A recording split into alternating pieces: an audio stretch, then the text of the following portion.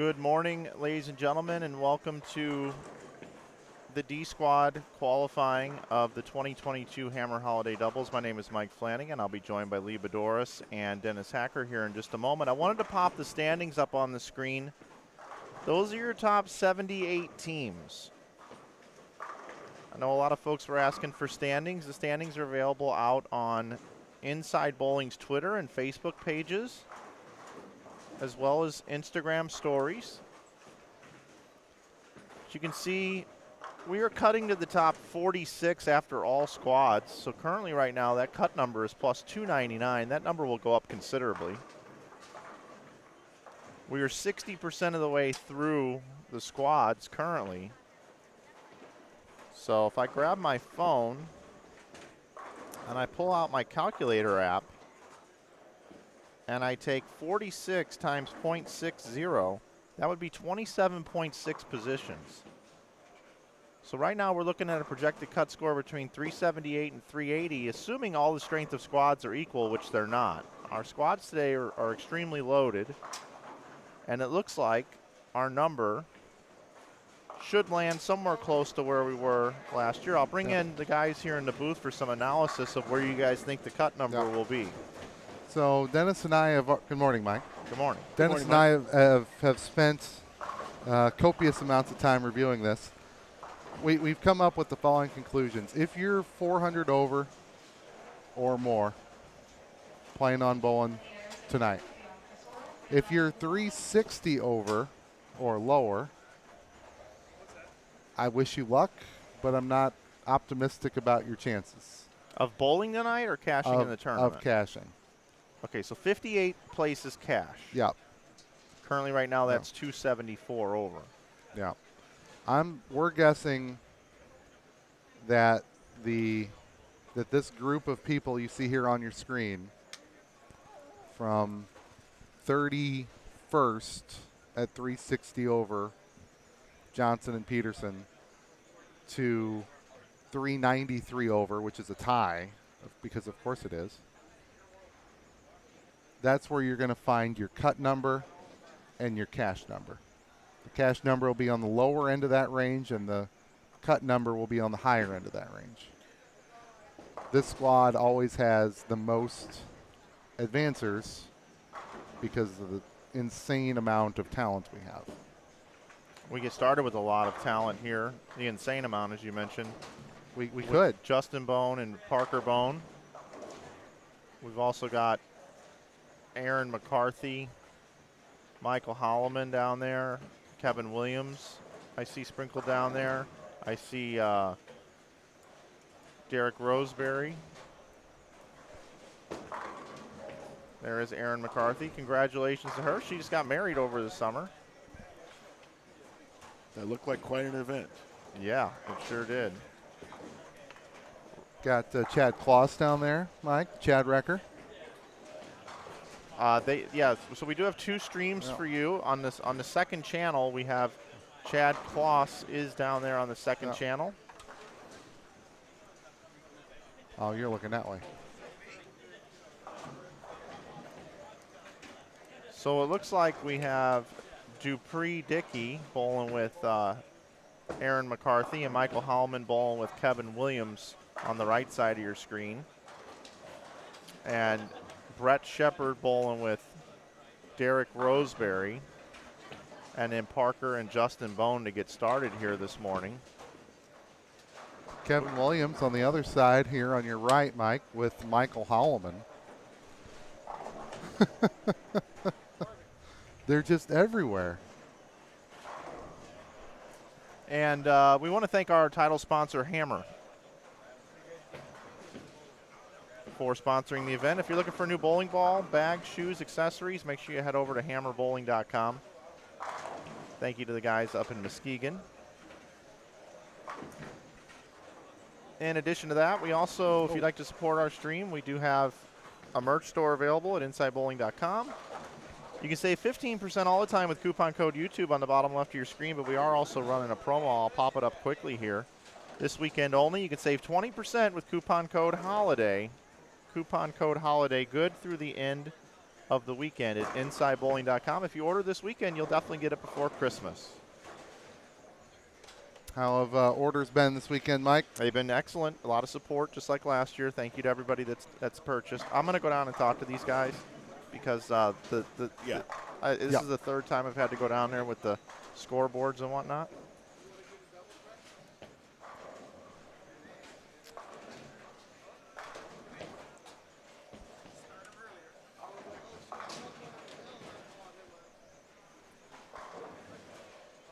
Michael Holloman and Kevin Williams, Dennis. It's certainly a bunch of talent. Michael's had incredible success in this event. Kevin has as well. Saw him on TV. Yep. This past year. Yep. So Ryan Culpa in the chat said, "Didn't Williams and Holloman bowl last night?" I'm assuming that's a rhetorical question. There are multiple Williamses in the event. And Holloman's? And Holloman. I don't know if the other Holloman's here. And combos of the two of them together? I don't know.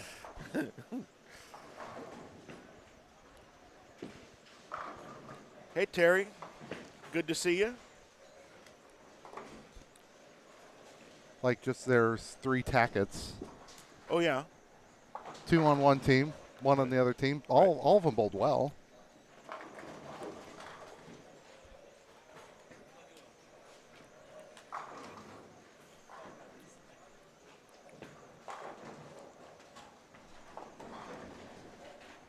I need to take some video today of some releases. I want to take them back for my team. We're really getting into the hand positions at the bottom of the swing and changing some things, and I'm interested in having a close-up of some of these.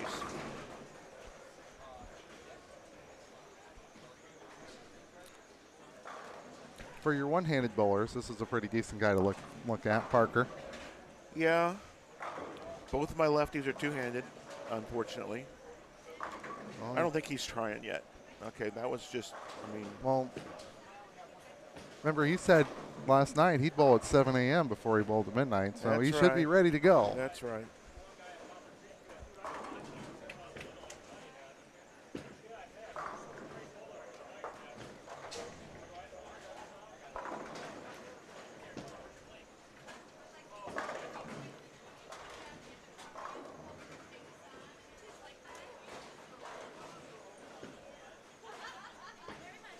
Folks, I'm going to do this for this squad. I'm going to let you know all the players, according to the last roster that I have, that are on this squad in no particular order.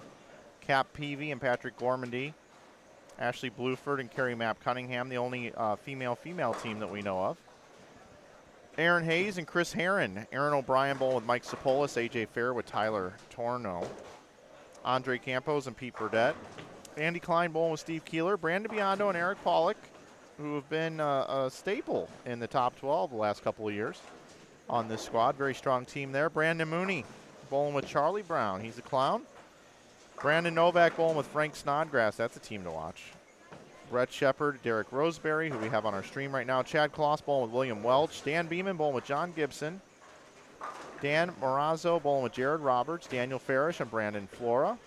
Dave Lubinsky, Eagle winner with Ryan Burks. D-Ron Booker bowling with Josh Tajari. Guys coming in from California. It's great to see those guys. Aaron McCarthy with Dupree Dickey, as we see here on our live feed. We've also got Gary Strait with Bill Meyer. Greg Thompson bowling with Jacob Buttriff. And Buttriff told me he had a really difficult time getting here. It was quite an adventure to get in here. I'm glad he's here safe and sound bowling with his buddy Greg Thompson. Both guys from Arizona. Havel Wright bowling with Jalen Mosley. I can remember when Jalen was bowling the Masters at like age 13 and made match play. Great talent, Jalen Mosley. Great to have him in the field. Isaac Stearns bowling with Ethan Siegleff. Jeff Butler with Steven Zimmer. Butler and Hayes. Aaron Hayes, Jeff Butler have won this event before. Not bowling together this year, but Butler a former champion. Jeff Johnson, who we had in the booth yesterday, bowling with Gary Allstott. Jesse Brown, Jason Brown also bowling together. Joe Robards, Harley Bollinger. Joe Ulrich bowling with Jim Montgomery. John Brown and Jeremy Hunt bowling together. They've bowled a lot of years in this event. Good luck to those guys from Southern Missouri. Jordan Stanley and Rob Johnson. Josh Barnwell bowling with Darren Dunning. Kenny Combs bowling with Tony DeVita. Kerry Davis with Joe Davis. Luke Morris is bowling with Adam Burnett. Marvin Hale and Mike Villarreal, also from the West Coast, making the trip in. Marvin Walton and Damian Laird. Matt Russo bowling with Lauren Pate. They are the married couple. And I predicted Matt Russo would outscore everybody on this squad. We'll see if that rings true. Mike Dole and Matt Ogle are defending champions on this squad. Mike McWethy, Tyler Vox on this squad. Michael Hellman and Kevin Williams we see on the screen, along with Parker and Justin Bone. If you remember, Parker and Justin finished third last year in this event. First time bowling together as father and son. Philip Watson and Billy Netzhammer bowling together. Rich Blake, Zach Carter, Rick Justice bowling with Eric Jones. Travis Anderson with Tommy Barnwell. Trent Marner with Jeff Grego. And rounding out our field, we've got Zeke Bate bowling with the Ronnie Sparks.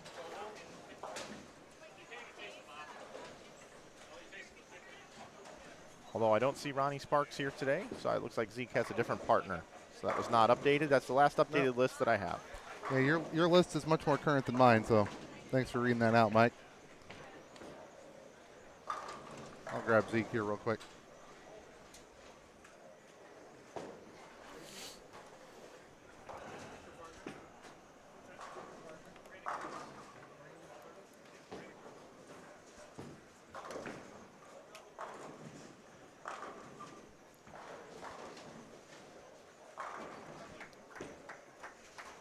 All right, Mike, Zeke's partner is Brandon Curtis.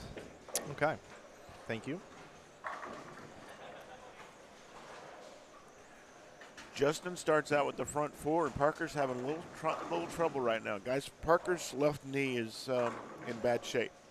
Very swollen, doesn't bend very well. It's not his slide knee, obviously, but he can't get that leg out of the way he said, the way he wants to. And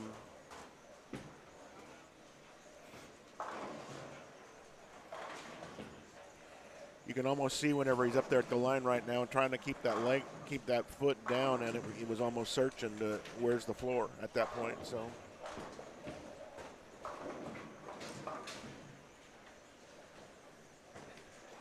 Chris in the chat letting us know that wants to send a shout out to Mike McWethy, who's bowling this squad, and Tammy Walsh, who's also bowling this event on the next squad on their upcoming induction into the Illinois State USBC Hall of Fame. Congratulations, guys. Great to have you in the field. On my sheet, it has Brandon Novak down as bowling. Do you have Brandon Novak on that sheet there, Lee? I'm not sure if yours or mine is more updated on this squad.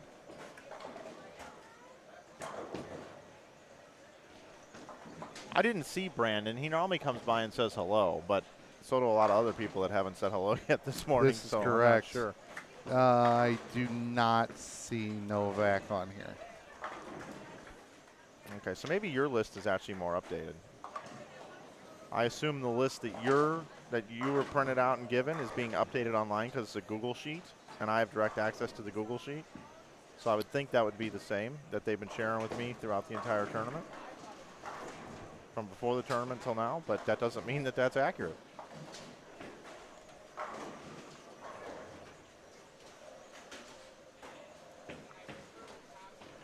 A lot of people talk about the lefties in this tournament. Having a left-hander is a good thing, and sometimes say, man, two lefties are just impossible to beat. But you know what? History has said over the last few years that righty-righty combos win this thing.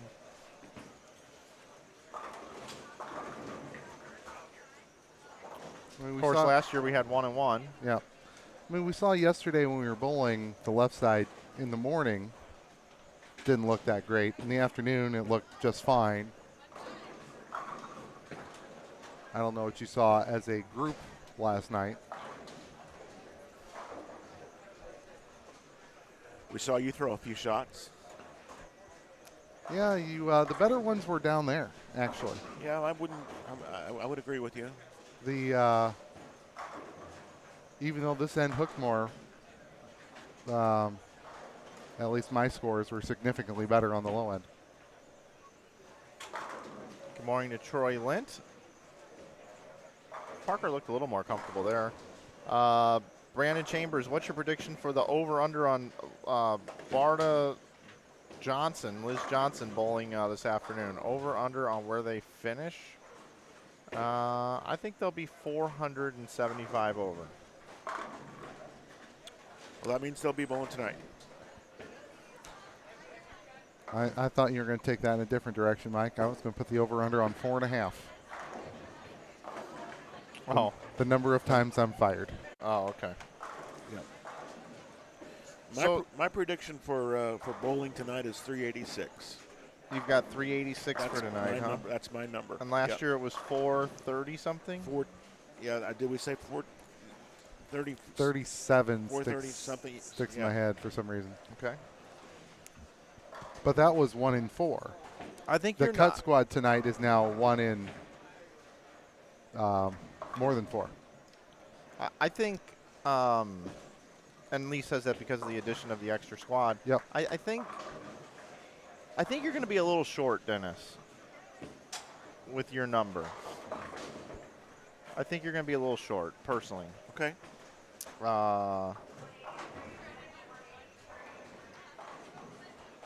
Right now, inside the top 46, you've got this broken down here, right? Yep. Is that right? Yep, that's right. You've got 5 off of A squad. That's only 38 people. We didn't go any further than that. Oh, you went to 38? Yeah, we don't think that, that next page is going to be in play. Okay. So, you think 5 are going to make it off A19? No, that's what's here. That's what's here on out of the top 38 that we see right now. That's how many are from each of the squads. Okay. So, you guys like these 38 to be locked in? No, we were saying that this is probably the cash line and this is probably the cut. That was my lines. So okay. This is probably cash line and this is probably cut line. So I don't think 360 is getting any money back. So right now in 24th position, it's plus 388, and you like that number, taking 46, given 22 spots today. That's what you like. That's what I'm thinking. Yeah. So through 3 squads, 24 spots. These last 2 squads, strength of schedule, 22 would get in. That's a good guesstimate. That's a good guesstimate. Doesn't make for good broadcasting if we all agree. Well, I still think the number's a little short. Here's our trouble spot. Look at the grouping here. I mean, this all gets jumped by 371 to 381. But 6 378 spots. to 381 too, and those 4 spots could go away very quickly by just a couple. Yeah, I know. A couple pins. People, yeah. So I think this cut number is going to get to 400. I think so. I do. Well, that will make Jerry Dwiggins and Snook they're disappointed because you said they both struck out the last. They 6. both had the back. They had the back 11 or 12 together to get that to that number right. To get to that number. We do have some front strings of strikes here. 39 and 40 to the right of our booth. I know we're camping out with this blockbuster pair we have, but we have the front 8 for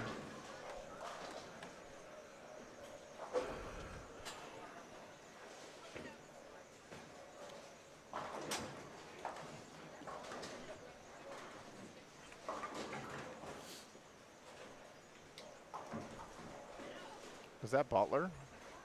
No, that's not Butler. Yeah, it is. Is this Jeff Butler? It looks like Jeff Butler from behind, but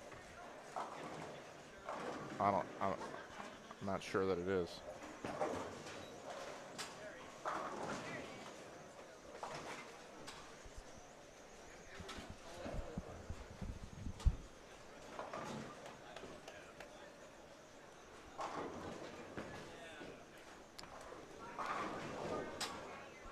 They call Dupree Dickey Dennis the king of Oakland County on that 8-pin.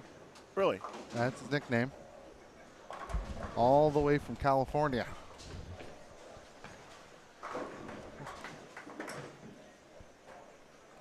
Chuck Ritchie in the chat says 390 last cash, 440 for the cut to the semis. Oh, that's high. Right side of your screen here, that's Jeff Butler. Looking for the front 9. He's got it. Get a look at some of our other players down here. You see Marvin Hale. You see Kerry Mapp Cunningham. Jaron Mosley.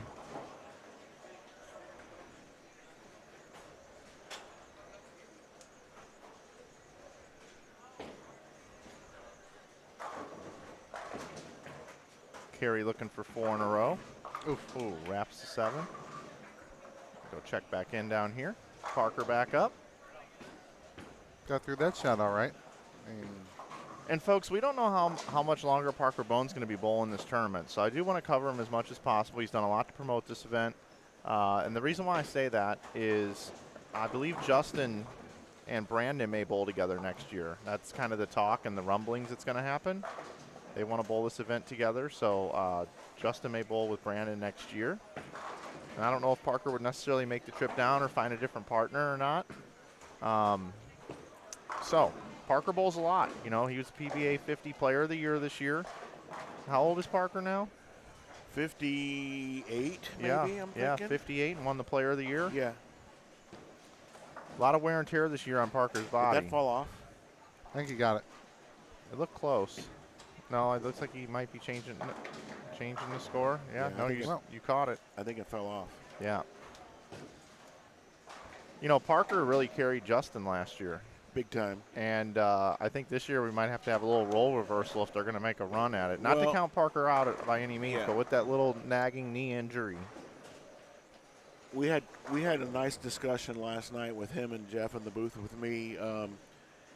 He was discussing and I think he told us himself last year when he sat in the booth with me and you that this was probably the biggest event that Justin had ever bowled up until that point as far as talent is concerned. He bowled in big tournaments for the youth and stuff like that, but to be around the guys that are in this tournament was a big step for him.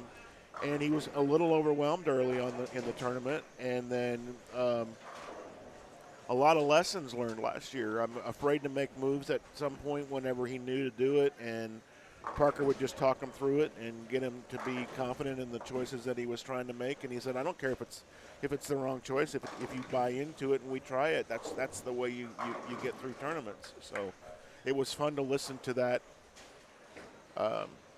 The maturation of I guess of Justin as he bowled this tournament with his dad. You know that's got to be a dynamic that nobody else understands really. The talent of that kid, and to have his dad be of the stature that he is, both coach and dad at the same time. That's, to me, I was really interested in that dynamic last year talking to him. Yeah, and Justin's gone through a lot in the last year. He went to Wichita State, didn't really love being away from home. Nothing against the program, just wasn't for him. So moved back home, running the training facility now, and he's probably going to get back to college in some way, shape, or form, whether it'll be online classes or maybe bowling again. Who knows what he's going to do.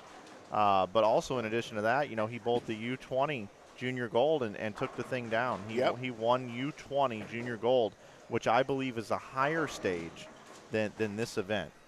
It's the premier event for the U20 bowlers in the world, and he took it down. And that confidence and that comfortability out on the lanes, I think, will put him way more at ease this year. Right. He's been battle tested over the course of the last year. The U20 event right now, if we have a problem with it at all, in my mind, it is only that we can't qualify enough people to get there because there's just not enough qualifiers in the country that gather them together anymore. You're right. You know what I mean? Sure. They can't bowl with the youth. It's almost a college tournament. It is. I'm going to switch over to bonus coverage here. This is our second stream that we have available. We got Pollock and Biondo, but on the left side of your screen, looks like Jeff Butler missed. Looked like he bowls so quickly, he left a 7-pin. So that string is over. 279 is all that he can bowl now, but that's still a great start. 227 for his partner. And you see Pollock and Biondo off to a great start again. Eric Pollock, a lot of people don't know this. Eric Pollock is up right now on lane 42. He went to Wichita State University and won a national collegiate championship bowling in the 4-hole. And there's not a lot of lefties that bowl at Wichita back in the day, and he made it on the team. And nowadays, they got young Spencer and some other lefties have gone through there like Matt McNeil, but Pollock was one of the original lefties that was accepted at Wichita. Yeah. And boy, did he bowl good. He bowled with Mike Eaton, Matt McFadden, a whole group of guys out there. So Pollock has been an accomplished player for a long time, in his mid-40s now. the conditions that the college kids bowl on are always so iffy, and the lefties either have it or they don't in a lot of cases. Yep. I mean, I can't tell you the number of times that I saw Matt McNeil carrying the clipboard around and Sure. being clipboard guy and not bowling. Yep. So that was. Yeah, remember we drew our little map here about Jeff Carter's, big circle, second triangle. Yeah. Yeah, left side in college, you play there. Yeah. And you stay there, change balls, change hand positions, trick it how you need to, and you hope the day ends before that goes away. Yep. Parker has 2 opens in a row now. He's got 201 max out, whereas Justin's got 250. And there's the 190 game if he strikes out in the 10th. A little rough start here. Oh, I missed it. I didn't. I truly missed it.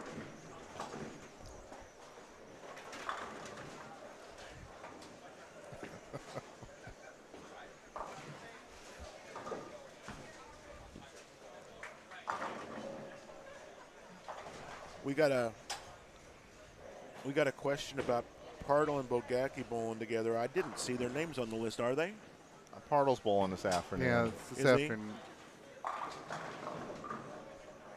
Yeah, they're up here. 2 o'clock. Okay, 2 o'clock this afternoon then. So what are we seeing here? Hi, Larry. Justin can get to 259, Parker 191. Ooh, just a bit outside. Roseberry 258, Shepard 248, Michael Holloman 200. 200 even. Kevin Williams can bowl, is that 214? Yes. Slow start out of those guys. You see So, Jeff Johnson off on the right.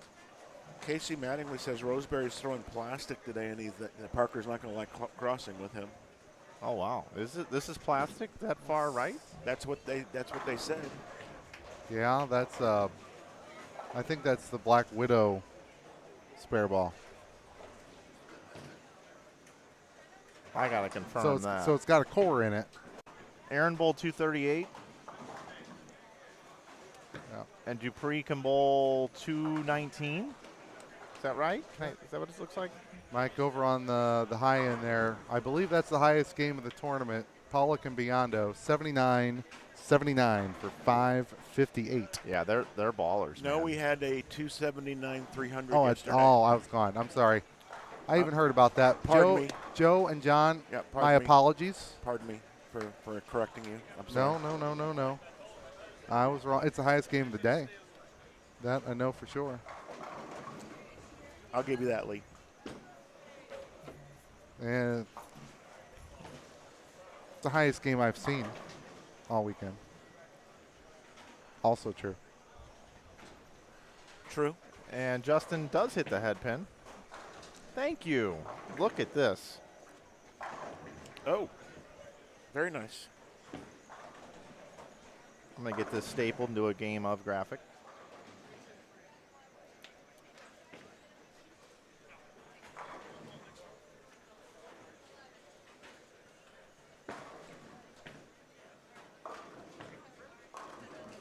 And then Roseberry's classic 7-pin where he turns the ball towards the left. Mike's down there confirming what's going on here. So Hurts watching that. He's exceptionally successful at it. Two-handing it the other direction. exceptionally successful. But What a mess on 36 there in the gutter right now. Kevin Williams, one more for 14. That's one that I need to get a video of Yeah. today. I want his hand position at the bottom of the swing. So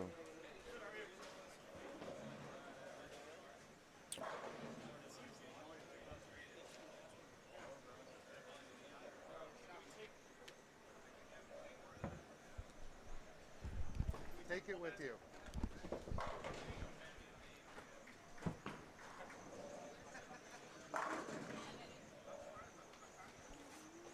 All right.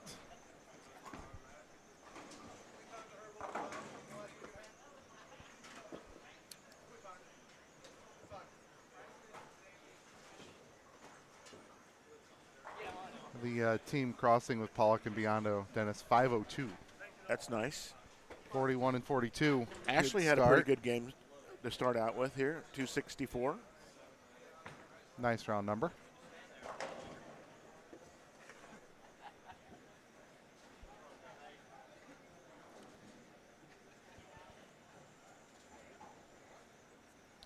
Yeah, that would be the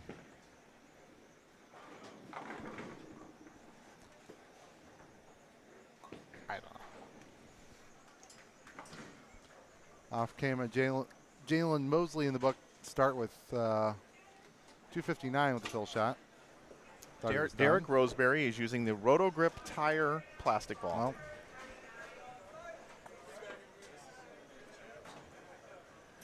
and guys, there is the lanes that Yep. they started on, so if you were looking for names, you should be good there on that one. Thank you very much for that. We got some folks in the chat with opinions this morning. This is awesome.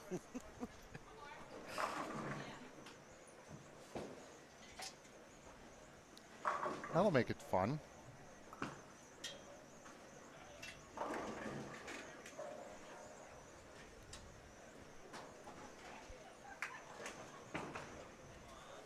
Brett Shepard, one more for, can't get the wiggle 7 to go down. 247, 247. Yeah, and those four actually have been rotating partners. I talked to Mike Wolf last night about it. Wolf and Lambert and Roseberry and Shepard. It used to be Wolf and Shepard and Roseberry and Lambert. And the last couple of years, they're just rotating partners because they haven't been able to get the right combination together. A little bit of maintenance going on in lane 39 right now. Quickly in between games. Well, guys, I guess we could bring it in here. We That'd could. be fine. We could add two more people into the booth that'll be bowling later today. Oh, no. Eddie Bird and Tom Hess last night were hanging out. We thought they might canoe together, but they did not end up canoeing. They said it was too cold outside. Canoe or canoodle? Both. Both. Yeah. Glad you're with us here this morning. I think I feel a lot better today because everything works and everything's fired up, and other than a couple cameras getting bumped, I'm in a pretty good mood today, guys. There's some folks in the chat that are fired up. Over the spare tire ball? Spare yeah. tire. Yeah. Yeah. Yeah. And well, There was one comment in here a few minutes ago. I'm not even bowling with them, and I'm annoyed with plastic out of the gate. It is kind of unnecessary, but hey, he hasn't bowled good the last few years, and he does like to use that plastic ball. So He had a good start. Good first game. Hard Yeah. to say it's not working. sure did. So with the skip procedure, it looks like we've got the defending champions. Let's just go right back out to the lanes here. We've got our defending champions, Matt Ogle and Mike Dole, and it looks like Lauren Pate and Matt Russo. That's a pretty good cross, isn't it? Yeah, so that would mean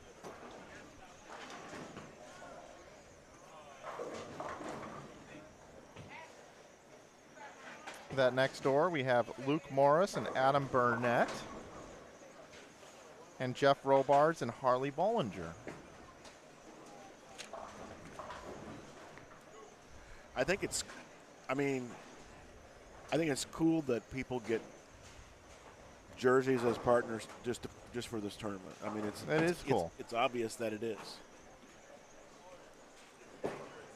We almost had to have Brandon sub in for Justin just then. He just had a bag blowout. Yep.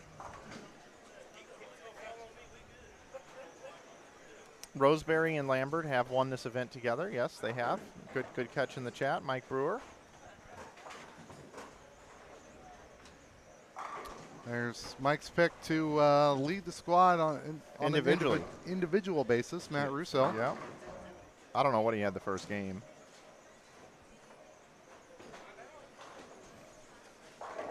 Matt is just bowling so good right now.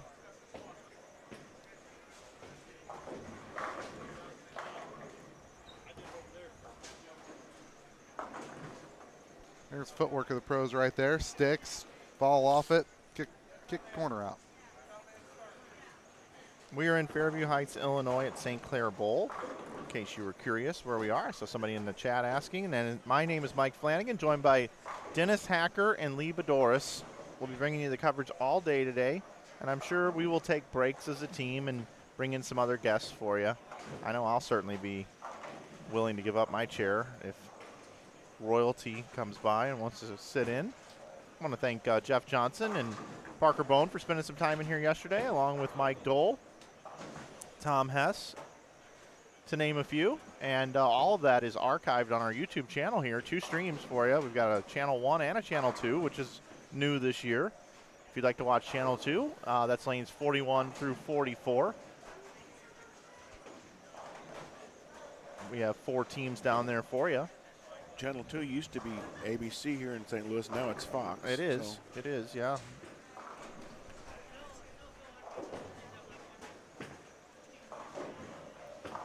You know, to me, it's talking about, that. It's kind of weird that there was no Channel 1, right? They started with 2. Yeah.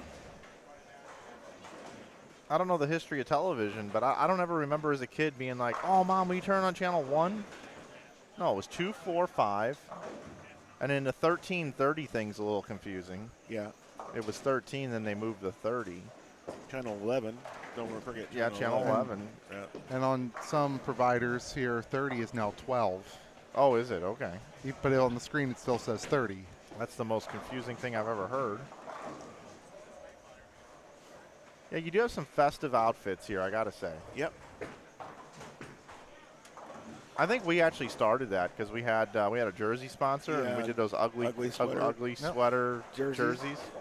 Larry's got his. Yeah, he's got his on. Yeah, today. Got the old Inside Bowling logo. It's pretty apparent too that they do it just for this tournament because I don't think there's anywhere else that you would ever wear those shirts except for this tournament. Joe Labatt saying Channel 1 was the news at school. It was, and I had it in my school. And you know who was on there? Lisa Ling and Anderson Cooper were on Channel 1 back in the day when I was in high school.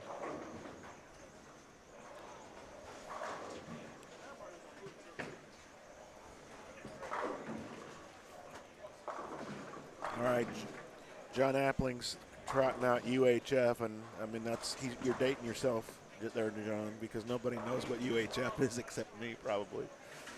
I've heard of it. See, even Lee doesn't know.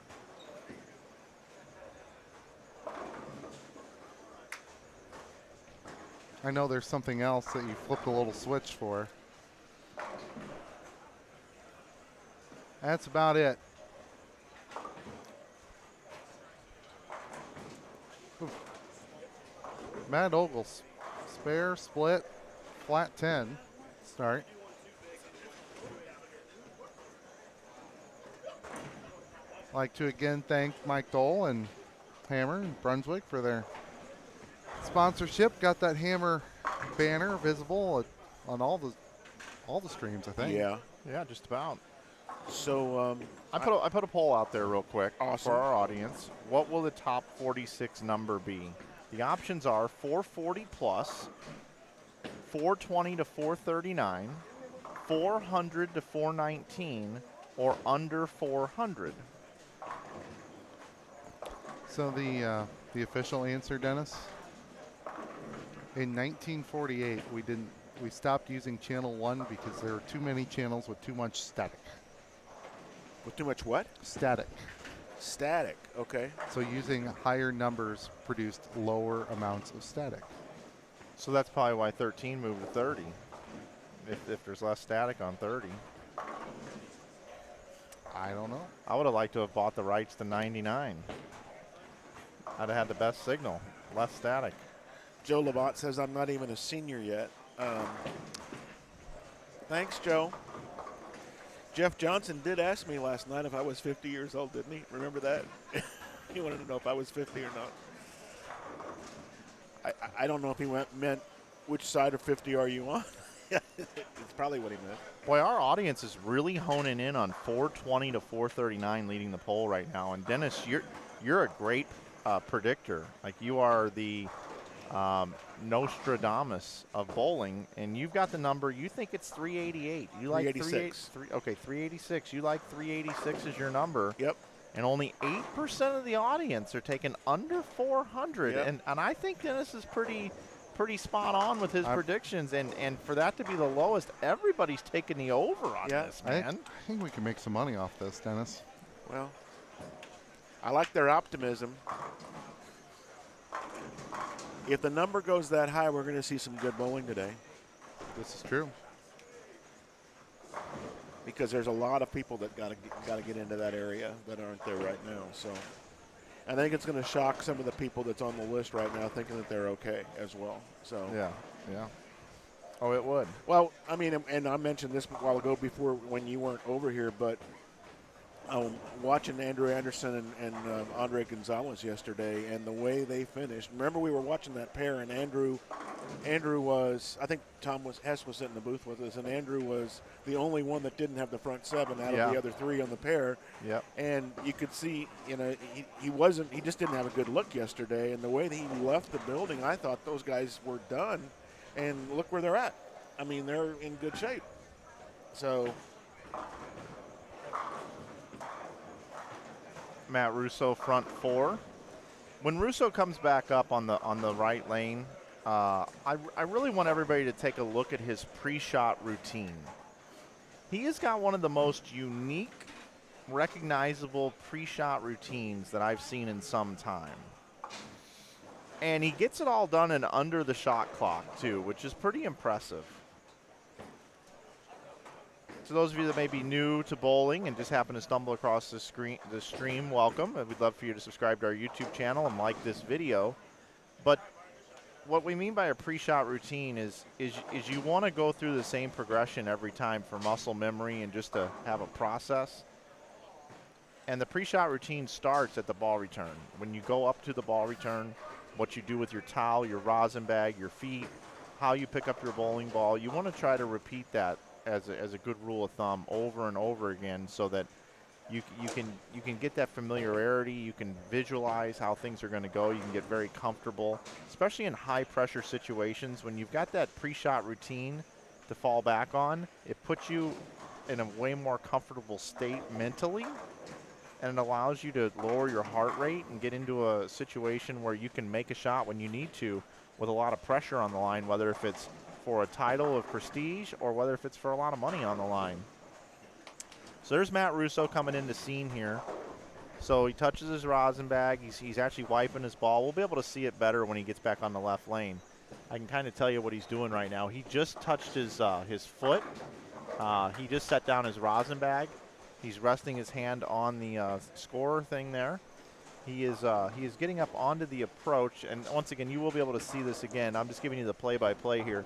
He gets set up, he touches his butt, and then he puts his hand on the ball, and then he goes.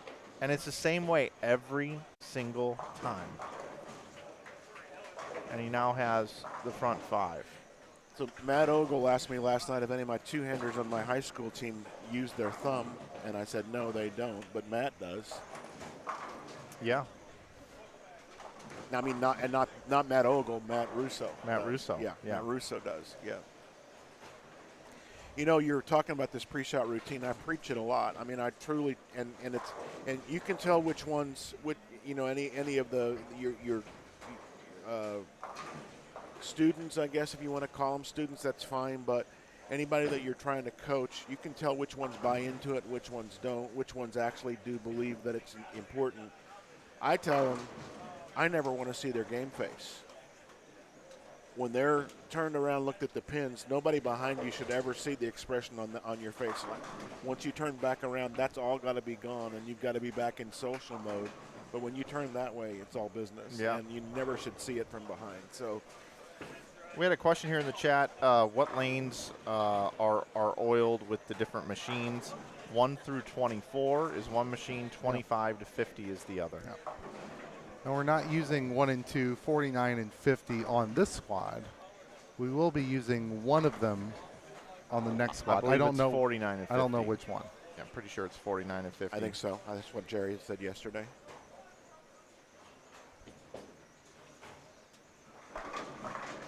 I just know they've had some breakdowns on 49 and 50 recently, so I didn't know if they had those fixed or we're using that. I'd actually heard the same thing about lane 1, so we will see.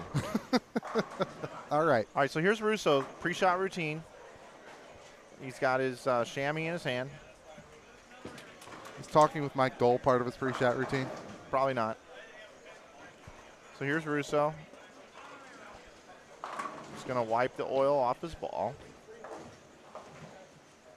There's his rosin bag, double tap, and then a tap with the right hand, which doesn't really matter because, well, I guess well, no. Gripping hand, he wants rosin on that hand as well. Hits the rosin bag again, gets up on the approach. Now this is the uniqueness here.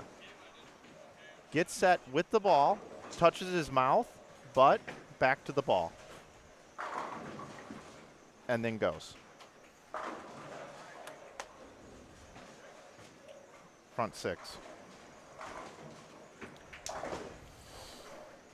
So I'm learning from the kids how important the grip with the front hand is. If they're slipping with that hand, their game is out of whack, totally out of whack. And I didn't realize before how. So I asked a couple of them, you know, if that's that big of a deal. And I mean, the chamois are big right now. Get the oil off the ball and keep it out of their hands and whatnot. But I asked him if it's that big of a deal. Why don't you wear a glove on that hand? Why don't you wear something like Pete wears, and you'll always have a good grip. And they don't do it because they think it looks weird for them to wear a glove on the hand that they're not bowling with. I think that's actually a great opportunity to create a product for a manufacturer, the opposite bowling hand two-hander glove for gripping purposes. Yeah. It's not a bad idea, honestly. That's a good one, Dennis. I think even just a little bit of athletic tape would help the same Athletic purpose. tape's pretty slick. Oh, there's lots of different kinds, though. Find one you like. Or even just one piece of the different types of Dexter tape. Yeah. Just kind of bouncing around. Vice tape. I want to look at these couple of pairs here. Just look at scoring pace here. You see Brandon Mooney, Barnwell, Jordan Stanley. Just want to take a quick peek. We'll watch a shot, and then we'll head back down. Just want to give everybody a little bit of love here. We're going to check on how your favorite players are bowling.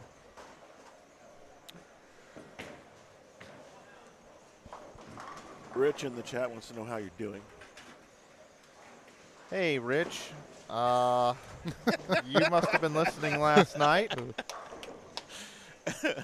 To be perfectly honest with you, I'm like an 8 out of 10 right now. Yesterday I was about a 5 all day. I feel really good today. I really do. So thanks for asking. I know my emails are stacking up from my regular other jobs this weekend. That's the other thing. I hit pause on the rest of my life, and then I get home and got to play catch up.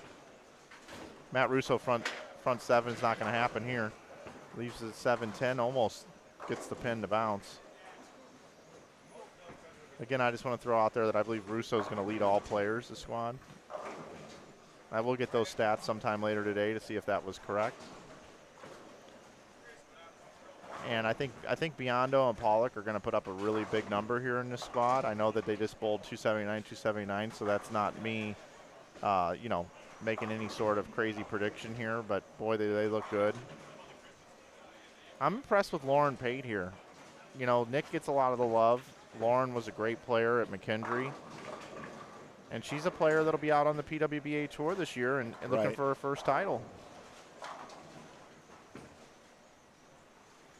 And her and Matt seem to be a really good combination. You know, like when you see those married couples that both bowl, they just seem like they just really complement each other well, not only in life but also on the lanes. Like I saw him practicing over at Shrewsbury because I was shooting a ball video over there that I'm gonna put out on this channel, and they just seem like they're like best friends too. You know, they really support each other.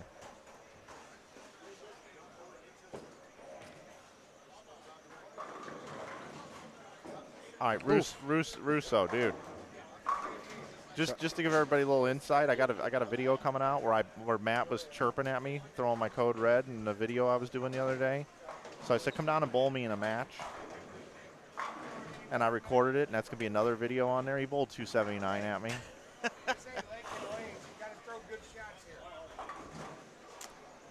Whoa, Oh. look at Ogle. So you guys, That's a mess. I talk about this all the time when I'm doing PBA shows and PWBA when I'm streaming. And I tell the audience all the time, and I want to tell the audience here right now, when you start seeing guys leave splits, multiple splits on multiple pairs, that tells you right there the lanes are transitioning.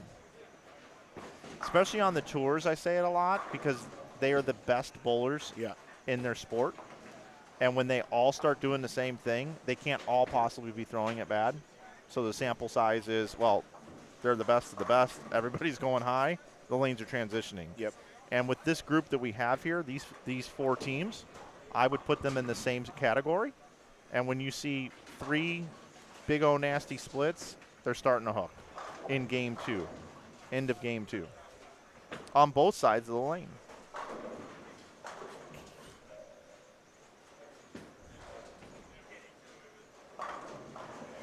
Oh, Daniel Hackman wants to know if other bowlers are going to be shown.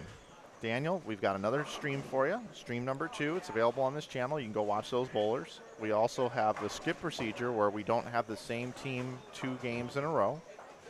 And on this free platform, we do have 4 other lanes right in front of us that we can switch to, and we will.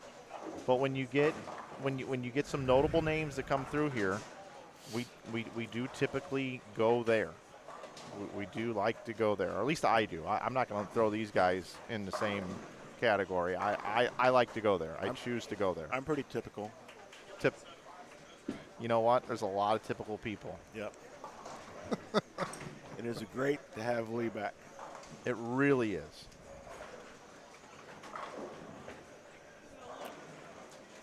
We have some standings after game number 1 on the squad, and we are just finishing game 2. So first thing I want to do is give some congratulations to our office, because to have standings after game 1 right now it's good stuff. is a good thing. Biondo and Pollock and leading plus 158. We talked about them. Mooney and Brown in second, 127. Campos and Burdett, 124 in third place. Thompson and Buttriff, 122. Farish and Flora, 121. That's fifth place. Ulrich and Montgomery, 110. Kloss and Welch, 102. We've got 7 teams over 100 over on this squad already. That's what we're used to seeing from this group. Yep. Shepard and Roseberry 8th at 94, tied with Davis and Davis in 9th place. So basically, the top 10 are 90 over or better. Walton and Laird is 89. So top 10 is 90 or over better. That's 245 pace right now. Pretty impressive. It drops off quite a bit after that. Bluford and Matt Cunningham 85 over with Ashley's 264 last game. Butler and Zimmer 82 over. Lebinsky and Burns 78 over. Russo and Pater 57 over. Mike, they're tied for 17th and 18th, just to put that out there. Thank you. Bone and Bone 35th place at plus 15. Holloman and Williams 37th place at plus 14. Defending champions Dole and Ogle 38th place at plus 12. Let's see here. Brown and Hunt, my buddies, 29th at plus 23.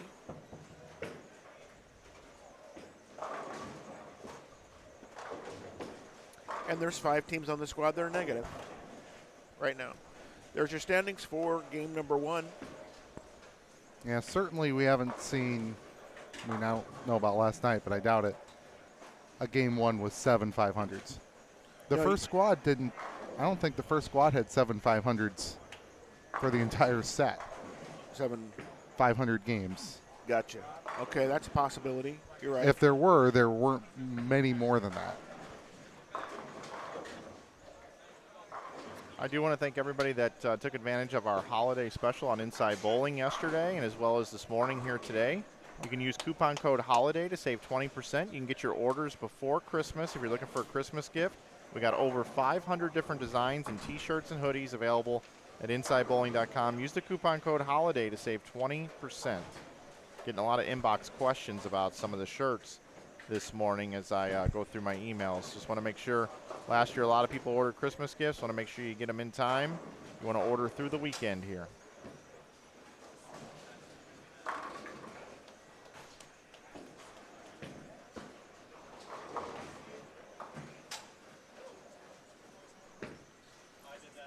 So what do we got here? Dole can finish with 231. 221, is it? 231. 31, okay. And Ogle struggling, 184 the max, looks like. And it wasn't, I mean, it wasn't a good start for him either. I just, talked about where they are in the standings. 227 for Lauren. Nice solid game there with the 5-bagger there in the middle, it looks like. Yeah. Possible 240 for 4-bagger, yeah. And then next door, we got Mr. Morris here, can finish out with a spare strike, gives them 228. 226. 226, okay. That monitor, my eyes are going really bad. And you guys are under by the monitor, I can't see it. Here's an easier number for you. Joe Robards with 1 strike left for 280. There you go. His partner struggling a little bit there. It's holding him up.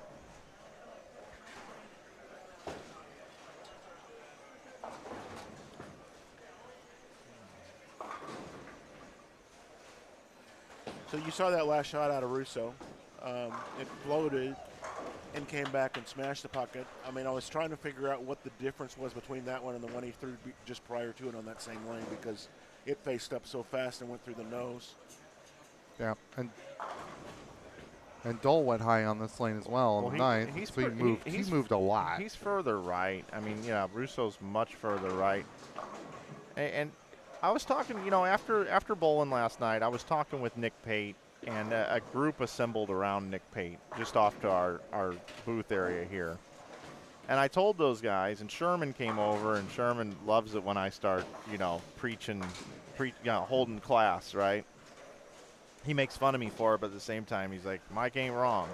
He thinks of some crazy ideas. But I told Nick last night, who ran out of room, and he and his partner really had no chance to consistently hit the 1-3. They were going to throw some Brooklyns in there. They're going to need some breaks. And I said, you guys need to start coming to these house shot tournaments that have a long amount of games. And you guys need to have 3 or 4 balls in your progression to ball down to beyond what you would normally use in a regular tournament. And he goes, well, what would you suggest? I said, well, let's talk about a couple different things. What if you took a weaker symmetrical ball in the lineup of one of your brands? And what if you put the pin on the axis, to make it just roll? It doesn't want to do much down lane.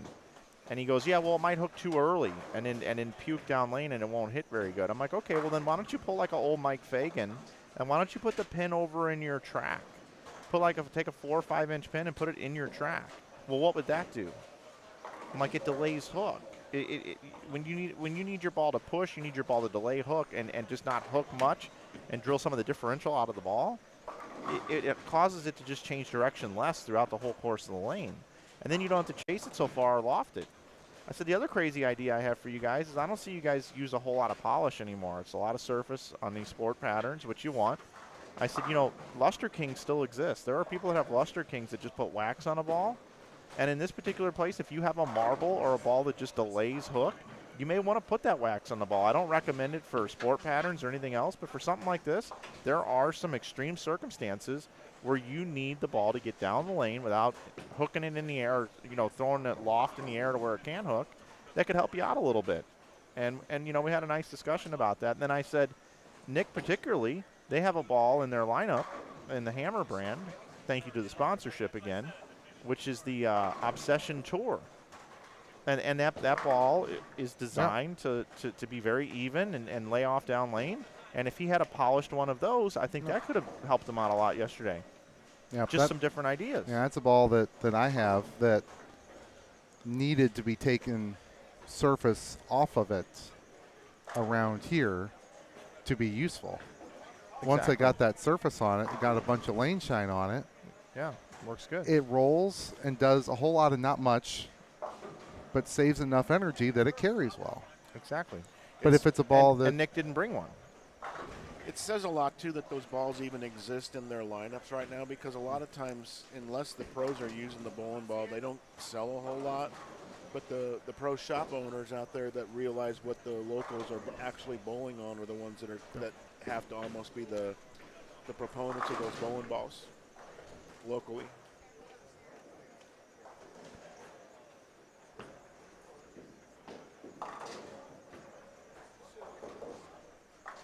Hello to Natalie Tackett, who's in the chat. Her and EJ are currently in 5th position. They bowled the A squad yesterday. They led the squad at plus 561 over. Awesome watching you guys bowl. Good luck tonight. Oh, there was a question earlier in the chat whether Natalie held EJ up or not.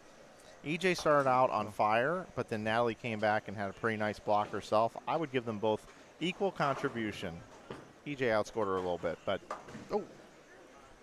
you're not 560 over without two players that are executing well. Correct. Doug Crow wants to know what Bird and Hess bowled the first game. Right now, they're still dreaming of their first game, I would say. I don't know. I mean, I hope so anyway. Yeah. If they're awake and watching, they'll be in the chat and they'll tell you. Thanks for watching, though. That's what they just said. 580 for Bird and Hess, game 2. Yeah. There they are. That's them right after they bowled it. I'd be smiling too if I went 290, 290.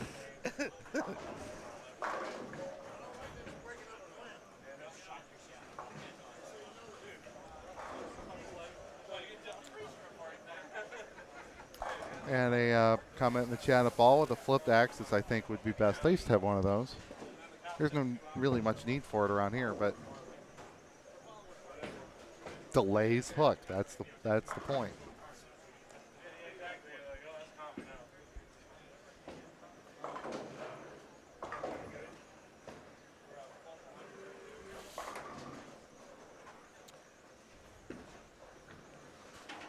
Well, we're moving right along. 2 games under our belt this morning. Good morning, Jim. Jimmy B in the chat.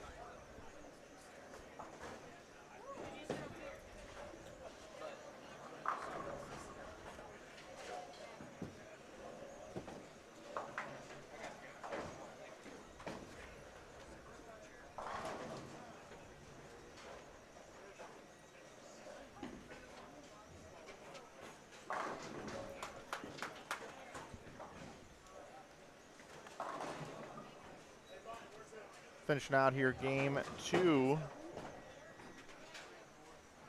That means we'll have game 3 for everybody next. I don't know if you guys knew that one or not. I was waiting for the graphic to change just to make sure, I'm- and that was 3. Yeah. I'm extremely shocked we haven't had a 300 game. Yeah.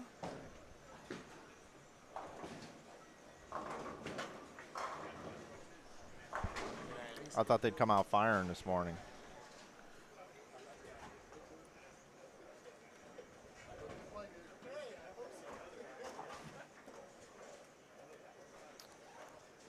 We'll bring it in here for a moment.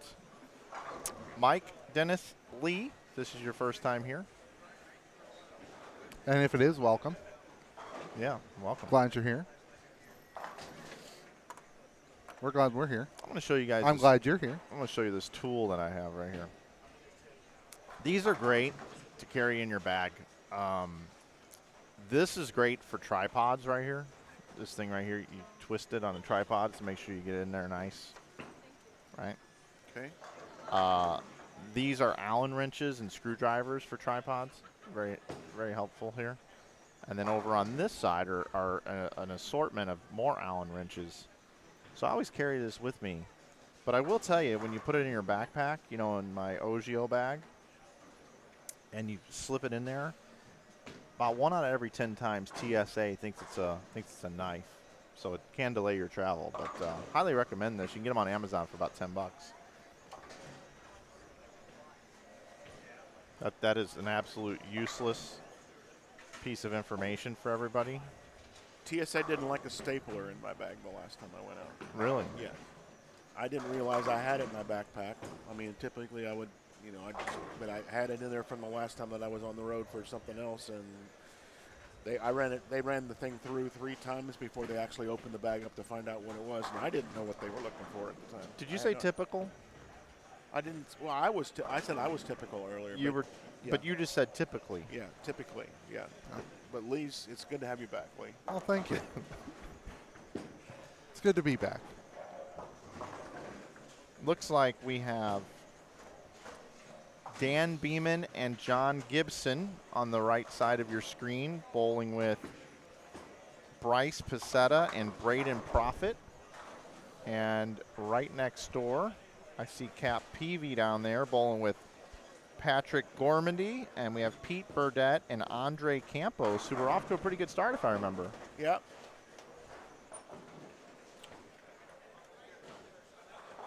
That was pretty crazy there. Well, he was going for a split. Never mind. If you want to keep watching the team of Russo and Pate, you can flip over to our second feed. They're down there this game. You can just click on the Channel 2? Channel 2, Fox. IBTV 2. Yeah, Fox.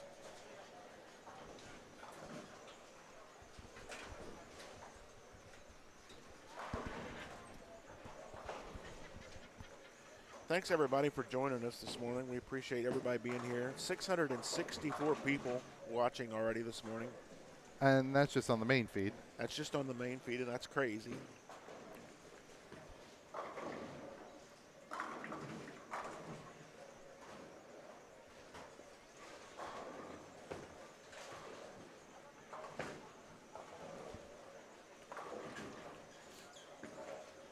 We know folks like to watch at work, as we were talking about yesterday, but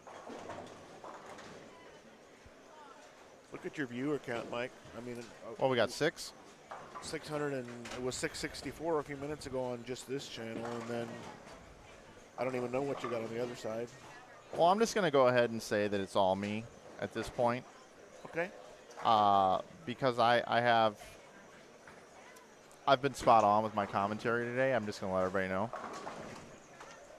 So, Okay. that's why everybody's sticking around. Sure. I mean, you guys have done a nice job being role players, but I've definitely carried this broadcast so far today. I'm doing very well. I actually got a text from my friend DP, Dan Patrick. He said, "Sounding good today, brother." It's like, I appreciate that. But Dan Patrick doesn't matter. My friend Bob Costas doesn't matter, and my buddy Joe Buck doesn't matter. The only person that we care about that gives any sort of feedback at all about these broadcasts is Typical Male. Typical Male. And he says it's good to have Lee back. Always enjoy his commentary. Right.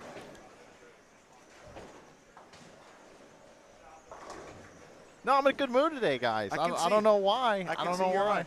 And you just told us how that you were doing well, and nobody even asked how you were doing. So that's pretty good. Well, that you offered that up. Well, I do that all the time. Yeah. You know, it's whenever something needs to be charged. What's up, brother? Whenever something needs to be charged up, you got to plug it in. The way I get charged up is talking great about myself. And it's a long day. Yeah. So I am charging my battery big time right now. Because I went to bed last night with 1.5%, and I woke up this morning with 10%, and I'm like, why didn't I charge? And they said, oh, there's not enough time. So right now I'm trying to charge myself while I'm in use. Got it. Okay. You get it. I Now do. it makes sense, right? Yeah, now it it makes perfect sense. I get it. Is this regular charging, though, or fast charging? Makes a big difference. Another nugget from Lee. Yep.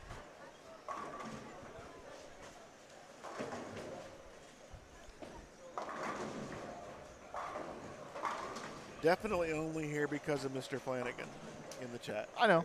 Yep. Yep. Yep. Hi, Kim. M2 Visuals.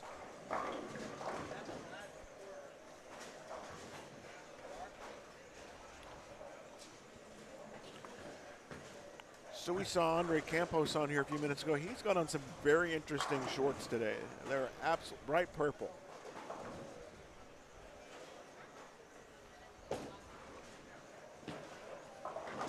I am liking the randomness of the chat this morning. All the way from Mike, you should get into Nick Heilman's Supercross Fantasy League. Tom Hess is in it. You could go head-to-head against his greatest player of all time, Andy Mills, as well.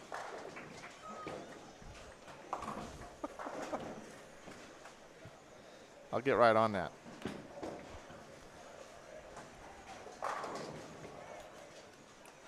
Troy Lint wants to know, Mike, should the players be playing them straighter like you tell me all the time? Well, they're not bowling on flat patterns like you bowled on the PBA 50 tour there, Troy.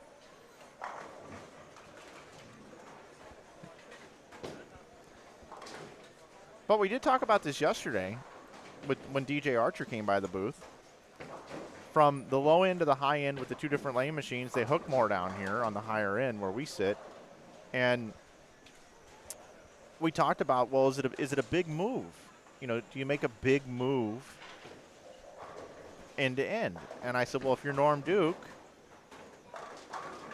piping it up 10, and you go to the high end, well, you might play 12. But if you're DJ Archer throwing it 14 miles an hour and hitting it for all it's worth and slow hooking it, it's a 15-board move when you get to the high end. And sometimes even more, like on our pair 37 and 38 here in front of us, at least yesterday. Yeah, this pair was tricky yesterday, and I don't think that it played the same between any of the squads yesterday. It was really weird. I mean, remember early in B squad when Timmy and Shea were bowling on this pair, and 37 was so tricky for Tim, and then later in the day we saw strikes after strikes after strikes on this pair. So it was really, I mean, one of the better scoring pairs later in the day. Jeff Carter must have known we were talking about him because he's in the chat. He says, hi, dude. Hey, Jeff.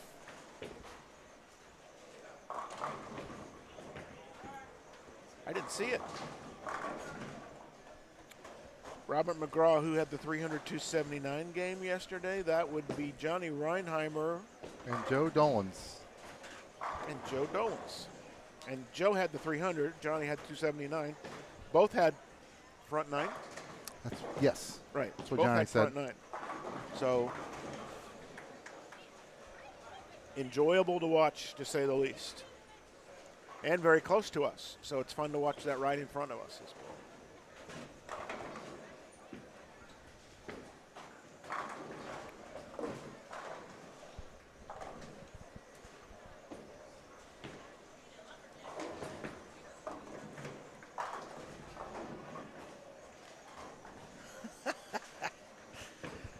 Jeff says I'm old. Then I got mad counters. He's right. You know, I was talking to Jason Thomas, and this may be given a little more info than I probably should. I could potentially get slapped on the wrists on this one, but I'm just going to throw it out there because I'm just so freaking excited for this Bowl TV subscription service with you know the USBC media team, and I get to be part of that. And when you're looking at the upcoming season with so much streaming that's coming up, they're going to need a lot of help. And there have been a couple of folks that have reached out just kind of testing the waters, wanting to know, hey, can I possibly be involved with this? Is there a possibility? And one of them is Carolyn Doran-Ballard is so stoked about this. She's very interested in potentially doing more and in that realm. She's like really, you know, she's already involved with Bowl TV. She does some shows and PWBA and stuff, but she's exploring potentially being able to do more. And Norm Duke also has you know, he's retired now, looking for things to do to fill up his time. You know, Norm is elite, and with elite comes a price. And I don't know if that's I don't know if that can work or not. Nice spare conversion right there, though. I don't know if that's going to work. But, you know, it is so cool. The reason why I bring this up is Bowl TV is going to be great this year, better than ever. And there are so many people excited about it in the industry that you're getting these sorts of people that are inquiring about, hey, is there something there? Can we do something here? You need some help? Well, I want you to think about something. Remember,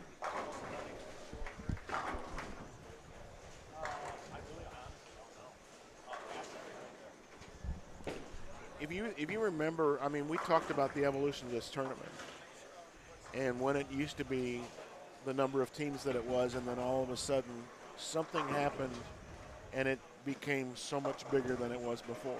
And Yeah. I feel that right now with Bowl TV. I'll be honest with you. I think that what's coming right now, all it's going to take is just just this little push that wakes everybody up and gets everybody involved, and then once it happens, it's going to snowball and just continue to go. And I think it's I'm excited to be involved with it. I'm proud of it, to be honest with you. I truly am. Oh, my goodness. We had the opportunity. Jeff said he debated coming out of his booth retirement for this event, but he didn't realize it was this week. I nudge him once about every 2 years and ask him if he's interested. Yeah. He knows there's an open invitation. If he ever wants to get back into doing this for a weekend, all he's got to do is reach out. So I would basically, you guys would be here. I would step away. Carter would take my spot because obviously it's good to have Lee back. It's good to have Lee back. That's always enjoy his commentary.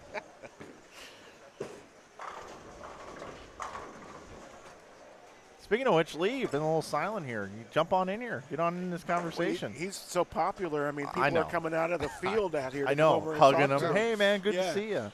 Aaron just wanted to make sure that his head wasn't blocking the camera angle where he's sitting. I told him it wasn't that big. So you're now the producer. Okay. Man of the people, Mike. Well, you are.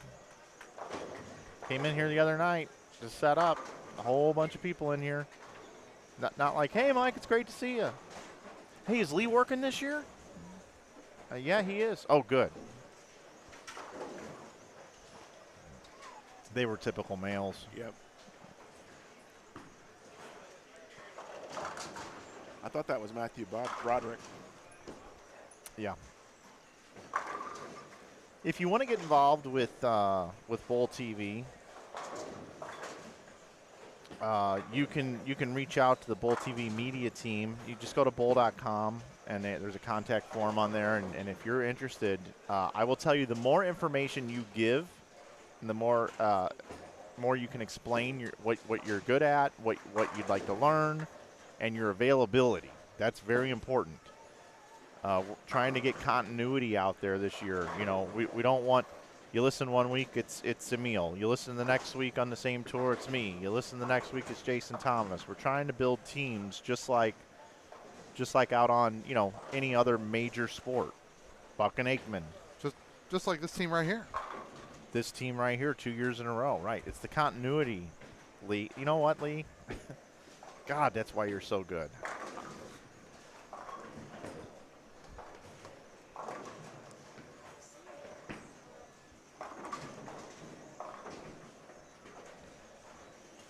Are you teaching a broadcasting school next year, Lee? I know that people asked you to do so. No, not quite.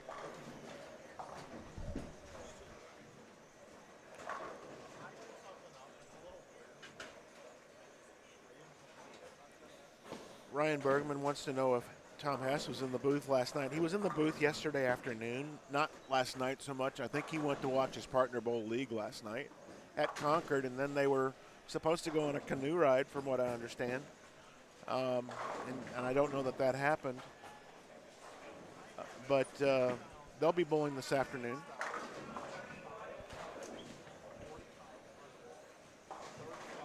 Well, they were gonna walk to that. What's the big rock in the Mississippi River that you could walk to for a while this summer because the river was so low? Tower Rock. Tower Rock. So now that's where I live. Well, now they're canoeing again. Oh, okay. They can't walk because the river's back up. Right, the river is back up. So now they're just going to canoe out there for a little team bonding experience. I'm impressed that you know about that. I mean, there was the little bitty communities that feed you down to the river to see that or to be able to walk out there. They were complaining so much about the traffic because it was just stupid. All the cars that were coming down there, nobody ever goes there because the communities are so small. But literally, you go through my town, my little bitty town of 102 people to get to that place. Huh. So. Did my research, Dennis. Come on now. Yeah?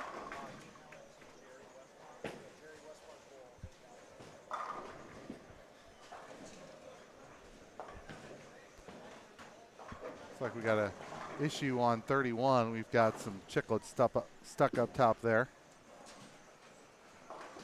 They're right on top of it, though. as they have been all weekend. Yeah. I tell you what, There's some more. it is a big ordeal putting on a tournament like this and having the machines run the way they do all weekend, and it's awesome.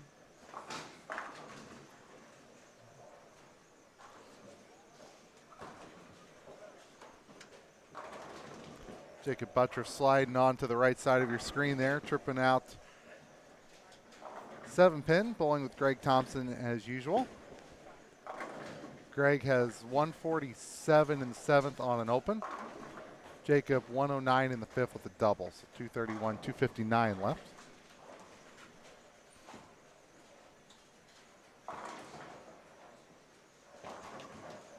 If you want to flip it over, Mike, for a second, if you don't mind. Mike's doing some work. Really? Yes. Good for him.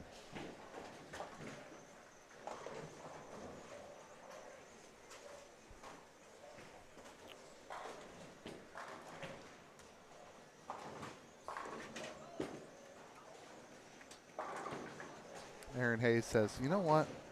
Maybe it's a good thing you didn't flip that feed. You know, So? got my umbrella out. You're not going to cloud me.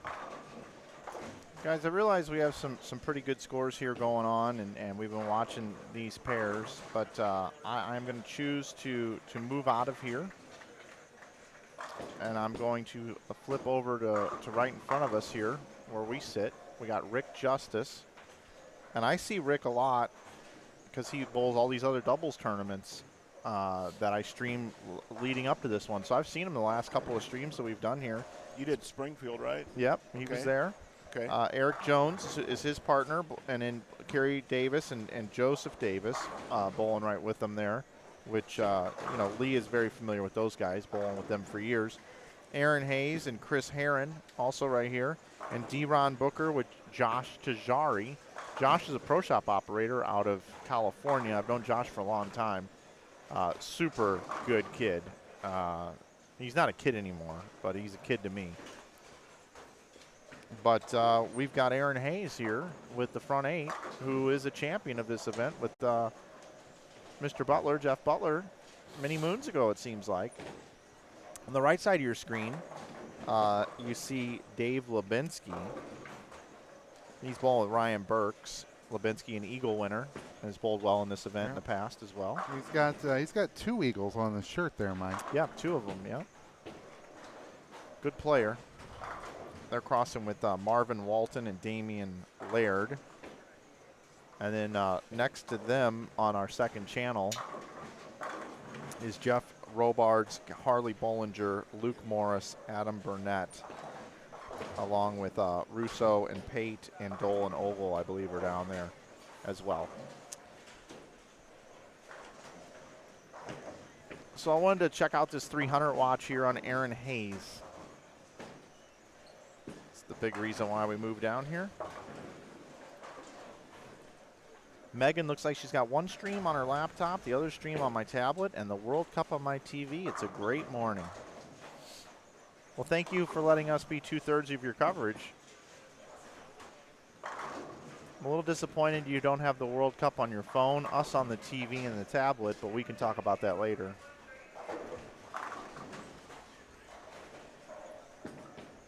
If nice conversion there by Ryan Burks. You saw it on the right side of your screen here. Here's a shot for the 9th. Oh, we got him. Yep. Well, that is cloud at its best. Yep. So Aaron Hayes, our apologies. We will continue with regularly scheduled programming back to right on cue here. Oh, and then we 4-9 him on a 7-bagger. But that's not our fault because we were there for the 7-bagger. Right. Used to call that a ham turkey dinner. Remember that, Mike? I do. There's the 4 and the 3. Get the turkey and the ham bone in there. Yeah, I'm going to call Tom Hess and Eddie Bird real quick and ask them what they think about us clouding everybody. Guys? All right. They are fully supportive. Yeah, nice job.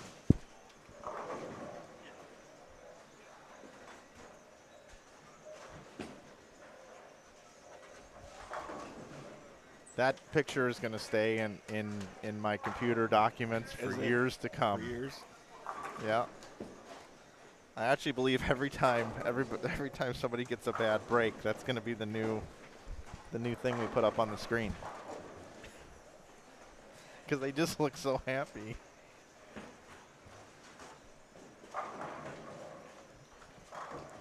Potentially 2 Masters champions there, by the way, because Tom's already got one, and Eddie is representing Missouri this year at the Masters for winning the state all events scratch championship last year. So Eddie goes out there and wins it this year. We've got Masters champion doubles partners. And then they couldn't bowl together anymore moving forward. They would be ineligible to bowl together. Oops. Darn. That picture would still.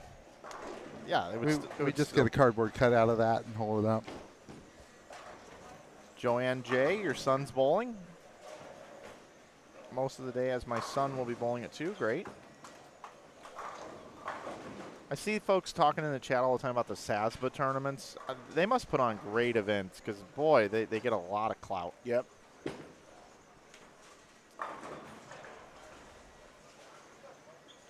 And I had thought that I had seen something on social media at one point that those were going to stop, and I don't know if somebody else took it over and continued it. That there was a lot of remorse in the chat, but there were people that were regretting that they were going to stop from what I could see. So.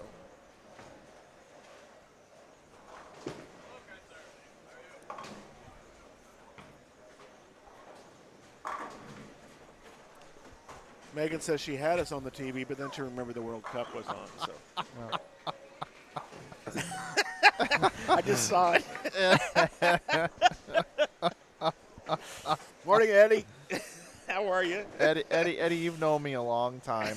You know that anytime I get an inch, I'm going to take it an entire football field, my friend. I'm taking that picture to the house. Oh, Eddie just sent me this in his response.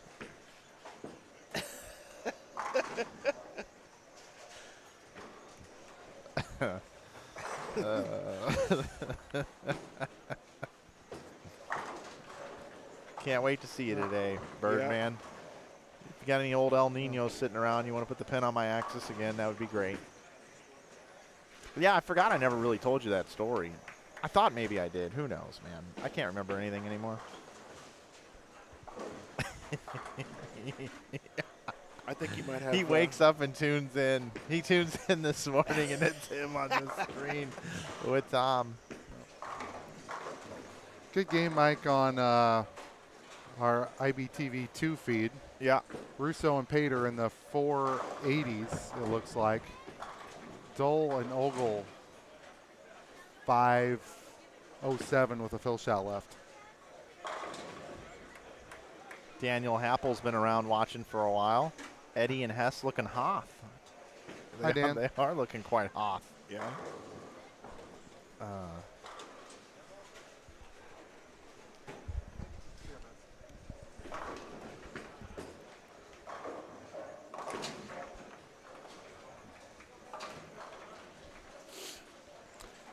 Aaron Hayes finished with 268. We flipped the feedback away from it, and he left a flat 7.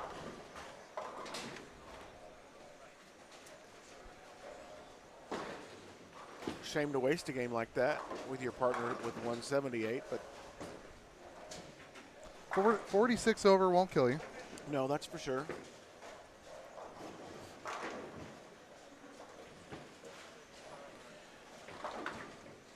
There's a game on 39 and 40 that's going on right now. Ryan Burks is struggling a little bit this game. 247 for his partner, and he's got 186 out with 3 strikes in the 10th. And their cross team could go 245, 154. Yeah. For a -1 if they can strike. Yeah.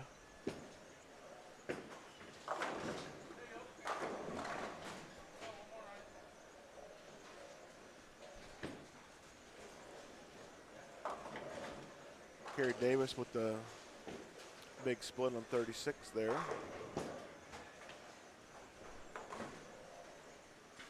Like the jerseys, Team Davis. No relation. I do want to remind everybody, if you're on the TikTok platform, we certainly would appreciate you following Inside Bowling. We launched it about a week ago. Wow. Yeah, I know. He still got a split left, and he picked the split. Right.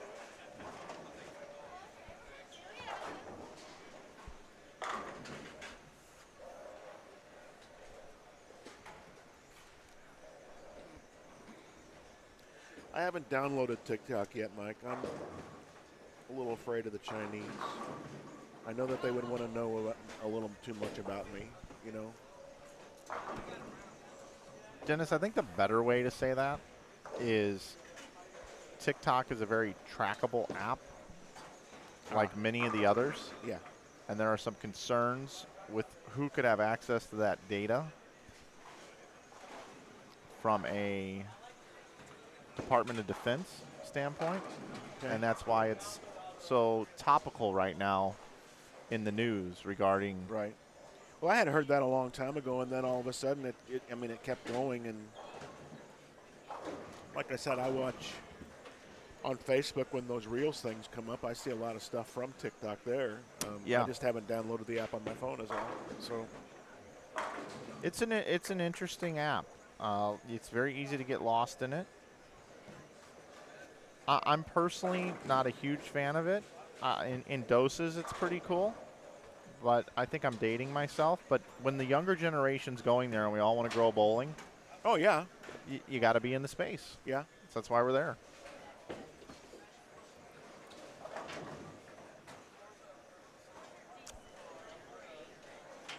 Have no interest in. Oh, it felt like go off. No interest in TikTok.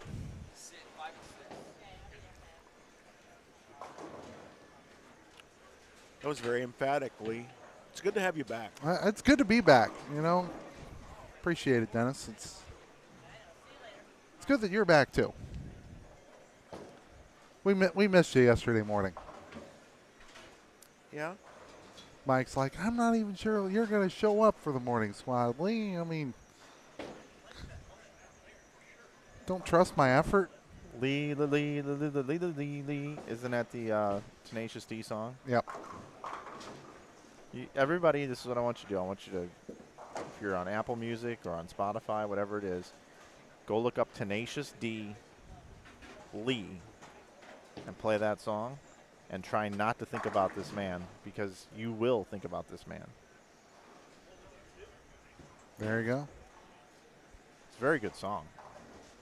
You want me to sing it to you again? It goes, Lee, Lee, Lee, Lee, Lee, Lee, Lee, Lee. It's very well done by Jack Black. The Tenacious D. I know, Dennis, you listen to the Tenacious D channel all the time. I do. I know you do. I do. It was last year at this event where we were talking about some of our favorite artists, and I threw out that I like Brother Love's Traveling Salvation Show from Neil Diamond is my favorite Neil Diamond song, and then you came off the top rope and said, well, then you like Scenes of Italian Restaurant. Italian Restaurant from Billy Yep. Joel, and yes, Yep. and they are in the same category. Yep. We also learned about Bone.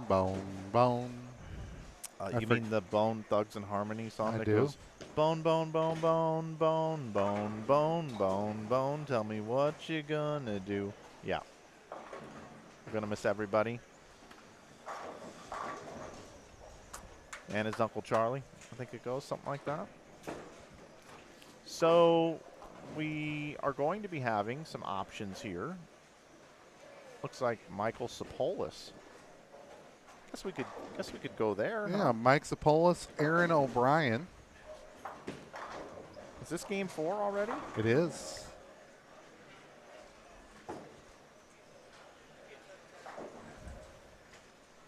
Yeah, so Sopolis and O'Brien.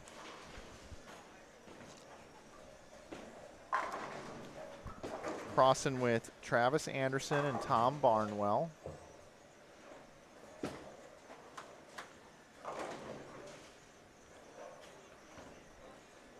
And then we'll have coming in to the left, Got Gary Strait, Bill Mayer, Kenny Combs, and Tony DeVita. Livin' DeVita Loca. believe that's how it goes. I think so. And then we'll have Cap Peavy's pair on 39 and 40.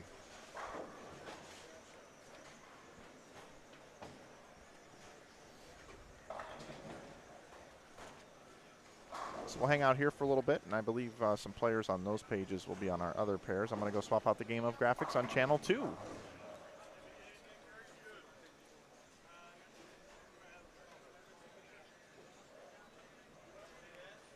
While Mike's off over on the Fox channel, we'll watch him get started here in game number 4. Game number 4 of 8. And the D squad here, one more squad to go this afternoon. Delta squad. Delta squad. Yes, I never had a chance to talk to Jeremy Hunt about that. I need to before it's over here. But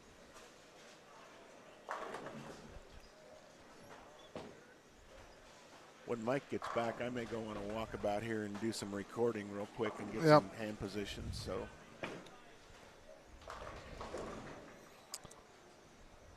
I haven't seen anybody running around here that would like to sit down for a minute. I would like to record some hand positions of some people throwing bowling balls in this squad. So if we find somebody that would like to sit down here for a little while, we could do that. Well, if you want to take a trip, just I'm going to take do a that. trip. I mean, we got full booth. We got 3 people. All right, I'm going to do that. I think I'm going to go. I want to take some stuff back. Matt Ogle last night was fantastic working with me on. I mean, we were just sitting here talking about some different things, and I showed him videos, and he was sitting here dissecting some of my high school kids' games and sending me back with things for them to work on. And I thought that was just awesome. I do my best trying to teach two-handed bowling, but you know. Yeah, you get a guy like Ogle to hop in there. Amazing. And he said a couple of things that were very apparent to me afterwards, saying, well, why didn't I see that? But, I didn't. That's the thing, so.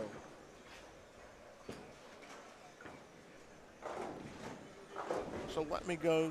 I'm going to go on a walkabout. All right, we will see you later. I shall be back.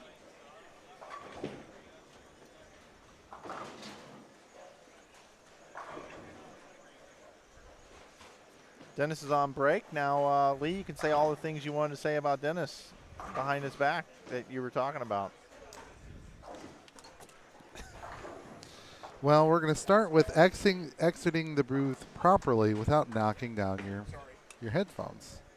Yeah, and then the proper way to do this is to go like this.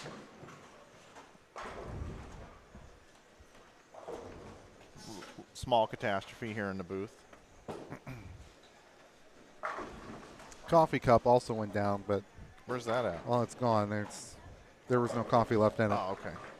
I didn't know that at the time. I want to welcome in all 721 viewers here this morning on Inside Bowling. Mike and Lee here with you, bringing you the coverage of the D squad qualifying. If you'd like to watch A, B, and C squads, they're all archived on our YouTube channel. Not only do we have the main feed with commentary, we also have a secondary feed that's live right now for D squad, and all the first 3 squads are all archived as well. We want to thank Hammer for being our sponsor of this event. When you're looking for a new bowling ball, bag, shoes, whatever it may be, check out Hammer Bowling Products and the Brunswick family of brands. And we also want to thank Matt Schellebarger, the proprietor here at St. Clair Bowl here in Fairview Heights, Illinois is where we are. This event's been going on 39 years. Next year will be the 40th. We've moved around to a bunch of different bowling centers, but we've been at St. Clair here for about the last 6 years. We did miss a year with COVID. Otherwise, this would be the 40th year. Lee's been with me since, I think, the first year. Did you sit in the booth the first year? For at least a period of time? For at least a part of it. Yeah. So Lee's been a fixture here. I certainly do appreciate all of your help, Lee. I know I like to give you a hard time. It's part of the charm. It's part of the show. It's what we do. But, Lee, I will definitely say that I'm glad you're back, and I've really missed your commentary. You and one other person? The typical male. Right. But no, we do enjoy it, and we're glad you're with us. We've got incredible viewership right now. We do run these streams, and we do provide them for free. And if you would like to support what we do here, you can in a couple different ways. One is we do have the super chat available. that is integrated here with YouTube. We had a couple of folks yesterday support the stream in that way. It's right there on your screen if you'd like to do so. But I like to give you something for your donation, which is T-shirts and hoodies available over at InsideBowling.com. We are running a sale this weekend, and you can get it all shipped in before Christmas. It's 20% off with coupon code HOLIDAY. 20% off at our website, InsideBowling.com. Coupon code HOLIDAY will get you that savings. And always on our streams on the bottom left-hand side of the screen, we've got our YouTube code. You can save 15% with coupon code YouTube. And to those of you that may not want to support in either one of those ways, that's okay. We would love for you to subscribe to our channel. That's always a good thing as well, and that's free. And you can also like this video and share with your friends that you're watching bowling here on Inside Bowling. On our IBTV2 feed, Mike, we do have Jacob Buttriff. People want to watch him bowl, you can click on that. Click on back over. Crossing with, I believe, Mike McWethy. Yeah, so it looks like you've got... and Tyler Vox. Looks like you got Beeman, Gibson with Profit and Pacetta down there. Buttriff and Thompson with McWethy and Vox. You were right, Lee.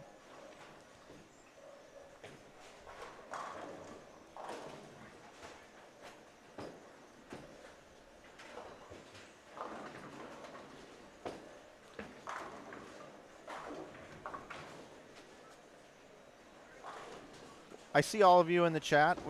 This is a very active chat tournament, so I do miss some of your questions from time to time. So if there is something that we may miss that you think is pretty pertinent to what's going on or you just really want us to answer, don't be afraid to ask a couple of times. Just not consecutively in the chat. Just, occasionally put that in there. Ryan Culpa says, Mike slept great. We finally get some singing early in the day. And I appreciate that, Ryan, but I did not sleep well. I only got about 3 hours again last night. I'm actually staying at Mike Miniman's house. PBA champion Mike Miniman, and also the manager of the pro shop here at St. Clair Bowl, the bowler shop. Not anymore. Well, he's semi-retired. He works 3 days a week. And we end up talking for an hour or two, and then that cuts into my sleep. So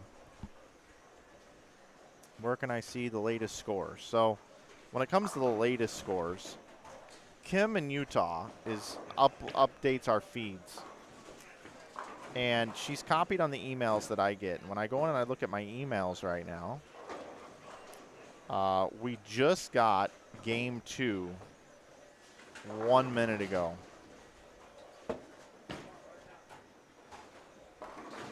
And we will start to upload those. We for sure start uploading halfway through the block.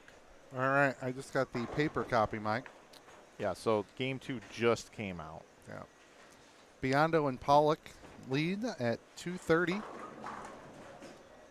Campos and Burdett 207. Butler and Zimmer 194.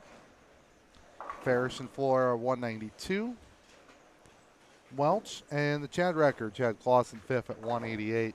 Thompson and Buttriff, good start, 6th, 181 over. 7th, Ulrich and Montgomery, 180. 8th, McCarthy and Dickey, 176. 9th and 10th on the squad is a tie. Bluford and Matt Cunningham, Wright and Mosley. Right behind them, Lebinsky and Burks and Mooney and Brown. Other notable, Shepard and Roseberry 14th at 139. Russo and Pace 18 at 118. Bate and Curtis 22nd at 102. Holloman and Williams 25th at 191. Watson and Netzhammer 27th at 71. Bone and Bone 29th, a tie at 57. Brown and Hunt 33rd at 43. Dole and Ogle 38th at plus 16.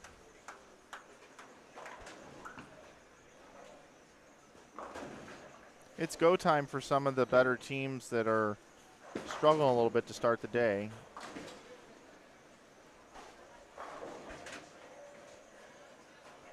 After this game, they'll be halfway through the block. Lee, you bowled last night. I did. Going from end to end on your side of the lane, being a left-handed player, did you find them to be quite a bit different pair to pair? Very, very much so. As Sapolis almost falls down and strikes. We started on the first pair on this side of the house, the more friction side of the house. So after game 2, going down there was an absolute guess. We actually threw the ball all pretty okay in that third game. We just didn't have any carry.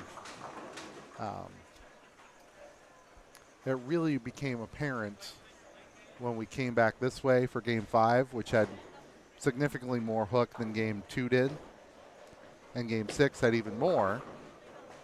But when we went back to the low end, it was just as we left it.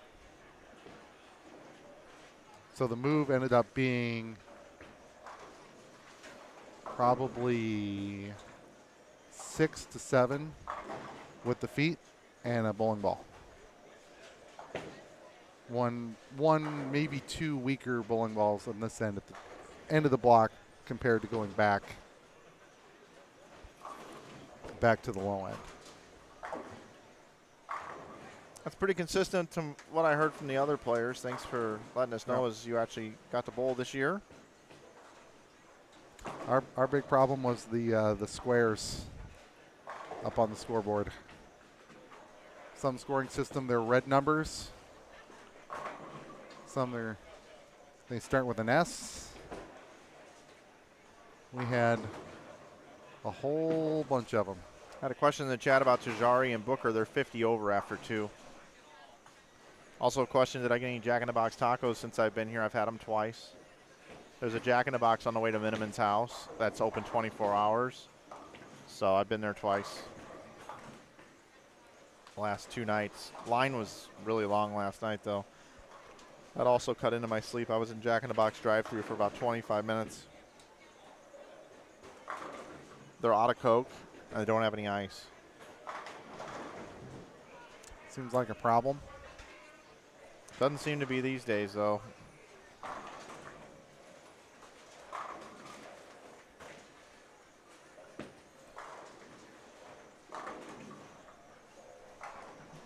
Oh, nice. Special delivery there, Mike? Yeah, you know, I open sports cards. Yeah. A lot of people ask about that. I'm actually going to bring it into the booth for a second. Well, there you go. So, in the state of Missouri, if you have stuff sent to Missouri, not to Utah, you don't have to pay sales tax on eBay. So my friends Nick and Teresa live here, so I send all my stuff to them. So they just delivered this bag right here with my sports cards in it that I've purchased since the last time I was in town. So I would like to show you now what I have. Got a little Yadier Molina refractor. How about a Eloy Jimenez red to 5 Future Stars refractor. Yadier Molina gold to 50 refractor. This is another one from that one, Yadi refractor. This is a gold Yadi refractor right here to 50. This is a Patrick Mahomes Contenders MVP from Contenders Optics, second year card. And this is an Anquan Bolden refractor rookie card right here. Future Hall of Famer in my opinion. I think he eventually gets in. I don't have too many more to go through. I know most of you want to watch the bowl-in, but I'd like to show you some things. This was a free card I guess they gave me. I bought this Laurie Markkinen Kaboom like right when the season started. I'm a Jazz season ticket holder. I got a Bowen Byram PSA 10 Young Guns. I think he's almost as good as Cale Makar, but he's hidden underneath Makar because Makar gets all the power play time. I got a Jack Eichel, who plays for the Golden Knights now, 9.5. And then just 2 more things here, and they're both the same. I'm a huge Beavis and Butthead fan, and they've relaunched. This is some Fleer Beavis and Butthead unopened box of cards. I'm going to open them on Christmas. And I actually have 2 boxes of these that I bought on eBay, and they are still sealed. And these cards in a PSA 10 sell for a couple $100 a piece. So in here there are, this is first edition Beavis and Butthead. Looks like from 1994. I think there's about 180 cards in each one of these boxes. So I'm going to pull out the very best ones and get some graded. So let me ask you about that. Sports cards, buddy. What do you want to look at? Real quick. Those cards? So you've got this card here. Yep. Which is graded. Yep, 9.5. You've got this card here. Yeah. Which is not. Yep. Would you just send that in like a bubble envelope, or how does it? No, so I'll go home and I'll look it over with a microscope or a magnifying glass, And then how they want the cards submitted to them is like this one here. You put it in a card saver 1 and send it to PSA, and then they pull it out of there and they grade it for you. So that's how it works. There you go. Yeah. I've got a couple that I've seen graded well that are worth a fair amount of money, but they're not graded. Yeah, and the grading's a big deal, Yep. man. I mean, it could get a 4, it could get a 5. I mean, Yep. and it changes the price so much. Chris Hester texted me. Looks like I tuned in at the right time. Yep. Hi, Chris. Hello to Carl Elbrick, Yeah. who's watching at home. I missed a text from him a little while ago. I may have told you this story before. So in 2001, we were in Memphis for a little vacation, and we went to the Memphis Redbirds ball game. So they got the little trading card sets of all the players, right? Mm-hmm. But it's minor leagues. They move around all the time. So the trading cards are only the people they thought were going to be on the team, not the people that are actually on the team. So on the back of this, the last card in this set was a guy who never played for Memphis that year, and in fact never played for Memphis in the regular season at all. And that would be Albert Pujols. Oh, okay. So I bought it, and I've never opened it. That's cool.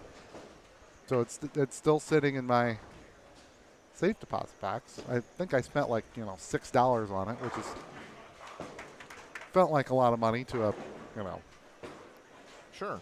back then to a kid, but Oh, it was. now sometimes they're sold in the pack for nothing, and sometimes they're graded out for a decent amount of money. I never really knew how to make that happen. So I have no idea what it's worth, but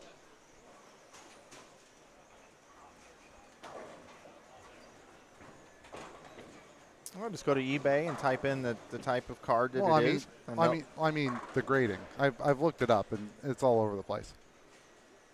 It could be worth $5. It could be worth hundreds of dollars. You got to look at the sold listings. That's what I look at. Oh, okay.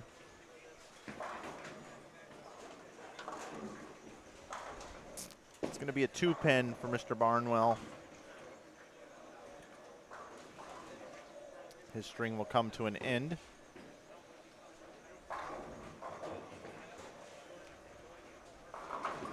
Somebody was asking about Bone and Bone. I know you went over it already, Lee, but they are in 29th right now, 57 over. That was after 2. We'll have a Game 3 update here, I would imagine, pretty shortly. They got Game 1 out ultra quick.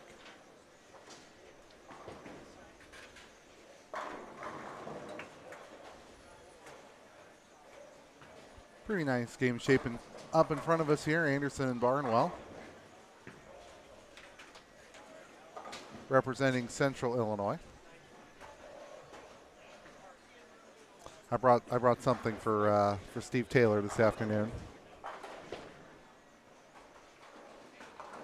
Give him a little bit of trouble.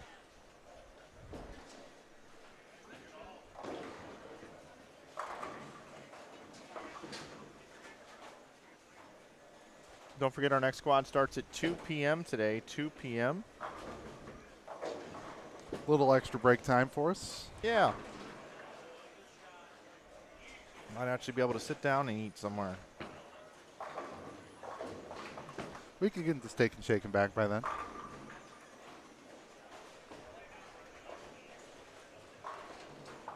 Mike Flanagan's big fan of steak and shake. Not as many around as there once was. Yeah, they've made some alterations to the way they prepare their food and the way they present it and send it out too. That it's definitely on my cold list right now.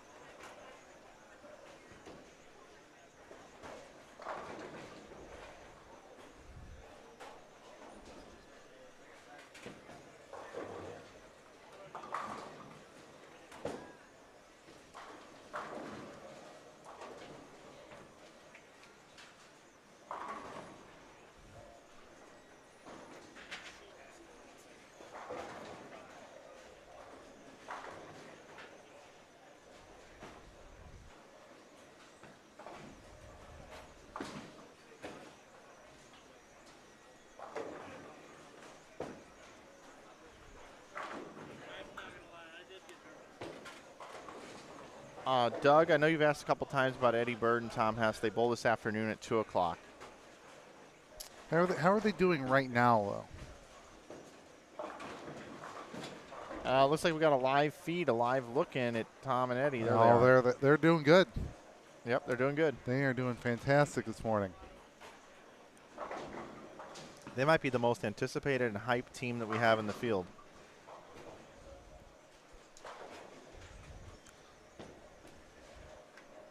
Have we heard from Adam?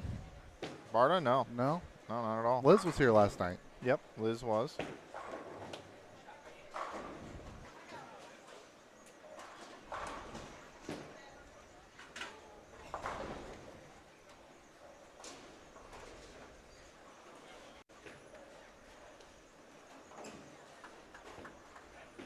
Question in the chat. We talked a little bit about it yesterday. Is the difference from end to end caused by using two different oiling machines or characteristics of lanes? The answer is yes. More the oil machine, even though it's the same pattern, but they are definitely characteristics across a 50 lanes, any really 50 lane center. 25 through 50 is the side with more friction. Just put out another poll for the group. All of our fans here. What will be the winning team combination? Will it be a righty-righty, a lefty-lefty, or a righty-lefty?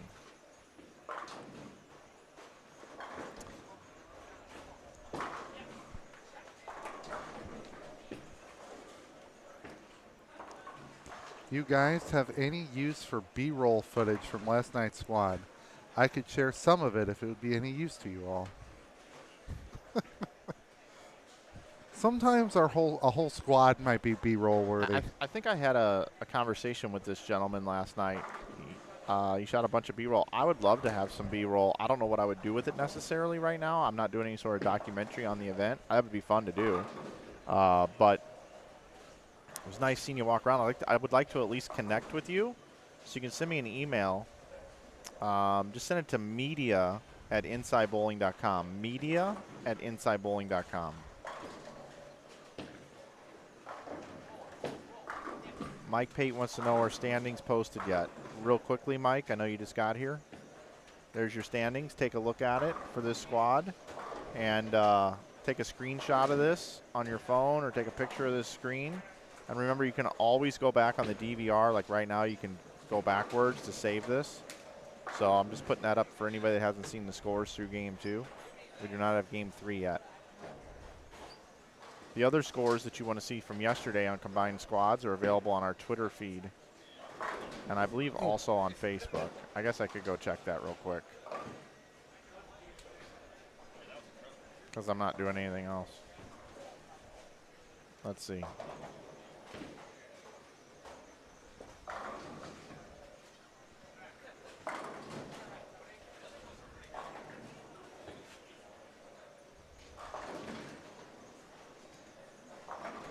Let's see what we posted. If you go to Facebook, combined A, B, and C squad standings of the 2022 Hammer Holiday Doubles was posted 9 hours ago. And it looks like 1st through 39th, 40th through 78th, 79th through 117th, 118th through 138. So every score is available on Facebook Inside Bowling. I will put a link in the chat right now that'll take you directly there. Yep.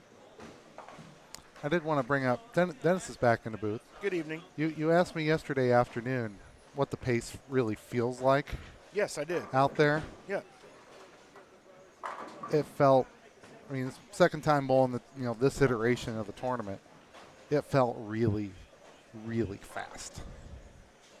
We were halfway through our first game, and it's like we weren't started yet.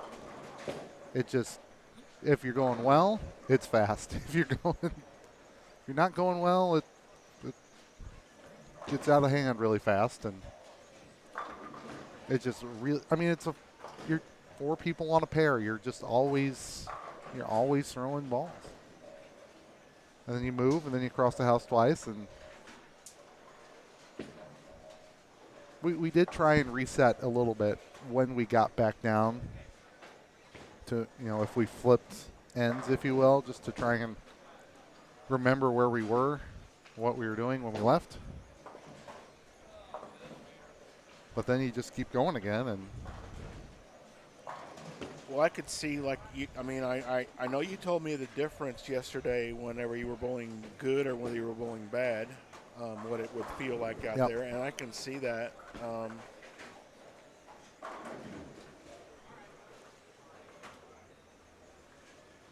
That it could seem like it was Yep. getting away from you, especially if you need pins. That's the Yep. thing.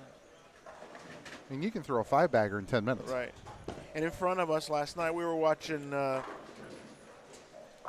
Nick and Brett, and we knew that we figured we knew what they needed at the end of the game to give themselves a chance to do anything at all. And you were talking about them fighting their ball reactions, Yeah. and the conversation you had with them afterwards.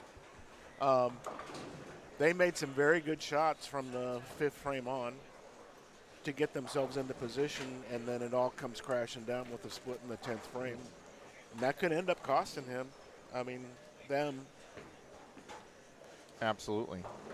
And that was just like a crescendo that just went silent afterwards, because that's exactly what it felt like. I had a poll while you were gone, Dennis. I asked the chat, what will be the winning team combination, a righty-lefty, righty-righty, or lefty-lefty? And 67% come in righty-lefty, 23% righty-righty, 8% lefty-lefty. Yep, I want to thank Del Ballard for choosing lefty-lefty. I voted in that poll too. I just got. Oh, back you did? I just got back and voted in that poll. Yeah, I took some pretty good video. I wanted to go down, especially on the high end or the low end. Sorry.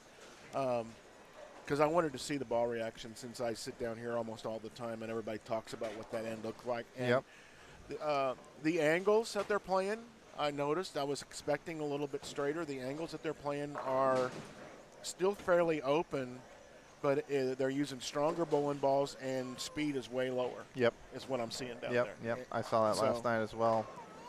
It's nice to kind of walk down there and see Yeah, that. it is. Because and today it's good because you can actually get down there. Yeah. It won't be that way later in the evening.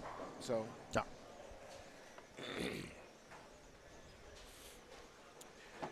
Eric Samowski did get his gift last night. He opened it up after the thing was over, and if I remember, hold on a second, because I got mad cow disease. I've got to think back. I remember seeing the outside of the box. Let me think what was there. He didn't open the box up, so I'm assuming that what was on the outside of the box was on the inside. In just a second, I'll think of what was.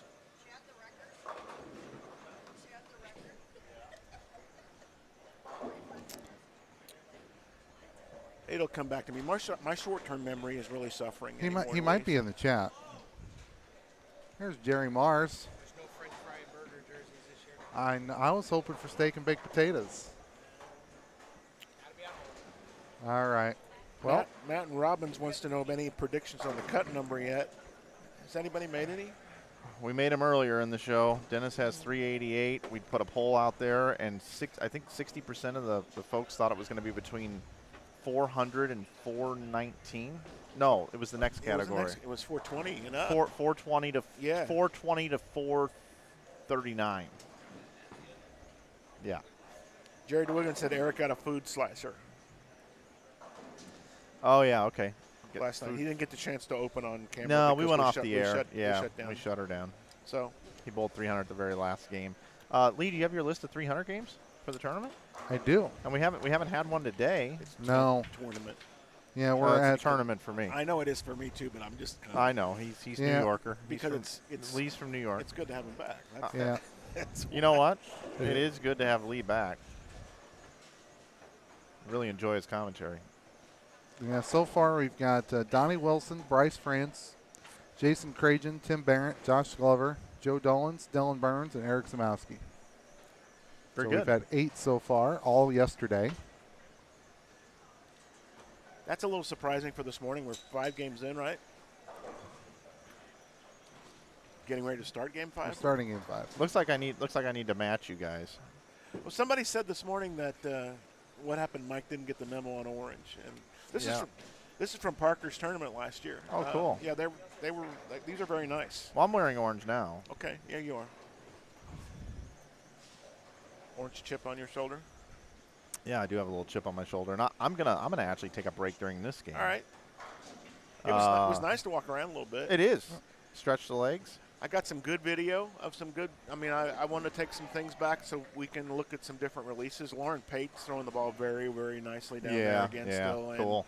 I've got 3 girls on my team right now that will benefit from that quite a bit. All of them put Because you their got thumb in the ball. shots of the release. All of them put their thumb in the ball. Yeah, I wanted that specifically. I want to show them where their fingers are supposed to be at the bottom, and just I didn't take a shot of Aaron throwing the ball. I should have, because I'd like for them to see a little power too. Maybe I'll get that when she comes down here. Right now, we have no bowling on 29 through 42. It's a ghost town right in front of us. I mean, there's nobody bowling. You said go bowling or no bowling? No bowling. Okay. And Or glow bowling. the only thing that we can do right now, the only lanes in use that we have any action is this is actually the no commentary channel from down on the high end channel 2 that we do have available for you if you didn't know that. And we've got Zeke Bate down there. I see Marvin Hale,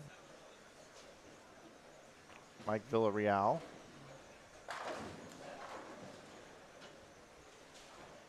So this is Holiday Doubles on Fox right now. Yeah. Okay. Yep. Channel 2. Yep. Also want to thank Hammer again for sponsoring the event. They've been a sponsor for 7 or 8 years now. So thank you to Hammer for being involved with this one. Wouldn't be possible without you. Mike Dole, product specialist for the area, was in the booth with us yesterday. I mentioned to Parker and Jeff last night when they were sitting with me in here, I had the opportunity, the pleasure now to serve on the BBL board with Corey Dykstra. He's joined our board this year. Oh, nice. And it is what a dynamic guy to have in the middle of a boardroom like that. I mean, he's got motivation right now because his son Zeke is a plebe at Annapolis. So that first year there, got to meet him. He came to the ceremony at the Tomb of the Unknown Soldier at Arlington Cemetery on Veterans Day, so that was awesome. Carried one of the BBL flags for us in the ceremony in his uniform from Annapolis. And great to have him around, and I love the fact that, I mean, like you said, Hammer's been around since before they purchased those brands. Yes. And they've stuck with. They've this kept it going. tournament. Yeah, they love it. Looks like we've got AJ Fair is coming in to scene, bowling with Tyler Tornow. Also on that pair will be Isaac Stearns and Ethan Ziegleff. And then Josh Barnwell and Darren Dunning will slide in to scene left with Jordan Stanley and Rob Johnson. So that's what you have here in game number 5 right here. And we still have nobody on 35 through 38. So, Dennis, you know how to operate and run the show here, right? I do. We're down here, and if you see something interesting here, you just flip over to that one. Yep, I'm there. And I'll be back. Okay. Jerry DeWiggins likes my prediction, Lee. He says 388 sounds good because he's at 393, so that would make their day. I actually didn't say 388, Jerry. I said 386. I think 388 is going to get in, and somebody below them is still going to get in. Is where I think I'm at. So some cushion never hurt, even if it's 2 pins. Yep. So that's where I'm thinking we're at. Yeah. So again, the top 46 teams for all 5 squads combined will come back around 7:30 tonight for a 5-game cut squad. There will be additional cashing teams to maintain a cash ratio of 1 in 4. Assuming no shows, it should be 12 additional teams, making the ratio of teams that bowl tonight like 19.8% because there's the 2 extra teams on the next squad.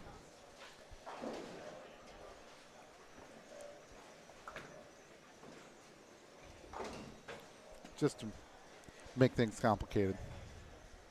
So after this squad is over, I'd be interested to see what happens to this list, the distribution list, as far as where we think the cut is and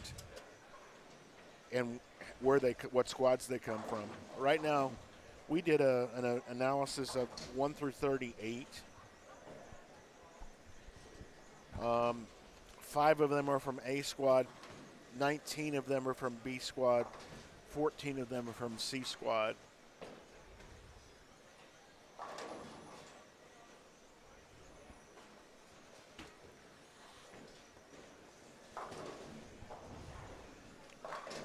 Looks like we're going to have Jacob Buttriff, Greg Thompson, Dupree Dickey in front of us. 37 and 8, Dennis. And that means Aaron's going to be right here, so I can take a video. There you go. So, morning, Jeff. Hey there.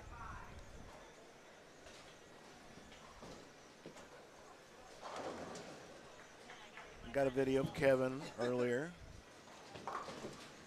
He can probably get you a drone video of his own bowling to help see the other side if you want. Could be.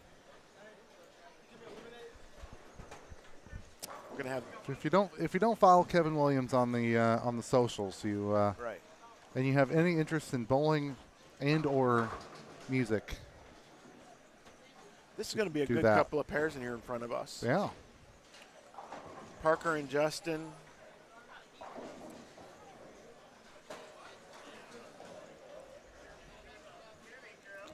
They're crossing with Roseberry. Yeah, Roseberry's using.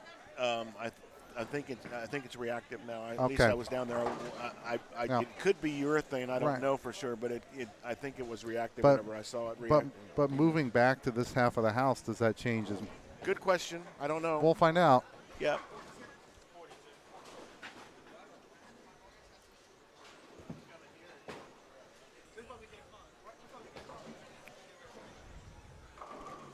Cliff Bullock wants to know what time does Josh Glover bowl. I'm not looking at the list here, but if there's Right now, he's bowling this morning. I believe so. All right. Or no, take that back. He had 300 yesterday. All right. Well, he bowled yesterday at So 1:30. so what confused me is that we had the team no show yesterday morning, Yes. and one of the bowlers borrowed Josh's jersey. Oh. So I got really confused when I saw Josh Glover, and then I saw Josh Glover again, Okay. and then I'm like, all right, the first guy was not Josh Glover. He just borrowed his shirt because he didn't expect to be bowling, and then gets pulled out of the crowd to fill the tournament.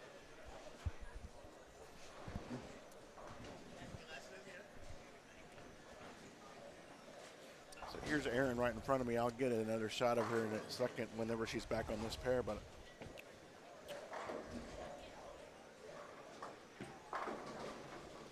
Yeah, that's going to be a good release Good for shot. me to get. All right, Roseberry's right next door on 36. You can see him right now in the pink jersey. He's got the spare tire back out. Yep. So he's throwing resin on the low end and plastic on the And I'm high assuming that resin, it could, like I said, it was black. It could have been urethane, but I don't. end. Yeah. I don't know for sure. Certainly not that one. Right. It was not that one. And on the other side of the left-handed universe, you have Michael Holloman on 38, where he's comfortable inside and flinging it. Yep. Almost 8-10 on his first ball on 38. Gets the 8 to go.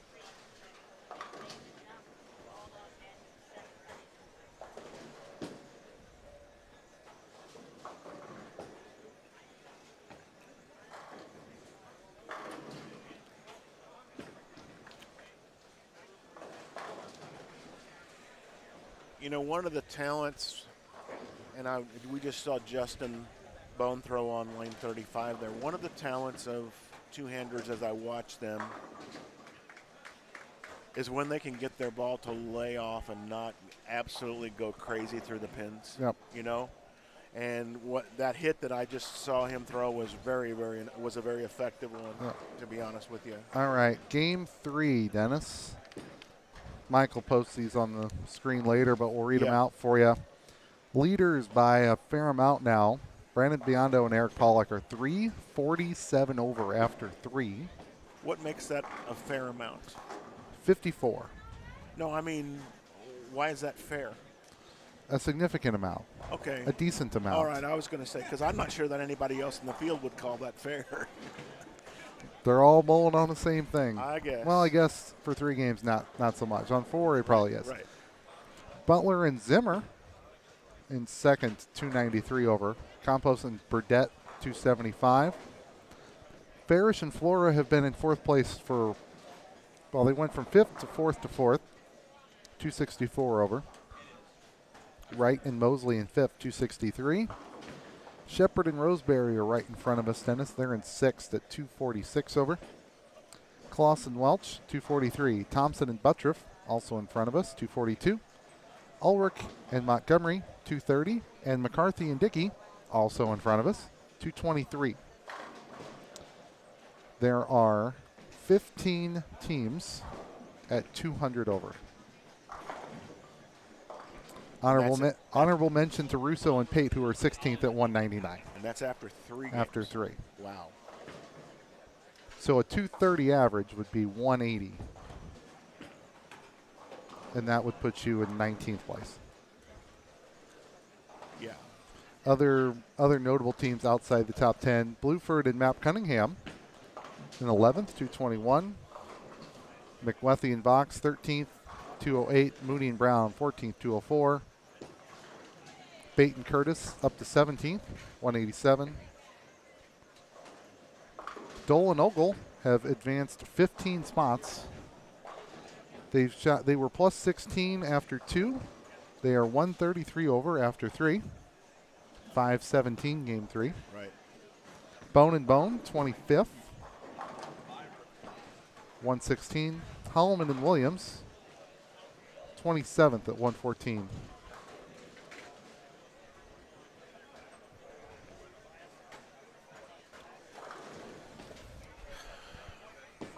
So scoring pace is huge on this squad right now with what you just said as far as the number of teams that are 200 over after 3 games. My prediction for finals is 193, which is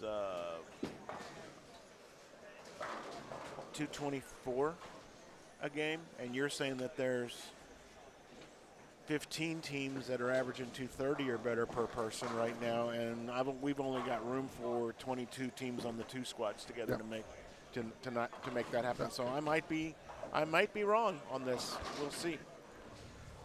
As the squad goes on, sometimes the scores will come down a little bit. Right. So, but here we sit. I mean, we expected there to be some 300s right off the bat today, and we haven't had one yet on this squad. As far as we know.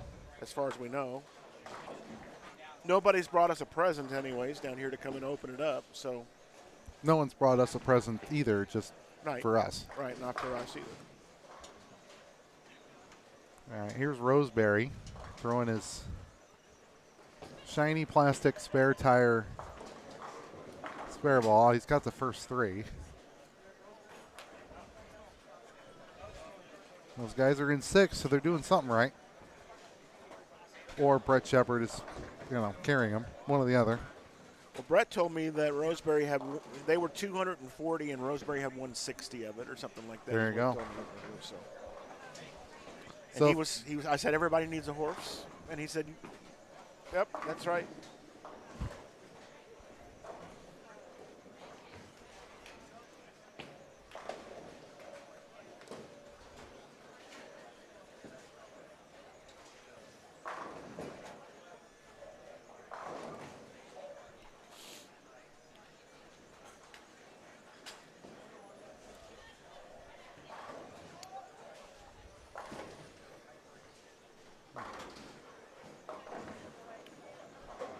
Still, I keep finding it incredible how far right Michael Holloman can play on the left side of the lane and be super comfortable. But you're right, and strike for days. He does it all the time, absolutely all the time. Comfort zone for sure.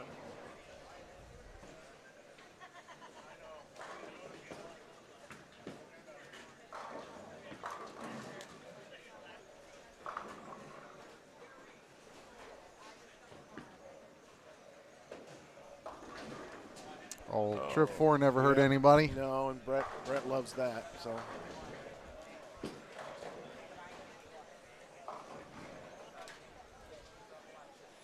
Kevin Williams has his own video team with him here.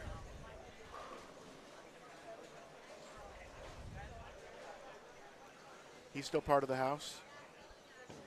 I have no idea. It's like a 3D offset attack in his hand. At least it looks like one. Bowling balls should not have 4 names. Hammer 3D offset attack.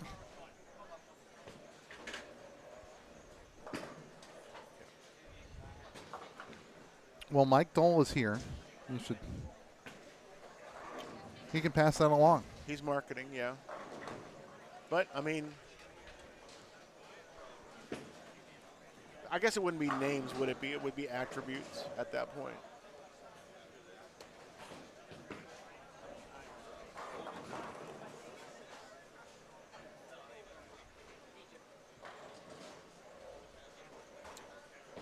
Justin now up on the right lane on this left pair, 35 and 6.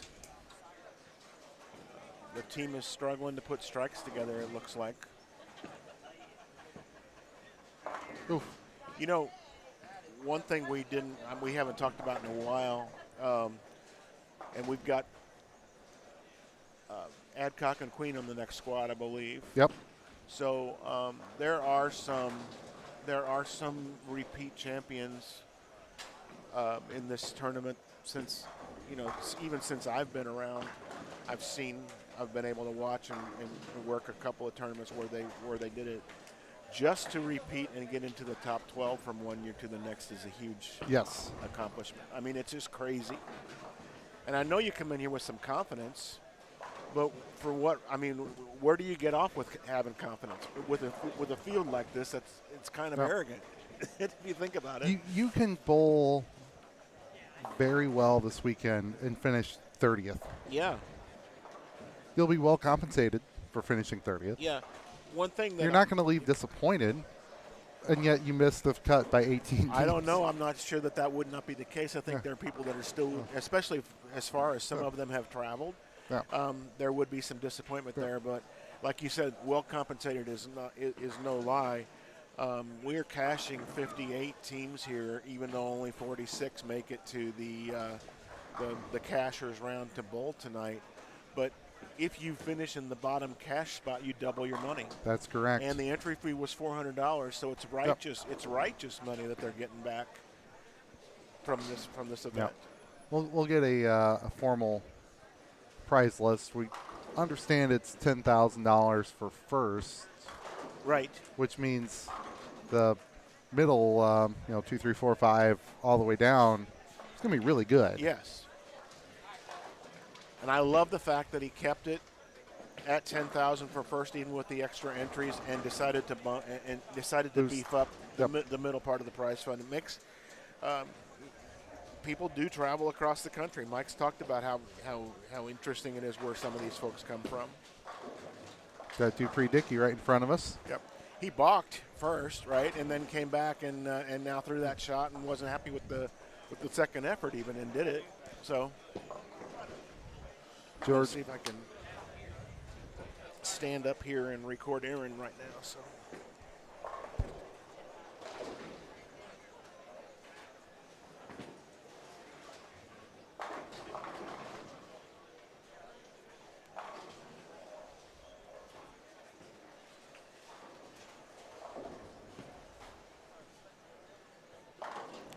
Good shot to record, Dennis. 10 straight back. I always like it when that happens, but that's not the objective anyways. I just want to see balance. I want to see leverage. I want to see how close the arm swing, or how straight the arm swing stays, and how close they get to their ankle at the bottom. And when they use their thumb like she's using it right now, how far under the ball can her fingers actually get is the question for me. And especially since I have 3 ladies on my team, I want to be able to go home and show them this is, something to aspire to. So.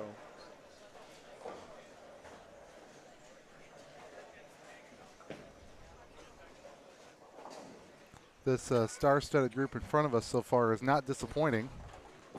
We've got a few bowlers with the front 4, some other solid starts to games going on.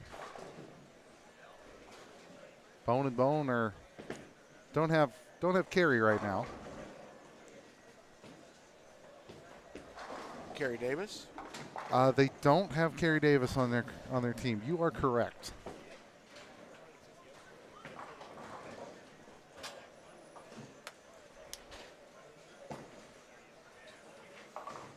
Kerry was cheering us on last night a little bit. Almost a paralyzer 5 there for Kevin. He's rubbing his leg. Roseberry says, I don't need resin to trip a bucket.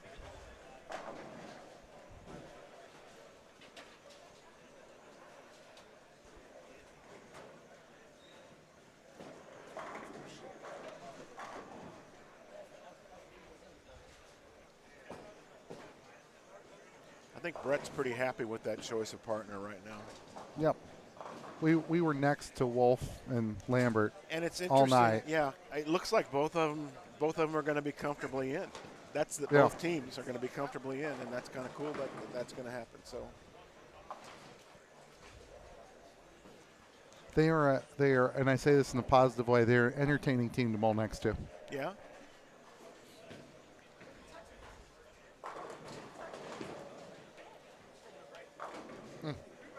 I have just always liked Mike Wolf's attitude toward life, just toward everything. I mean, it's fun to talk to him, and it's fun to watch his facial expressions when he's bowling, and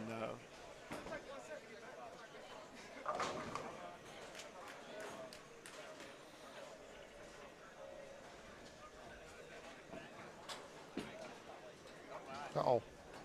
Oh.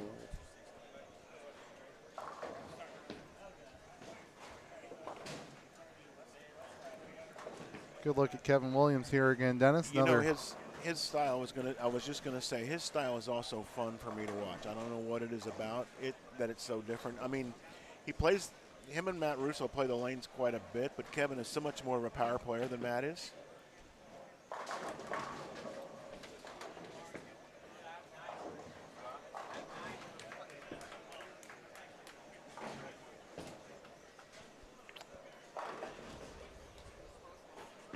I've seen a lot of the 4-word named Hammer 3D offset attacks down the lane this weekend. Yeah. One of the newer releases from Hammer.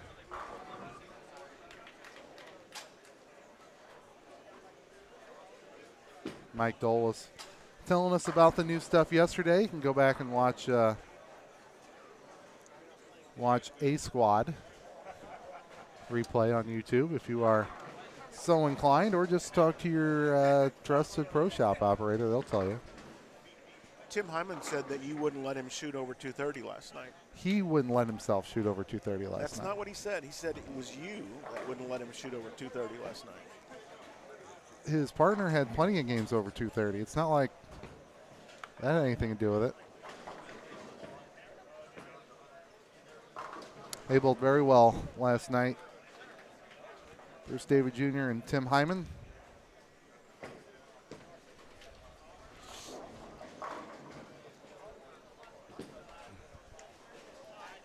Folks, this is something else what we're seeing there on 35 and 6. I'm telling you, that plastic ball doing what it's doing on the pins on the other end. It's pretty outrageous.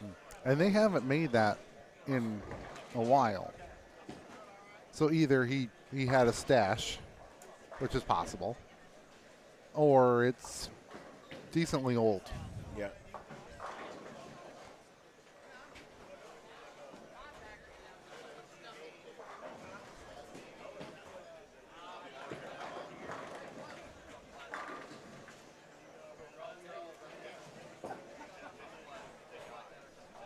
Strike for Parker there.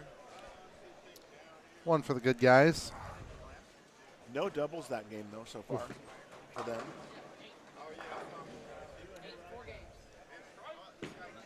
No doubles offense is not a very effective way to do this tournament. No, it's not.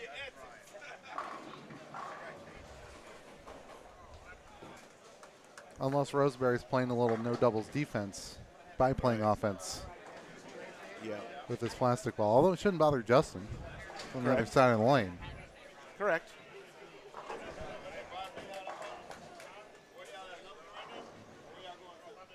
But it's, like I said, entertaining. There's another balk there on 38. What's up with 38? Why is there balks on that pair? Dupree did it, and now Kevin did it. Oh boy, got it out a little, You could little see line on that ball one. The ball just went too long on that one there, and by that time, there's just no time for that plastic ball to recover. So, smash on the 710. Doesn't have to change balls on the spare. Well, I guess there's that.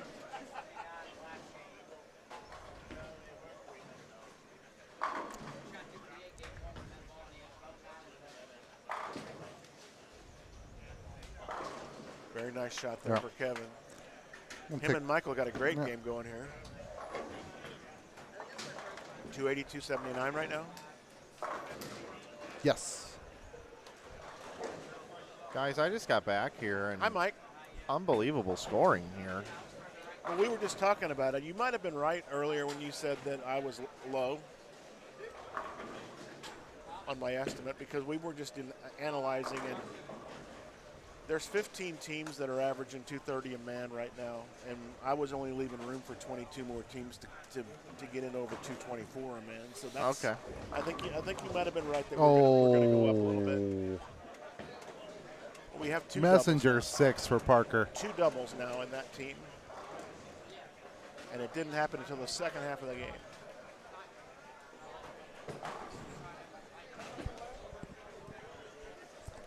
I've got standings after 4, guys.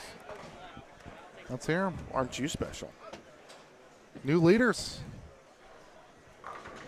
Brandon Flora and Daniel Farish, 4-11. Who also have a lead by a fair amount, a decent amount, a significant amount, call it whatever you want. We were discussing the lead a while ago when you were gone, and I said, "What? Most of the rest of the people out here wouldn't consider that fair." You know, and he said, Well, AJ Fair's in the field too. "Yeah." Daniel's been looking. You know, it's funny. I was watching him on Facebook. Daniel's really been looking forward to this tournament. He's been posting about it, chirping about it all week, getting over here. He likes this. Go ahead, Lee. So Wright and Mosley are in second, 365. We've got Shepard and Roseberry in front of us, 353. We've got McCarthy and Dickey in front of us, 328. Biondo and Pollock are 322, which means they shot minus 25. And they just bowled 4-0 game 5. Ouch. Campos and Burdette are tied with Butler and Zimmer at 310.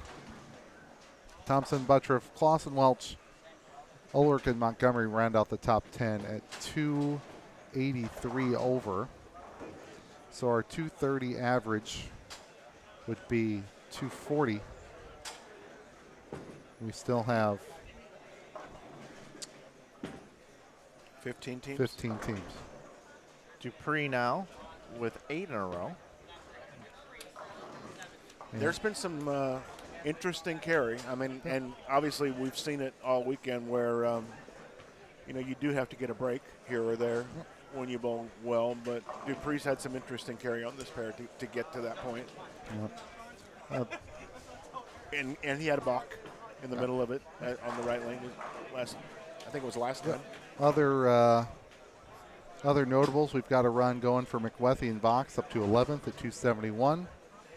Bluford and Map Cunningham 14th, 246. Russo and Pate 15th, 245. Mooney and Brown 17th, 233. Dillon Ogle 225 over. So they're about 210 over for their last two. Which they need. Bone and Boner in 28th, 155 over. They have 42 of 46 teams plus. Here's Kevin again, trying to keep this big game going for him and Michael Holloman. Got it in. Yep, he knew it right off the bat. His doctor gave him the okay to bowl, but I'm not seeing him as confident as he normally is out there. He's not. He's making good shots, and I think some of that's just playing guts when you're a good bowler. You know, you go out there and you can get a good shot off your hand quite often, but they're. Oh, Ouch. I tell you what, this is not their day.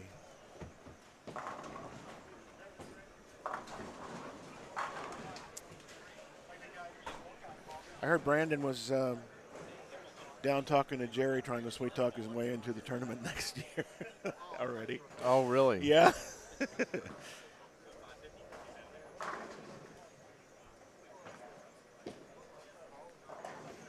He was probably like, hey, Jerry, do you make any exceptions for people that just move up out of youth? Any way I can jump the wait list? Yeah. I don't know what his, yeah.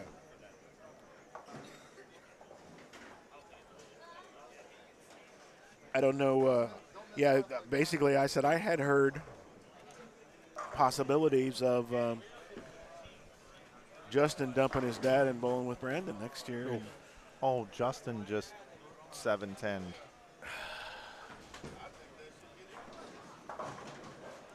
so that was me sighing whenever you, but I'm sure that's what happened with him too, because after his dad just did it and he did it out there. yeah.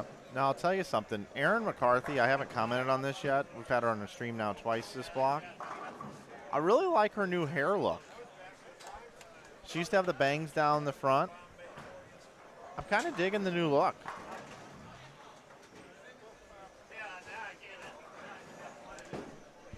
Mike, Brett Shepard came over and said that Derek is throwing urethane on the low end. So I knew that it wasn't the plastic, but I told you that I left the possibility that it was urethane. Yeah, it's so. a pitch black. He said he on Okay. his 2 games on the other half of the house, he shot 550. Good Lord. So that's definitely a strategy, Slow ball speed, coming in here and doing that. Yep. get the ball where you want it, and it's not going to overhook. So Holloman and Williams have turned this into a 250-250 match right now, hopefully.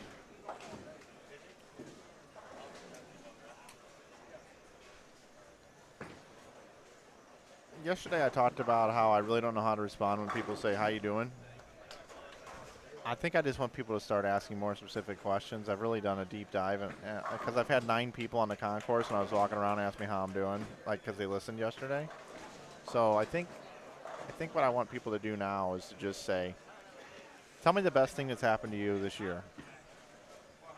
Or if they're looking for, what has sucked about this year, Mike? That's what I'm looking for. Okay. Okay? I'm imagining that conversation starting out that way. That just is so awkward, man. It's just so awkward. I know.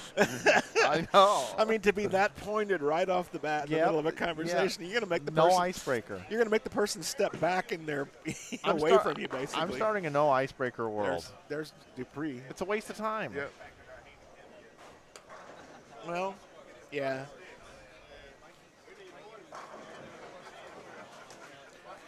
Erin's got her horse here right now, struggling for 190 right now. She had 2 splits in a row.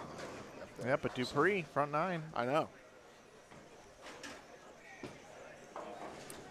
All right, Justin Bone is going to strike on this shot, and all 10 pins will be in the pit.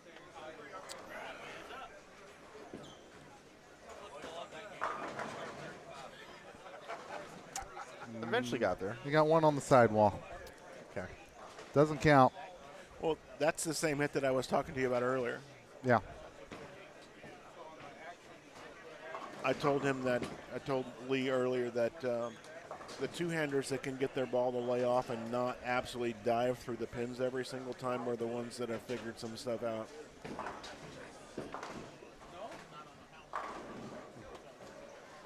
Well, Michael's doing his part. Kevin's down to 240, but Michael can still shoot 2 feet. That's 100 over. Yeah.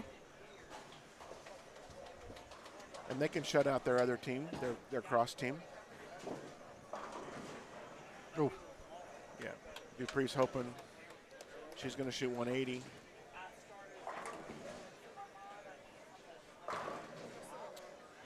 $236 for Roseberry. Yep. A little bump there, second half of the game, but But still a solid game. and Brett's been talking about how he's carrying him all day, and now Brett's got 279 out. It's his turn to pay him back. It is time to pay him back. Michael Holloman for the second one in the 10th, so there's a 250 right there. Now Kevin's got to do his job when he gets up there. Brandon Loft in the left gutter. Not Brandon, Justin, sorry. Sorry, Brandon. I know you're going to probably listen to this back. He struck. Brandon could take it as a compliment. Okay, yep. I doubt that Brandon would have to loft the left gutter ever, though.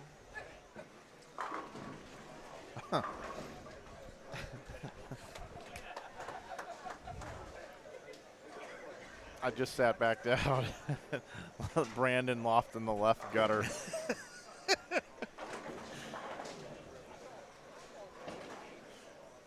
I just don't think that would have to be required. Is this a tester shot here For Justin? That far in? What's up, man? Looked pretty good. well, he threw the last one there. That's why I was talking. I said Brandon mistakenly. It was Justin that was lofting the left gutter, so he moved there, and that ball actually reacted better than the one he did for the second ball in the 10th. Okay, so he moved in front of the ball return on the second one? Yeah. Okay. Yep. And I'm sure Parker taught him that Sure. because he plays in front of the ball return all the time. All the time.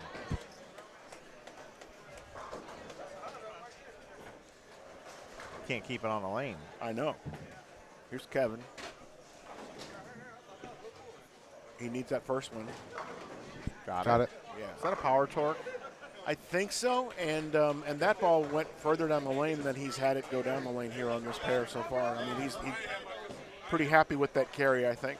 You know, when players match their ball with the jersey they're wearing, it's the same brand, scores go up 15 pins a game. Really? Yep.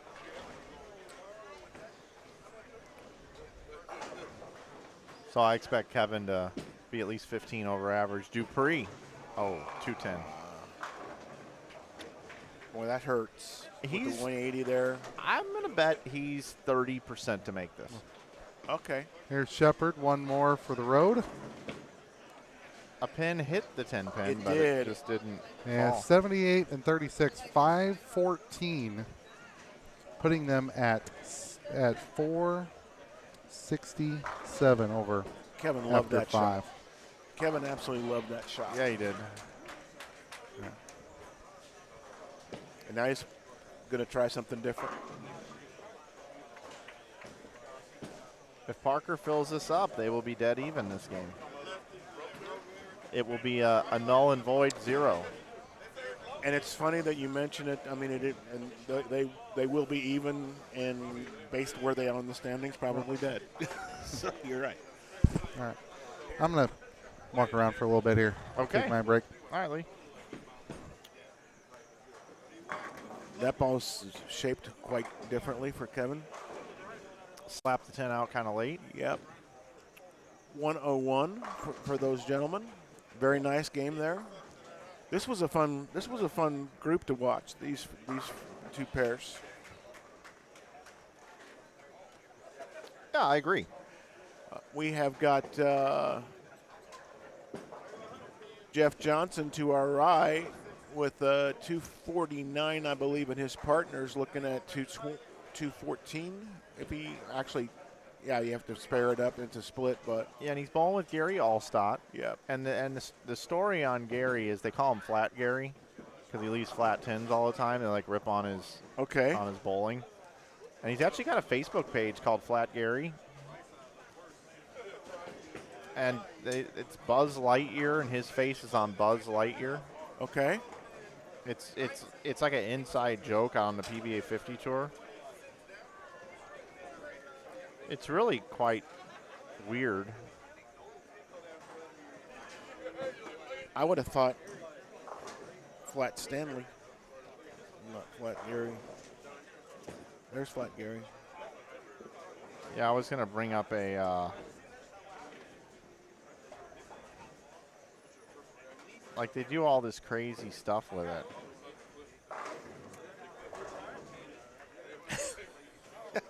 Let me see if I can do something here.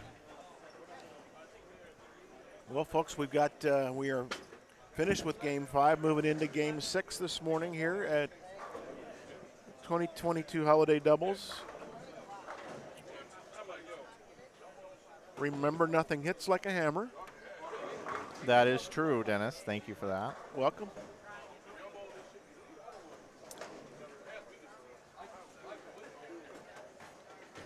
Two more games, this game and two more after this on this squad. And this squad's doing its best to prove me wrong in my prediction.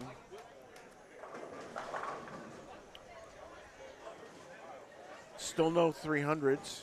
Hey, real quick, I just want to talk a little bit more about this Flat Gary thing. Okay. I'm doing a screen share of like my Facebook page here. So that is Gary Allstott on a Buzz Lightyear cutout, and there's Chris Barnes taking a picture with it. There he is again. You see the fun they have with this thing.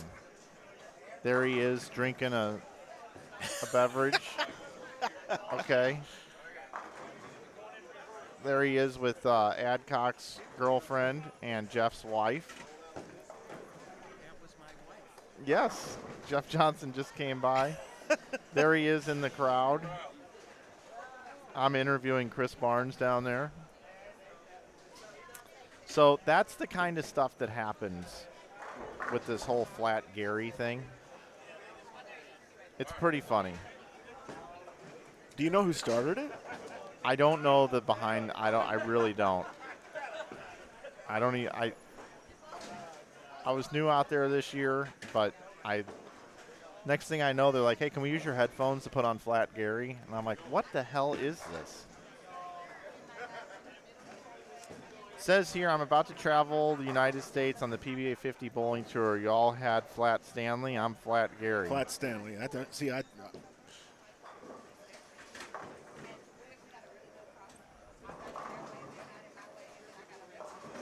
I mean, every week they take pictures of this thing with him. Well, you know the deal with Flat Stanley. Well, I think. So Flat Stanley was a way that teachers in school would get kids to send their little Stanley doll, which was flat because it was paper and it was in an envelope, and they'd send it overseas, and then people would take pictures with their Stanley, and got it. It would be, this is making its way around the world type of thing. Okay. And so the fact that they've got him on Buzz Lightyear and it's all flat kind of goes along with this, and he's traveling the United States. So it's a throwback. Yeah, to Flat basically. Stanley. Well, we got Brandon Mooney bowling with Charlie Brown, Dan Marazzo, and Jared Roberts on the right side of your screen. Just to the left, we have John Brown. And Jeremy. Yep, Jeremy Hunt. And then Jesse Brown and Jason Brown. We got 3 Browns. Wow. And they've been crossing together like that all day? Yeah, and I feel like they all bowled together last year, too, or something. I thought I remember saying the exact same thing. Could be. That would be a very, very random thing for that to happen. It would be very random. Random. Have you ever used the expression, man, I'm feeling really randy today? I haven't said that. Ever or in a long time? No, I haven't said it.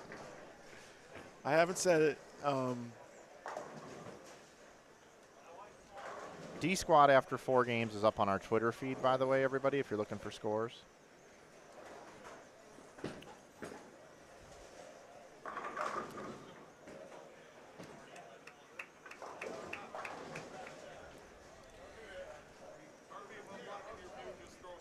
Daniel Farish has to be pretty happy with where they're at right now, considering, like I said, I know he really wants to do well in this tournament. He won the Nightmare Doubles a couple years ago with Steve Novak. Okay.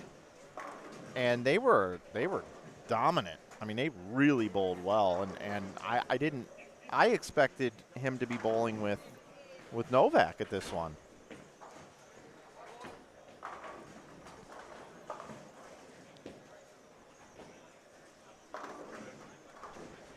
I didn't see where How far down? Ogle and Dole were after 4. On our second feed, folks, AJ Fair, Tyler Torno, Isaac Stearns, Ethan Segliff, Joe Ulrich, Jim Montgomery, Phil Watson, and Billy Netzhammer is who you have down on channel number 2 right now if you want to watch them bowl.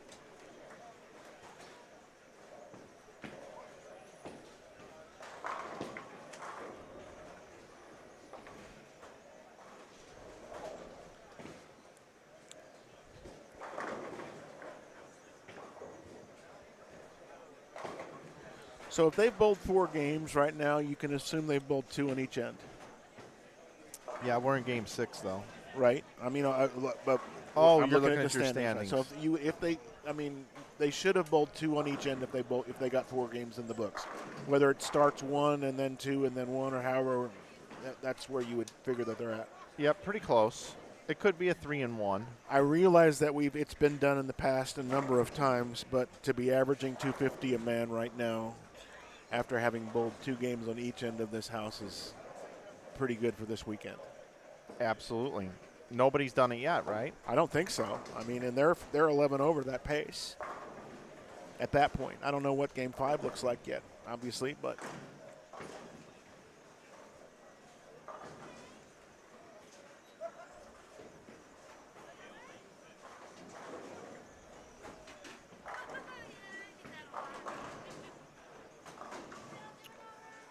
Christopher, is it Kubelka? Wants to know what the entry fee is. He wants to go next year. Christopher, you better get on the waiting list. The entry fee is $400.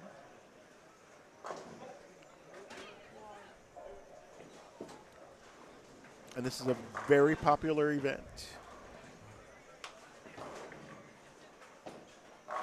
Matt Russo just 3-6-7. That's hard to say for a right-hander because it's a 2-4-10. Right. Bowling has some very interesting verbs. That's all I have to say.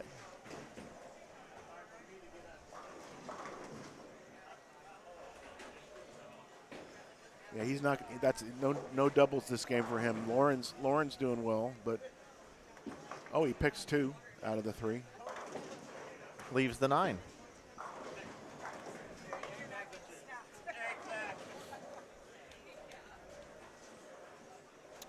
Scoring pace is a little bit higher. Want to check in with our correspondents out in the field, Eddie Bird and Tom Hess. Guys, what do you think? You guys like the high scoring, huh? Okay. I don't think they're scared. No, I don't think they are either.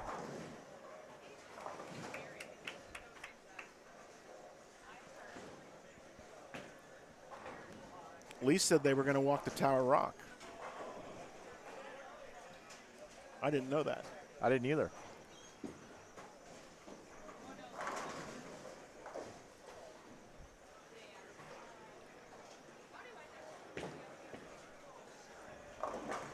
It was the 379, not the 367. What the hell?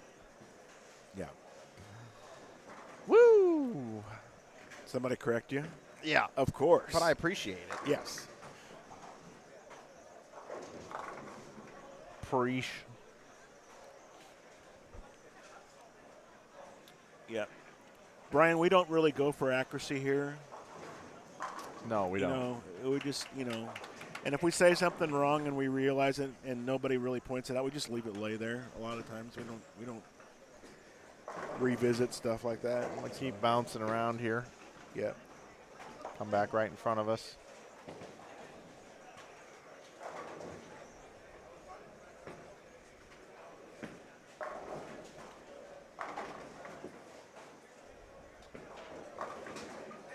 I think there's going to be some spots that become open in this event because some people aren't going to pay their deposits, and Jerry's going to open it up and say, oh, you didn't pay? Well, I'll take paying customers. Well, you know that he discussed that with some folks, so I know that there's going to be all kinds of people back there pleading their case. He has said it in every bowler's meeting. That he is going to work with people or not. If You can pay $100 or $400 deposit. He's good with either. But if Okay. you pay 0, you don't have a spot. If you pay 0, you don't have a spot. Yeah. Okay. Period. Yeah. Why not? I mean, just the conversations earlier, there's enough people on the waiting list for another squad right now, if I understand correctly. Mm-hmm.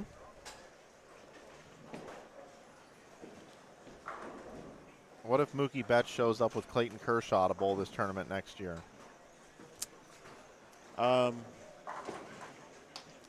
sure they could buy a spot from somebody. Hey, don't bowl. Here's 50 grand. And they would probably say, okay, you can have my spot. So they could probably get in that way. Because at that point, it definitely wouldn't be about the money for them. Right.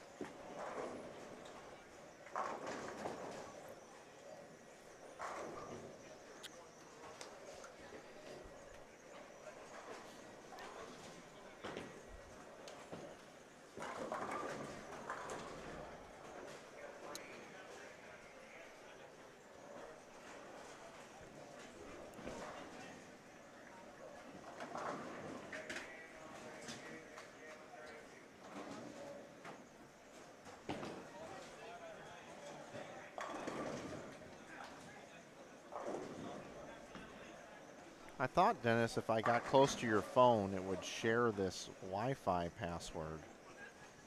I'm not even. I You don't got even your know. Wi-Fi on? I don't even know if I got Wi-Fi on. Scroll down the top right. Should. Yeah, go. Let me see.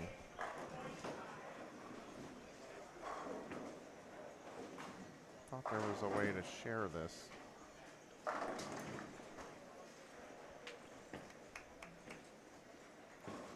This one? Yeah, try that.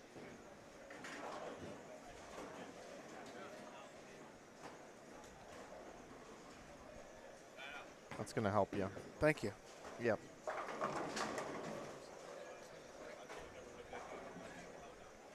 Appreciate that. Yep. Forget your troubles. Come on, get happy. Yep. Because that means that I can see the chat easier. And you should have no problems the rest of the way. Yes, thank you. Forget your troubles. Come on, get happy.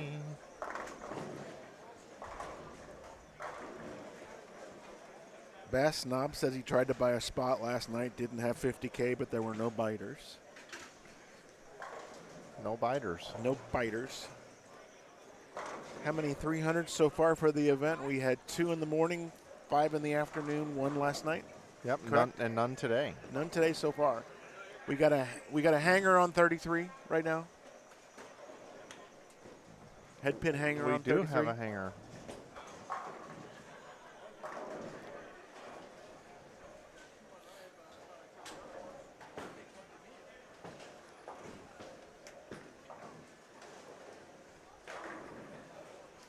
Oh, they already fixed it? No, it's still hanging there. Is it? Yeah.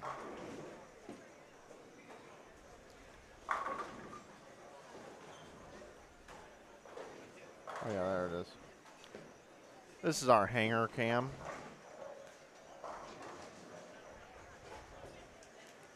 Do you all see the hanger? Yep. There goes the light.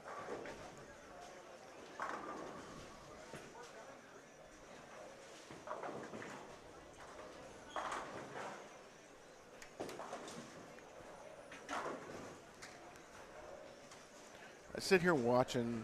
I marvel sometimes because there are some shots that are just so well thrown. The shape is beautiful.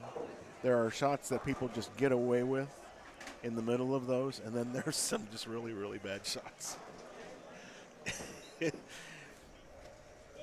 you put them all together, and you got the game of bowling, or the sport. Isn't of it bowling. put them together? What a fine looking Jew.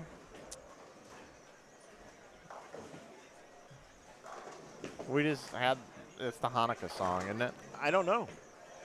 Hanukkah. Hanukkah.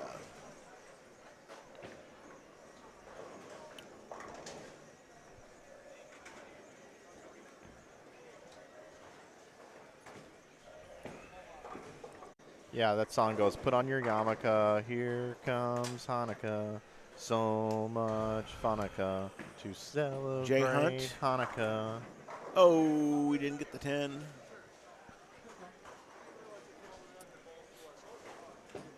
Yeah, it goes like this. Paul Newman's half Jewish, Goldie Hawn's half too. Put them together, what a fine-looking Jew. So you were putting things together in bowling. Gotcha. So All right. that was how I tied that in, but it doesn't really work. Understand.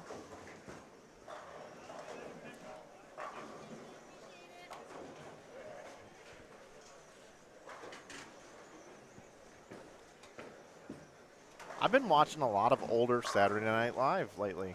Really? Yeah. I found this Dana Carvey podcast with David Spade, and it's like they interviewed all these Saturday Night Live cast members. Sorry, John Brown. Yeah.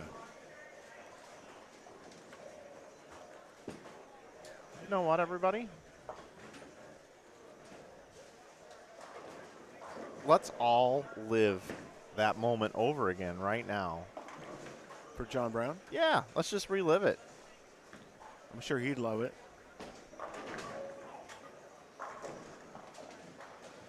See, look at his face. He loved it.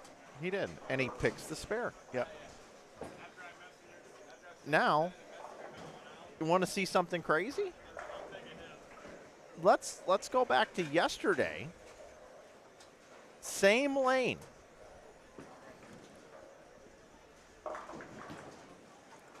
Remember this one? I do remember this one. Same lane yesterday.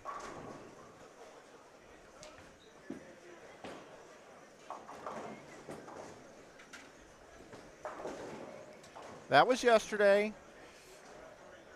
This is today. Same lane. Coincidence? I think the difference is clean living. I don't think so.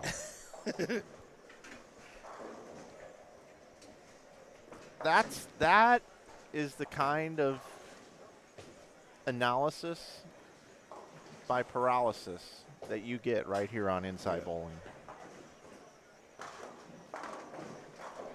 Actually, you never know what you're going to get on Inside Bowling.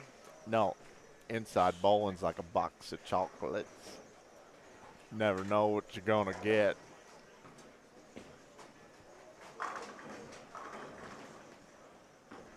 Chad liked that shot. Steve Martin and Martin Short are co-hosting tonight? Oh my God. That's what he said. I'm just gonna play that instead of I'll put it in the bottom left corner.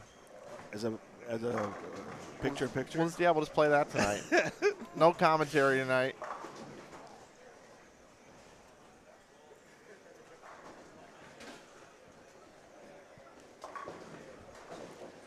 I know Lee's on a break right now, but it will be good to have him back when he gets back. You know what? It really will.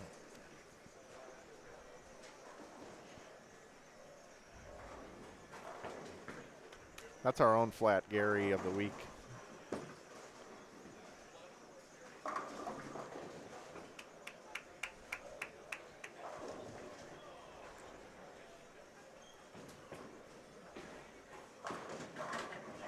I think for that to work, that whole flat thing has to work.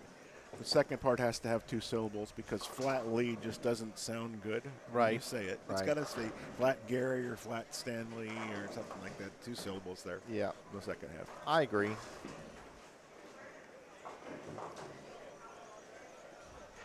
I just got a personal message, someone watching, that says this is the Super Bowl.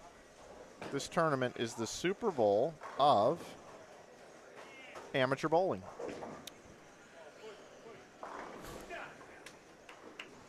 That's pretty cool. I think so.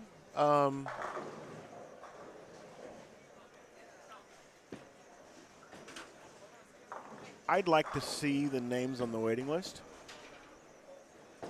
I know that for the most part, when people who've wanted to get in, who want a spot here, and do this quite often, probably have a spot. But I'd like to see if there are names that are on the waiting list. People would love to get in that would make this a more talented field. In some cases, it'd be interesting. Look who's back. And I've got them on the screen for you right here. After 5, Shepard, Roseberry, your leaders. All Shepard had to do was dump Mike Wolf, and look how good he's bowling. And all Roseberry had to do was dump Lambert. And honestly, we were talking earlier. Wolf's team did very well last night. I know. As well. So they both are benefiting from this. 467 the total right now in the lead. Farish and Flora go to second at 462. Third is McWethy and Vox at 384. Fourth is Campos and Bird at plus 378. We got a tie for fifth. Thompson and Buttriff, McCarthy and Dickey all at 377. Seventh is Wright and Mosley at 369. Dole and Ogle making a nice move. What they a are now move. at What a move. 352. So they go from what number to what number? After 2 games, they were 16 over.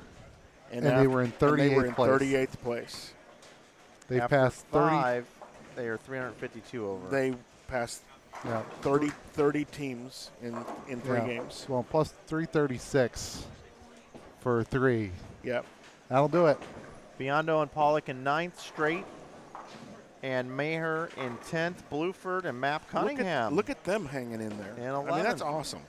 Morris and Burnett 12th at 318. You see the rest of the scores up there.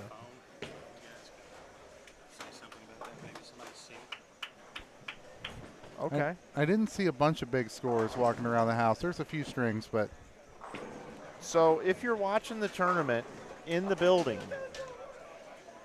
or you're competing and watching the tournament in the building, Jeremy Hunt has lost his phone, and he wanted us to give a public service announcement to everyone in the building that if they see a phone, possibly on a chair or seat or somewhere, it's his, and he's behind 35 and 36. You can give it to him. what does this phone look like? Any distinctive Probably like this. phone case markings? It's rectangular.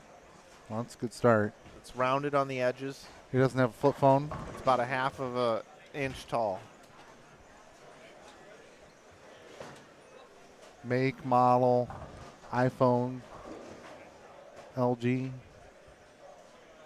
Lee, I don't know, but he's right over there. If you want to go find out all this information with all these questions that you have. Tell them to check the bathrooms.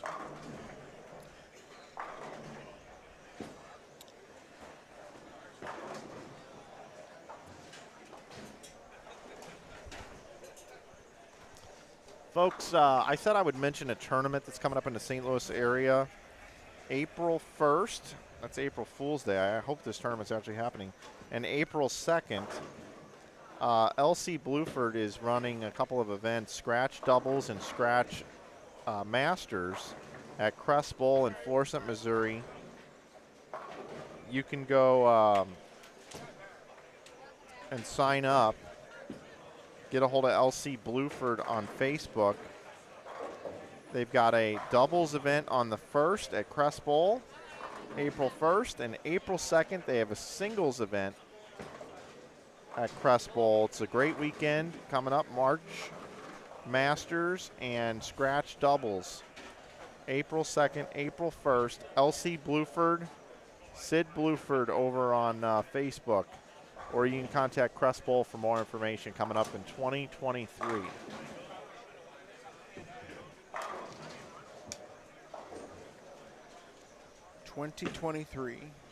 Not far off.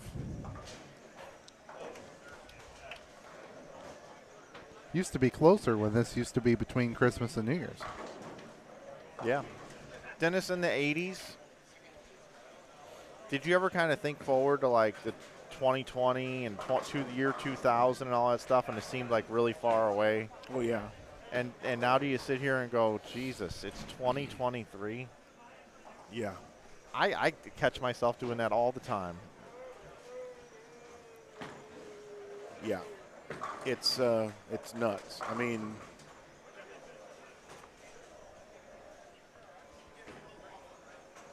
I still remember, because I had gotten out of the Navy in the mid-'90s, and I was living up in upstate New York. A buddy of mine from the Navy and I opened a computer building store. I mean, installation, repair shop. And I remember the Y2K stuff when we were worried about computers and the dates and all that kind of stuff. And Yeah, and the electricity being shut off on the grids and everything. yeah, and I remember all that stuff, the fears of all of that, because nobody knew for sure what was going to happen when we changed centuries. Yeah. And the answer was not much. I think in some of the older stuff, there were some things that happened, but that was one of the cases where there was a lot of preparation for it. People had done some things to make sure that it mitigated that whole thing, but Solid 9 for Charlie Brown. yeah. Mooney and Brown.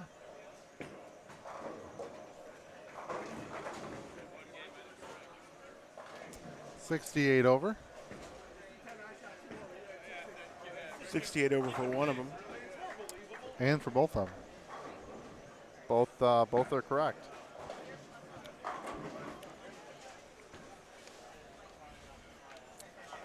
Well, that solid 7 really hurt Jeremy and Johnny over there. That was a 21 pit hit.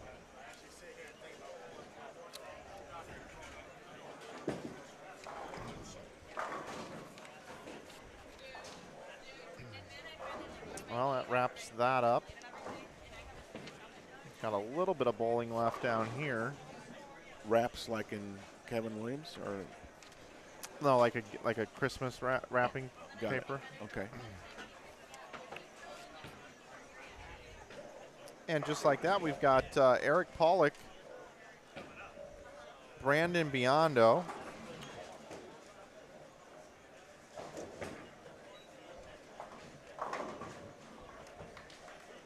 looks like Chad Kloss as well. Need anything, Dennis? William Welch. Next door, we got Mayer and Straight. And DeVita and Combs, which means we'll have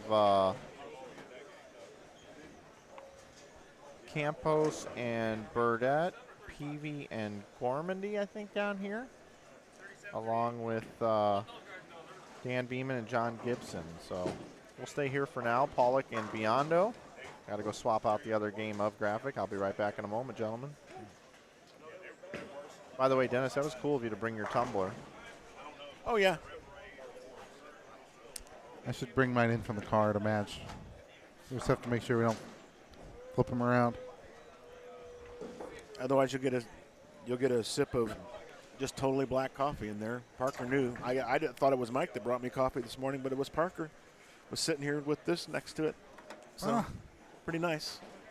From Dunkin' Donuts. They make fantastic coffee. How you doing?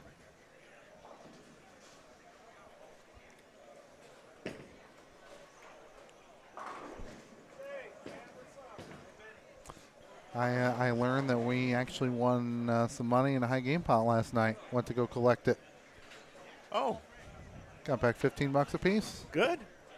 There was a question in the chat earlier today about if there were side pots. So there. So I don't know what the action it looks So like down there. I haven't seen the sheet. So what does it look like? I took a picture of it.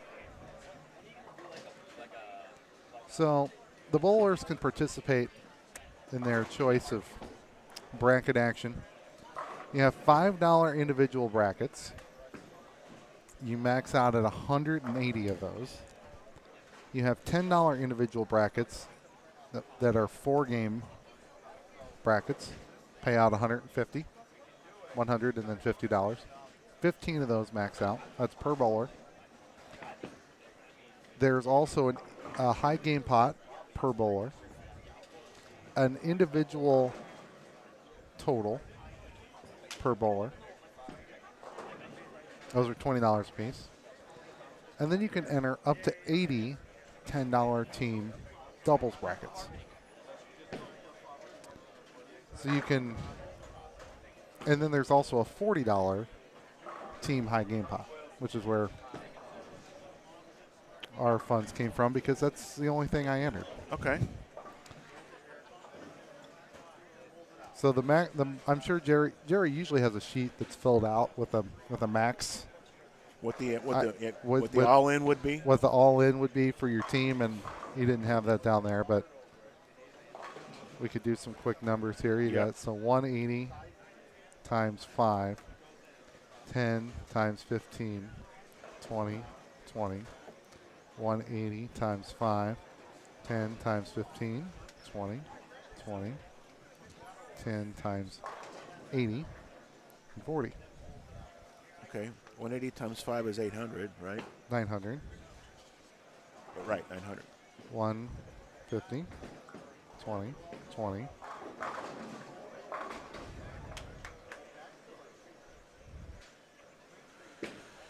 So we have some folks in the chat right now that are asking about scores. Just scroll back a little bit, guys. Mike actually posted a link for them, but it's just simply twitter.com/inside bowling. You'll find all the standings that we have. Also, you'll find combined standings for the first 3 squads on Inside Bowling Facebook page. And as we get them during the squad here, Mike will be posting them up on the screen so you can see. What'd you come up with, Lee? $3,020 for a team. For a team. Yep. Okay. So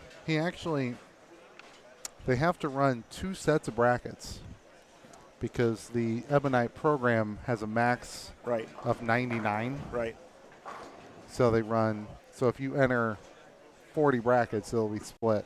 Right. 20, on 2 different computers? On 2 different computers. That's what they're doing? Okay. Doubles brackets and the side pots, it's fine. You don't need that. But basically what happens is past 99, they start putting zeros in for the scores. Oh. I went through this at a state tournament one time. And it's any combination. If you've got bracket products, like if you have doubles brackets and singles brackets and it's all in one line, a total of 99 across all of that will start doing that for them. Oh. So it's not even one piece of it. And so I don't know. I know that they're very comfortable using the Ebonite tournament coordinator program here for running this event. They have been for a long time. But tournamentbowl.com right now has become very, very popular. Yes. And you could see brackets online if you wanted to, and they don't have a limitation on that. So they'd be able to run them all at the same time that way. Yep. I've bowled at events that use that, and they just kind of walk around with your phone and type the numbers in. And yep, you can enter scores on iPads. And if you had like 2 or 3 people out here, you could be out going up and down in the scores. It's multiple user friendly, so it's almost like a Google Doc, for instance, that automatically saves, and anybody who's got access that could edit the sheet can be working on the same thing at the same time. So pretty cool.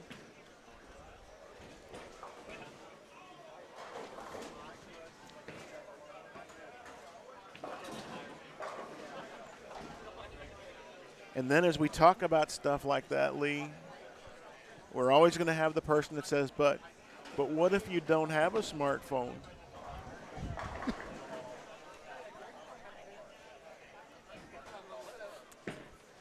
And then I say, if you play brackets, get your grandson to help you. Well, all right. That's what I say. But if you play brackets and you don't have a smartphone, you just go to the window to collect just like everybody else. Pay in U.S. dollars just like everybody else. You'll be just fine. Yep.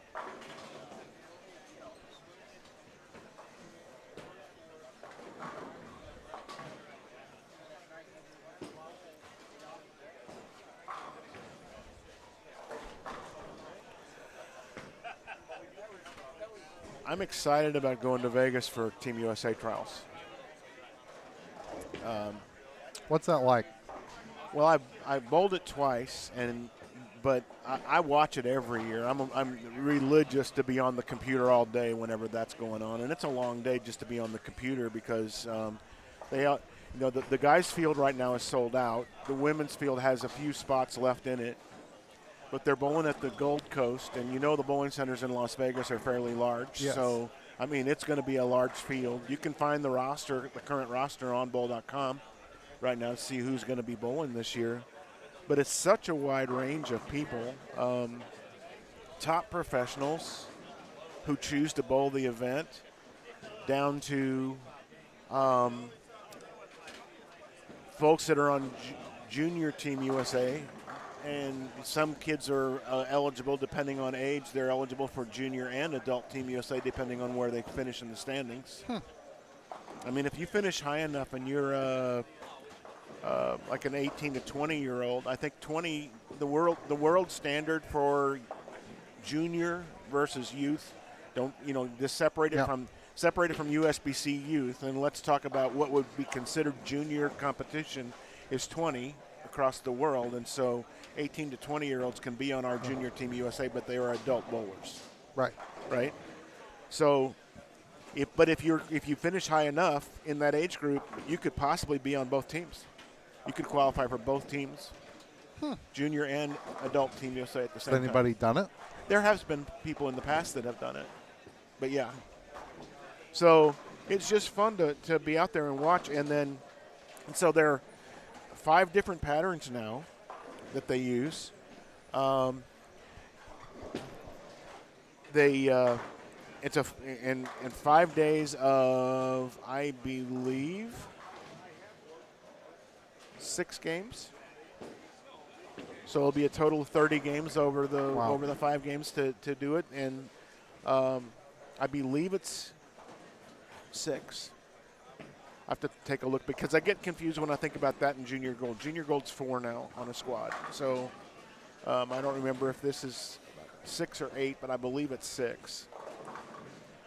And then if you're not a professional, the top 3 of them make a step ladder at the end of Saturday's competition, and they do a 1-game step ladder finals for the national amateur champion. But the top, I believe, 3 or 4 right now are guaranteed spots on Team USA, and then Team USA will have, they'll advertise at the beginning. I think they have a little bit of leeway on what they can take. For the junior team, there will have been qualifiers from Junior Gold this past summer that have already made Junior Team USA 2023. And so they'll supplement it with automatic qualifiers from this event in January, and then they'll fill in spots with the committee actually looking and watching what's happened from both places. So by their performance at Junior Gold, by their performance at the trials, they could get named to Team USA for that year. But if you want to make it for sure, just make the top 3 or 4 or whatever it is. And that'll be a guaranteed spot. And that's tough because I don't know if you know the format, but the way they do the format, it's not pinfall based. It's pinfall based on a day. Is it the points? It's the you want the lowest total you can get, and they give you your ranking for the day as points. Yeah, I've heard that. The lowest total that you can get will get you the highest standing, right? Which would be 5. Which would be 5. And we have had some less than 10s in the last couple of years. Is that crazy or what? That's mind-blowing. Yes.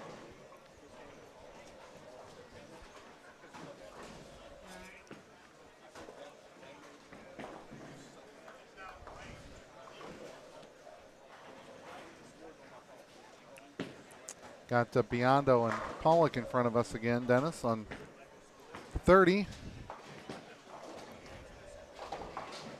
They just found their first double of the game.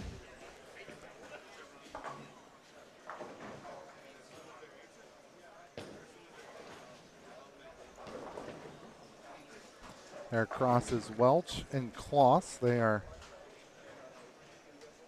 got the matching shirts. The honeycomb. Honeycomb. I like that.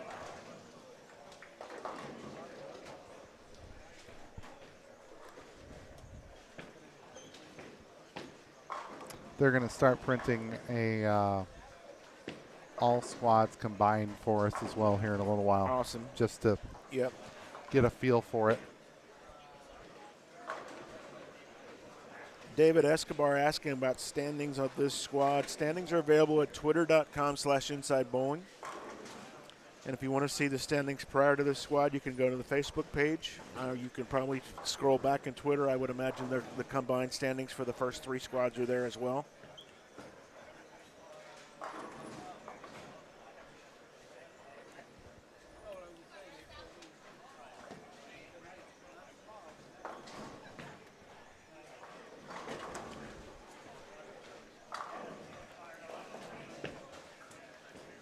And we're halfway through game 7. One more after this. Jordan Ashberg's asking about Jacob being on the live stream soon. Right now, Jacob is bowling on 39 and 40. He is in between 2 channels. You can kind of see some of his shots to our right. If we were on 35 through 38, where are we at here? We're on the other ones. Okay, so let's bring that down here so he can see some of that. You won't see him directly, Jordan, but you'll see him off to the right. It's off to the pair to the right of this. Unfortunately, he's going to flip down. He's getting ready to bowl on 39. Yep, so you'll see his ball go down the lane, but you're going to see him. He's going to flip down to the other end for game number 8 after this is over here, so he won't be directly in front of us right now. He probably was early in the squad. Yeah, we had him a while ago. Yep.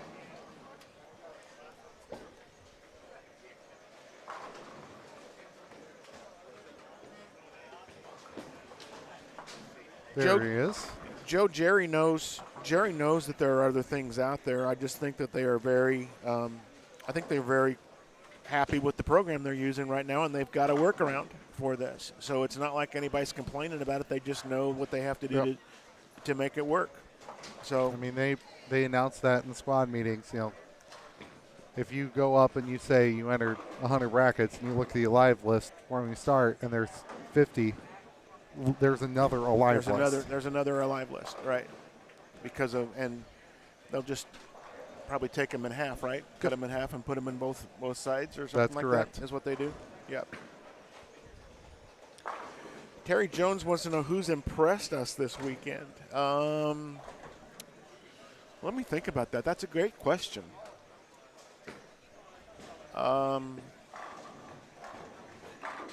Derek Roseberry comes to mind real quick. Well, right off the bat, yeah, with the plastic ball to start out with. And urethane.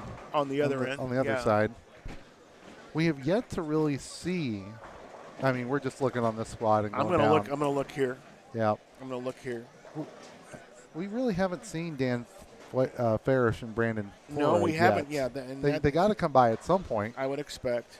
Or we just missed them, which is possible.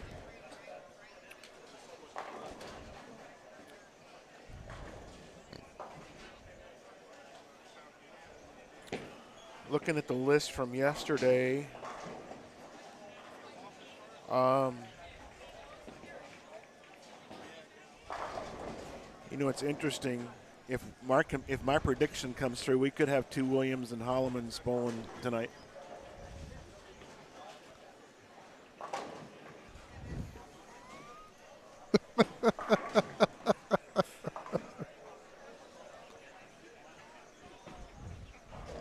So tell me how they're going to make that distinction in the computer program. Probably they have to re-enter the names. I would imagine they'll have to do something. I would guess they'll have to do something. Yeah. They'll figure it out. Yeah, they will. Back to answering Terry's question here. Bluford and Matt Cunningham. I watched them bowl a little bit while I was out on my walkabout, and they were continuing to strike at will. Here's game 6. Too late is good. And you handle that for us. And they moved up even more. Yep. To spoiler alert there. New leaders again after 6. Thompson and Buttriff plus 512. Second place on the squad is currently a tie. Shepard and Roseberry and Farish and Flora 485. Big gap to Campos and Burdette in 4th at 442. Biondo and Pollock in 5th, 434. Wright and Mosley in 6th, 405. McWethy and Vox. They're on 39 and 40 as well, 389. Bluford and Map Cunningham, 373. Kloss and Welch, 369. 10th, McCarthy and Dickey at 363. So we've got 360 is a 230 average. 230 right average, and we're down to 11 at. Yep. We were at 14 or 15 for a while. Yep. Now we're down to 11. Other notables, Dole and Ogle are in 12th at 355. Holloman and Williams, 320. This version of. So here's how he did it. Yep. You've got Williams and Holloman, don't you, on your sheet? Yep. This is Holloman and Williams. Okay. So he's got them flip-flopped. That's the workaround. I guess. All right. Russo and Pate, 21st, 289. Bate and Curtis, 22nd, 287.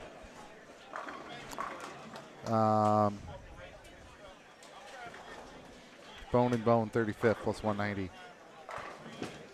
But just these teams here, I know they can't see it on the screen, but all these teams here in the 20s on this squad. So like 241 to 301. Lee, what'd you just say? Teams in the 20s. No, before that. Oh, I forget. They can't see it on the screen? Yeah. They can't see me writing on the screen. Oh, writing on the screen. Why doesn't Lee have a telestrator? That's a fantastic question.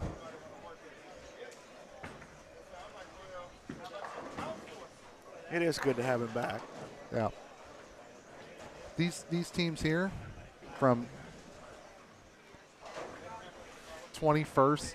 You know, pointing to the 20 I screen know. versus your paper doesn't do a thing for anybody. No, it doesn't, but it Yeah. helps Mike out. Yep. Those teams only have to shoot 460 to 460, 460 the last two, and they're right in that group that we were looking at this morning Yeah. of the 370 to Yeah. 400 over range. I mean, they have to do it. I mean, saying shooting 230s is one thing. Doing it when you know you need to, something else. But we could have a lot more teams from this squad than we thought. So we have 1, 2, 3, 4, 5, 6, 7 teams on this squad right now that are beating my number that I predicted. How many? After 6. 7 after 6 games that are beating the number that I predicted for making the finals. And you had 22 coming off of the last two 22 squads. coming off the last 2 squads.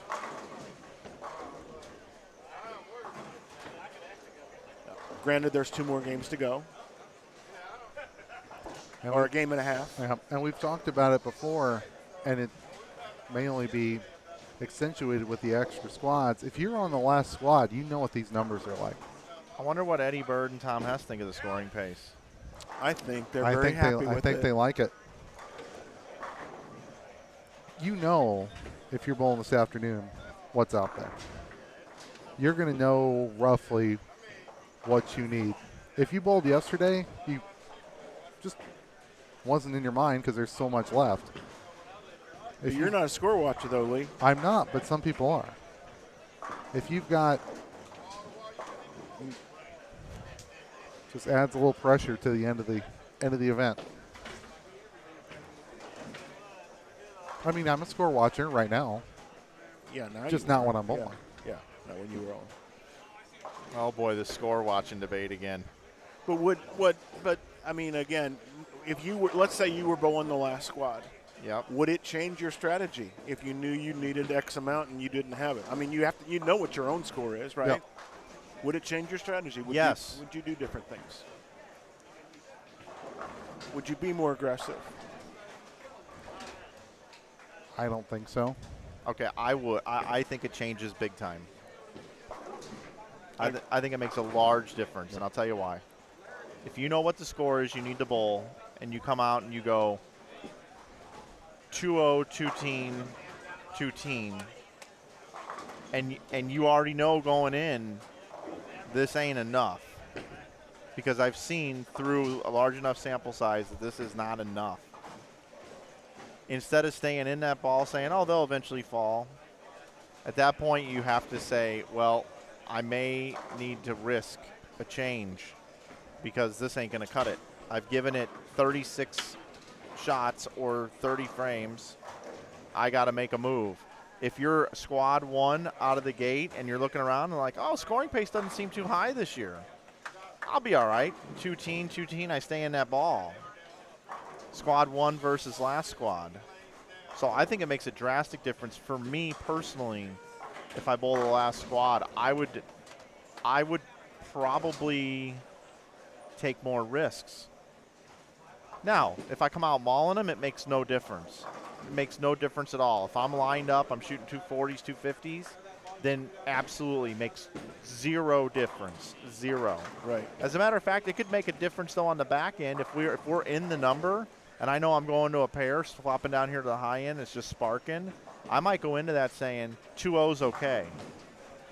Just don't throw away 50 pins. Right. Right. But if I'm bowling early, I may not think 2-0's okay because I truly don't know if the scoring pace is that high and I'm bowling that good. I may say, well, I can't afford to bowl 2-0 the last game because it might take 600 over to make this thing. Right. So I think it does change. So I'm the senior tournament director in Missouri, and we qualify folks from our tournament to go to national seniors. That's the only way they get there. They can't buy into that tournament. And we were, and it's an all events deal, but all events is just doubles and singles, so it's a 6-game tournament. And I was working with somebody, you know, we knew what the score was in his age group that he needed to beat, and we were starting out in the last game, and he was in the 4th frame, and I just went down there and we were looking, and he was almost out of wood, and I said, man, you've got nothing to lose. I mean, you're going to go down a couple of spots in the standings, but the prize money sucks anyways. I said, you want to win this tournament, you want to go to nationals, you got to make this move right now, and you got to buy into it, and he did, and he won, or he beat it. But that is one of the times where, and you got to have confidence in your game enough to do it too, though, I guess. Yeah.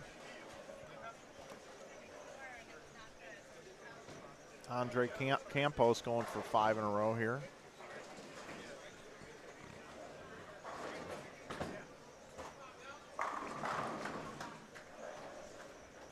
Gets it. John says 46 teams bowl tonight. That is correct. 48, actually. Oh, wait a minute. He said tonight. This afternoon would be 48. Yes. That's my bad. Yep. Robert Butler, somebody explain the format again. I see what was going on. John was trying to do that. So, Robert, there are 5 squads. A total of 232 teams entered because the 5th squad has 48 on it, not 46 like the others. The top 46 come back as a cashier's squad for tonight at 7:30. They'll bowl 5 more games. All pins carry over. Cut to the top 12 for tomorrow. Match play with bonus pins. 12 games, declare the champion. Tonight's cut is just less than 20% of the field. Tomorrow's cut is less than 5% of the field. So it's very prestigious even to make it to Sunday. Mike, we were talking earlier when you were gone about how there have been, and remembering Adcock and Queen as being back-to-back champions in this event. Yep. But just to make it to the finals on Sunday 2 years in a row is an absolute accomplishment. Oh, big time. In this thing. So. And you were talking about cuts. The first cut is the deepest. Yeah. Oh. Did she just die?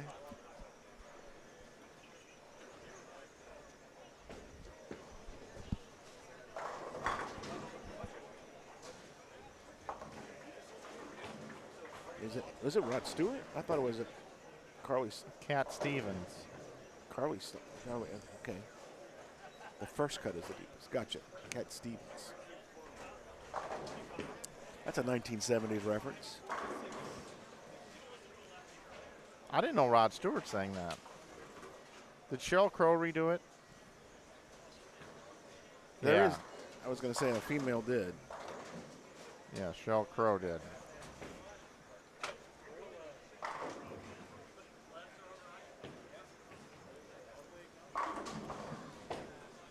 Yep, first cut's the deepest. Well, folks, we are coming to the end of game number 7. Yeah, and these bowlers, they're hungry like the wolf. Oh, my gosh. Wow, 7-9, 9 comes out late. Another 7-pin on that left lane. And he turns around, shaking his head. Andre's looking for some help there. He's got at least, well, 196 doesn't kill him, you know. That was actually, if you look at that game, that was not a bad game. He won split, no, hardly any doubles, basically. There's that no doubles offense again we were talking about. Yeah, but Andre's doing pretty good on the bottom there. Yeah, but as they mentioned earlier in the chat today, Mookie Betts and Clayton Kershaw are going to bowl this event next year. And there's going to be no double offense out there. Kershaw's going to lock it down. Yep. Mookie's just going to hit home runs. Yep.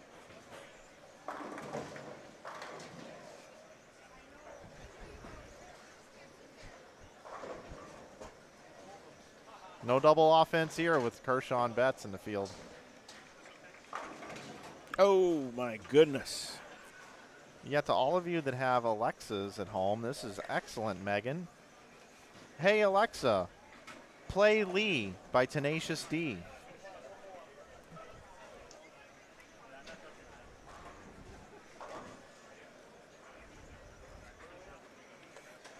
I had to unplug mine. It kept picking up random lines when it wasn't supposed to, and would just start blasting something from my office. And when I asked it to do something, it never would, so goodbye. Mr. Campos here. He's sporting an Inside Bowling t-shirt, by the way. Yeah. Yeah, it's the Radical one. I don't know if you know that or not. It says Radical on the front of it. I saw it. Yeah, that's an Inside Bowling t-shirt. He's a great supporter of Inside Bowling. And also, I don't know if you guys know this or not, you can save 20% this weekend. Coupon code HOLIDAY. Are those Inside Bowling shorts? No, we don't have those yet. Okay. Yeah, no, we allow our staffers to wear whatever kind of bottoms they want. It's the tops that we're concerned about. Gotcha. We don't really care about the bottoms. We only care about the tops. I had the privilege to hanging out with his dad in Texas. Johnny? Yeah. Oh, yeah. Good people. Yeah. Fun people. Passionate about bowling. Couple of days down in Texas for a little bit earlier this year, so.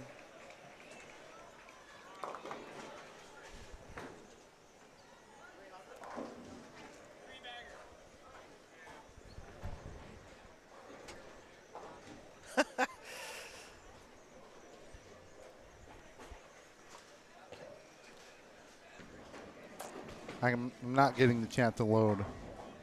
You on aren't my getting phone. the chat to load? No. I'm sorry. You wanna share mine? I mean, you're obviously laughing about something.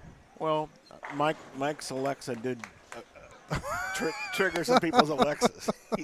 He did, so. Oh, man.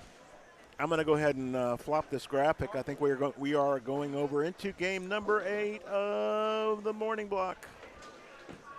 Did I get it? Yeah, I did. You did. Good job. Yep. Chad Kloss in front of us Yep. with Pollock and Biondo. Kloss with Welch. Kloss came in after 6 in 9th. Well, Welch did too. 369 over. Pollock and Biondo. Biff after 6 at 434. Both teams that just need to finish strong. They're in a good spot.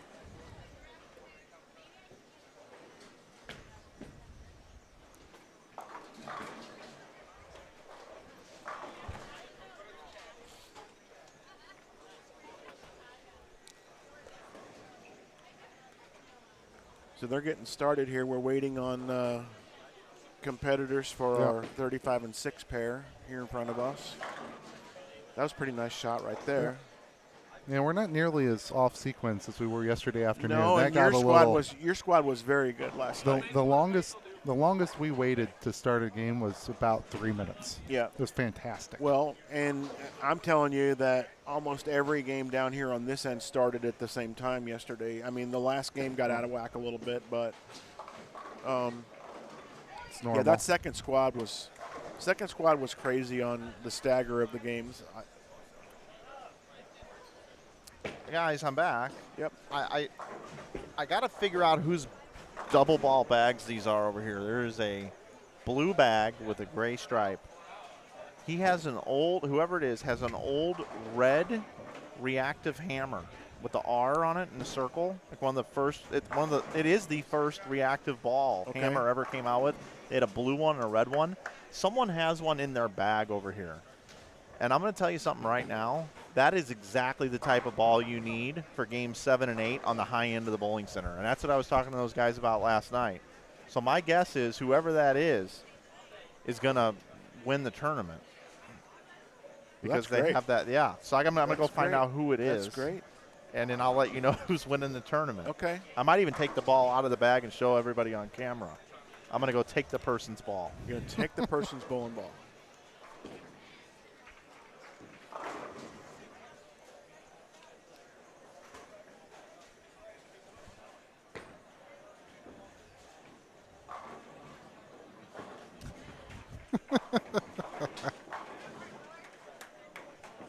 There's Dan Ferris. We found him. Yep. Well, I don't know where he's going, but He's on a mission. We at least found him. He's on a mission. There he goes.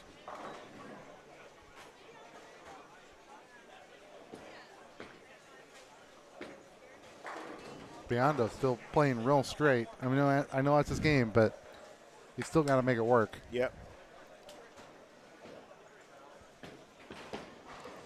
And you know what's funny is I watched Tony Resnick yesterday, and you know how hard and straight he likes to play. Yep. And it was not effective. And yet we crossed with Tim Hyman and Zeke David. Zeke likes to play straight, made it look real good. And Tim wasn't hooking it as much as I know he is capable of. As he's capable of, yeah.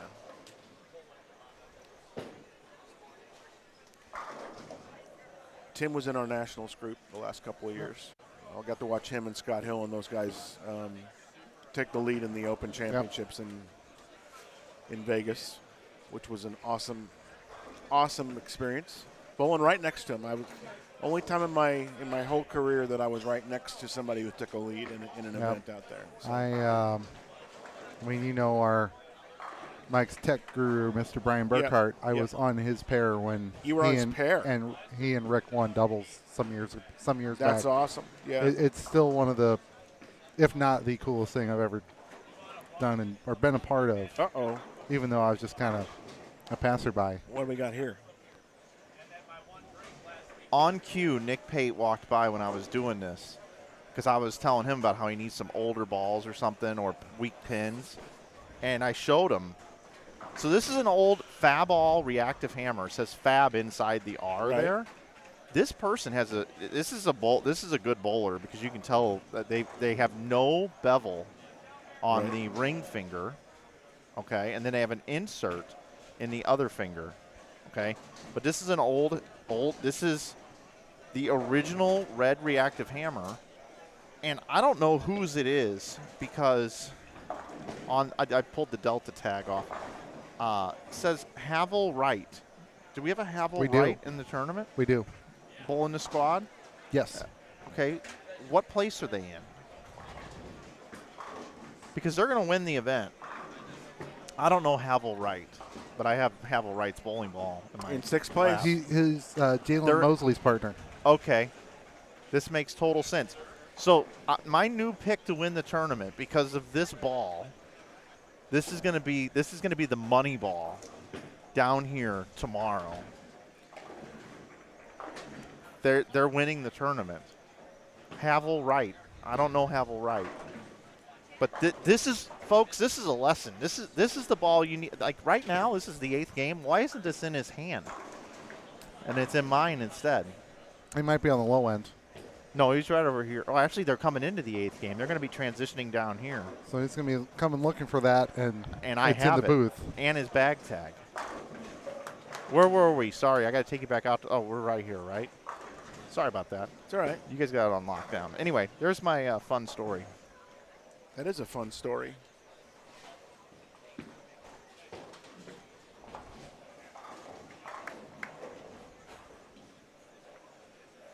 There you go. I don't think I've ever seen one of those.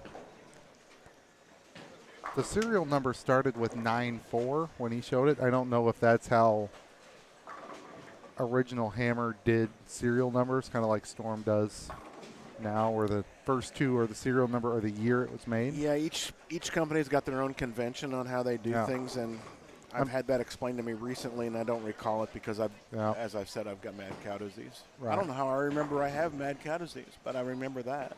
You have a little post-it note on your mirror home? Not necessarily, but, you know. But somebody in the chat probably knows that.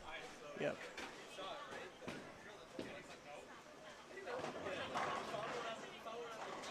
Havel Wright is from New Jersey. Yep.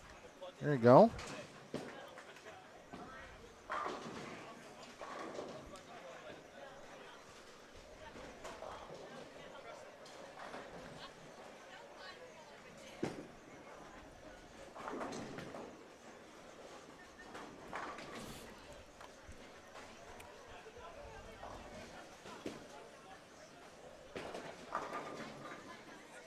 I'm sure somebody knows how original Hammer made serial numbers, considering they were made not far from here.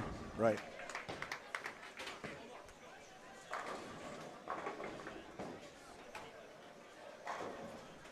There was a St. Louis plant, there was a Baltimore plant, and there was a Utah plant, and then it all went to Utah after that.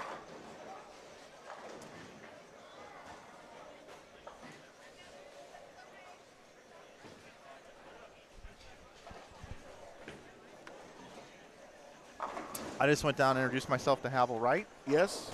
You tell him? Told him the whole story. Told him everything. Told him it was just in the booth. And he says, I'm about to use it this 8th game. I'm coming down there, and that's what I brought it for, in case this kind of thing would happen. I'm like, dude, you guys are winning the tournament. I said, brilliant, brilliant move. So I think they might be on a live stream pair. I think they're coming to like 29 and 30 or something, 31 and 2 maybe. Yeah, 31 and 2, there's nobody there yet. Yeah, and they're on their way. So I think that's going to be them. We're going to be able to watch this. Meanwhile, we got Pollock and Biondo. Where are they at after 6? Fifth place. Okay. 4:34. They bowl really well together too. Terry, we see your question in the stat in the chat. Do we have squad averages? No, by no means do we have squad averages. They do a great job getting us standings out here, but we don't have access to stats like that for this tournament. Havel's one of Dougie Vision's boys. Cool. All right. Well, good to know. I'm looking forward to covering him. I really don't know his game, but I know he's brilliant at picking bowling balls.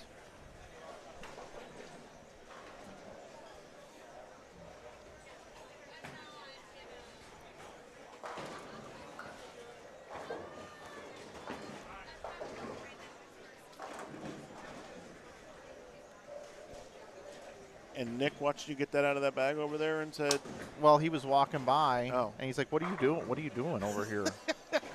And I said, dude, I just spotted this reactive hammer. And I was about to say, I was telling these guys last night, and then I realized it was Nick Pate. I'm like, yeah. I was telling you. Yeah. Oh, yeah, we got these guys on the live stream the last game. Havel Wright, the smartest bowler in the field. Oh, fast 8, 4-7.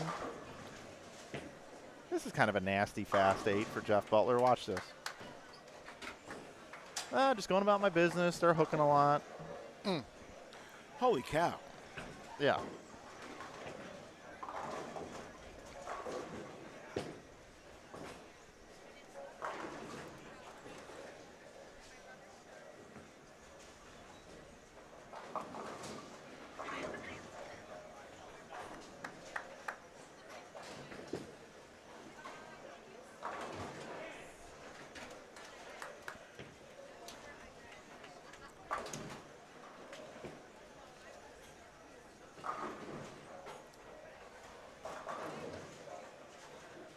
I'm actually going to jump down here. Jump for my love. Jump in. Flash dance. I thought you were singing jump. Here he is, Havel right. Is he switching to the red ball? Is he going to it right now, or is he going to take a tester shot? Oh, he's got it in his hand. Watch this. Oh, man. Oh, he's in bowl 300 this game. So there's Havel Wright and Jalen Mosley, Ashley Bluford, and Carrie Mapp Cunningham. Next door to the left, we've got Flat Gary Allstott, and Jeff Johnson with Andy Klein and Steve Keeler. I'm telling you, this is it, man. This kid knows what he's supposed to be doing.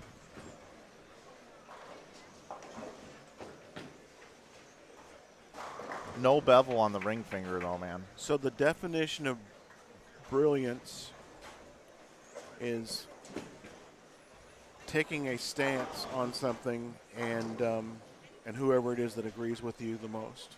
He flew in here. I know, and brought it. He put that in. It's not like he's a local and it was in his car. Right. He goes, oh, I'm going to go to this house shot tournament in St. Louis. I'm going to call a few of my friends and see what kind of goes on there. Right. Let me think about what 6 balls I want to bring with me. And he goes, oh, yeah, I'm going to grab that reactive hammer from 1992, their first ever reactive ball. It doesn't hook very much because this is worth transporting on a Delta airline flight. And he flies Delta, and so do I. So that's another thing the feather in his cap, okay? Andy Klein wiping the sweat from his brow. Dome. I did not say that. I did. I know. Seriously, man, this guy's my new favorite bowler, Havel Wright. Never watched him bowl before. I have no idea how much talent he has or if he can repeat shots, but they're in 6th after 6 games. He's got some talent. Jalen's pretty good too. Yeah, hey Fancy. We had Jeff Johnson in the booth yesterday for his first interview after being named the Dick Weber Ambassador Award winner on the PBA 50 Tour, voted upon his peers. And we had Parker Bone III in with him for a little bit with Dennis Hacker here. And, Jeff was talking about how Parker is the guy that paves the way. And he beat Parker in that award this year, which was a huge, tremendous honor. And, shout out again to Jeff Johnson on winning the PBA Dick Weber Ambassador Award on a PBA 50 Tour. Very cool. I hope you're doing well, Fancy. Happy holidays to you and Walter. Hope you guys are hopefully enjoying some time together outside of the bowling center. I know he's bowling all the time, but I think you got at least a little bit of dead time around this time of the year, I believe. And Jeff Johnson and Gary Allstott here. Allstott 4 9s. Another strike. Or no. What did Havel leave? He left a 3-pin. A 3-pin. Well, is that through the face? Probably. You don't think he was light and left the 3-pin? Would have been a stinger. Dennis, you're right. Have you ever gone lightly and left a 2-pin since you're a lefty? No. Imagine going light as a right-hander and you leave a 3-pin. Yep.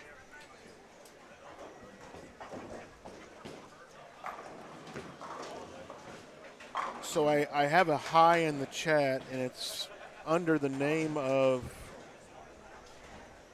one of my bowlers' dads, and I don't know if it's him or if it's one of my bowlers, but I get a hi Dennis Tyler says hello from Rodney Amos. So whoever it is, hi back. I'm having a great time, as you guys can imagine, both of you. So I know Tyler wanted to come up and watch, but their Madrigal feast was these 3 days down there at Jackson High School, so I know they had other things besides bowling going on. Look at Jeff Johnson. How's Johnson and Allstott doing? You guys go over these scores and I just kind of tune out.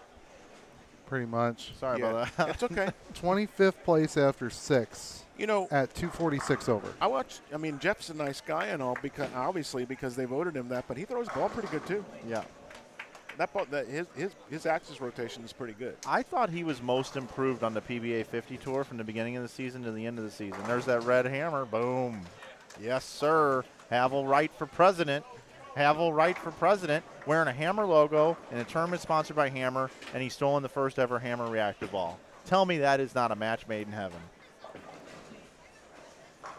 Come on, Gary, dude. You gotta throw it at least 14 miles an hour, man, to get it down the lane. Kind of a flat shot. It was a flat shot.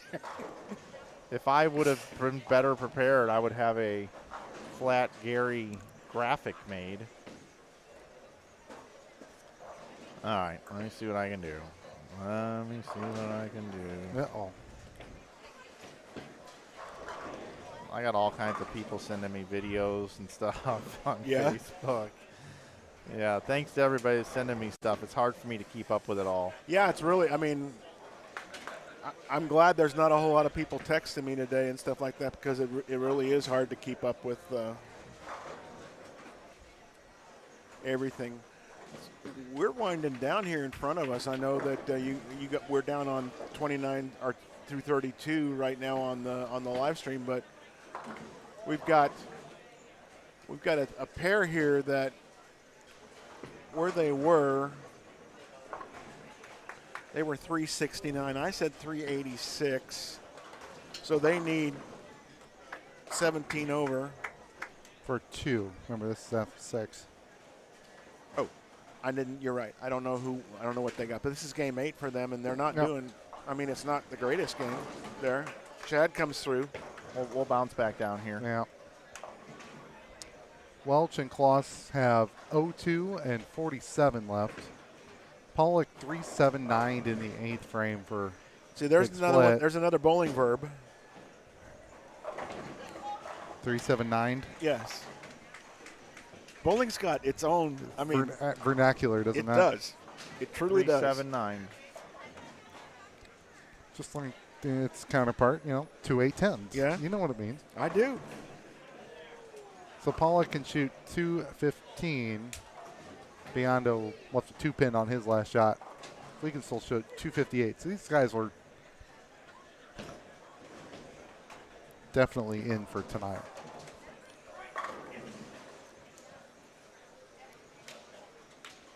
Pollock I actually heard him running that one out. Yeah. Telling it to hit. Yeah. Well, this is crunch time.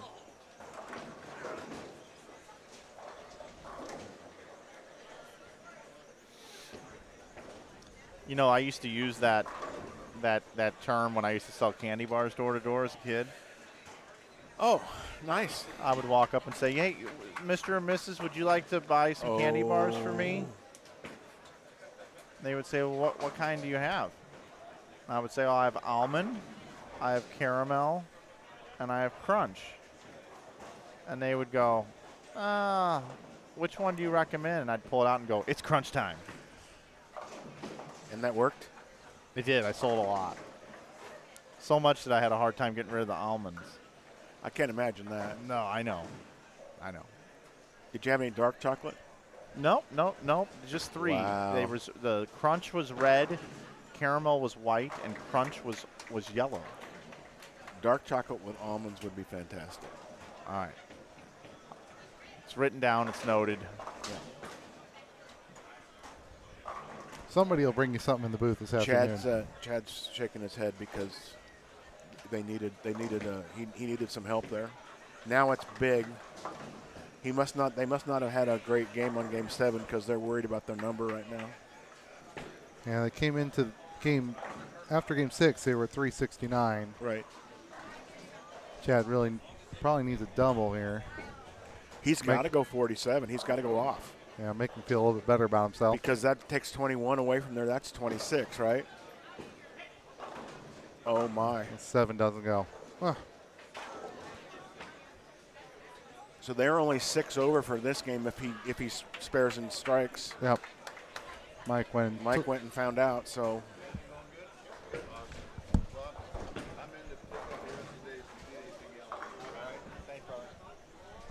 4-16 the last game for those two. That's bad news.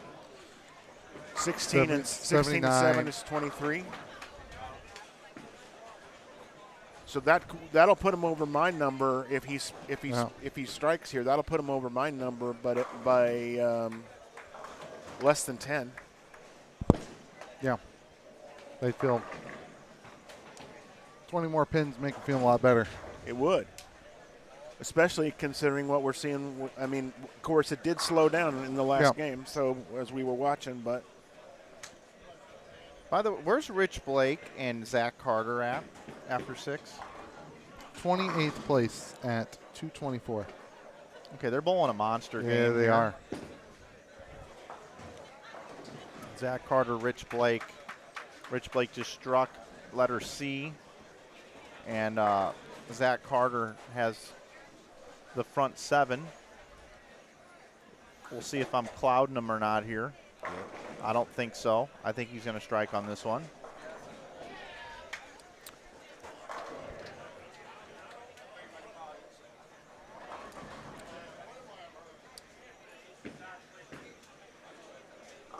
You clouded him.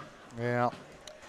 Terry Jones wants to know who was the best team, or what is the best team that never won this event? Barta and He's got Barta and Johnson. That's what he's got. That's who he says. Yeah. Yes, it's recency bias, but the finish in the top 2, Didn't they finish second back-to-back they years? did. And that's not the only 2 finals they've made. I feel like Steve Jaros used to bowl with some pretty good partners and never won this event. Right. Did Wonderlick ever win this event? I think so. I Ron think he Williams? did. Yep, I think so. Okay. Those names ring a bell from Steve Orff. Okay.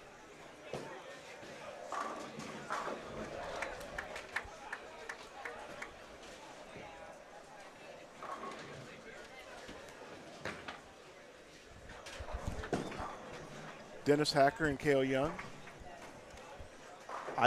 You guys won? No, we didn't I win. didn't think so. We didn't win. But you guys are, yeah, I would vote for you guys as best team. Mike Flanagan and JT Jackson. There you go. That's probably a good one. Yeah, I mean, it's hard to argue with the Barta Johnson one. I'm trying to think.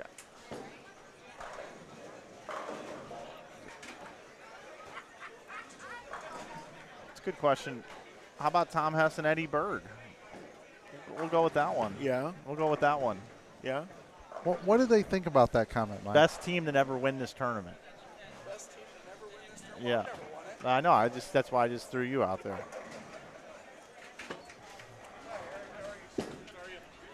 What about us, guys? There you What go. about us? Trying to change that this year. Every time I look up, I gotta see your eyes. Tom's hanging out in the booth right now. Talking about he keeps getting text every time that picture shows up on the screen. Got to keep looking at you.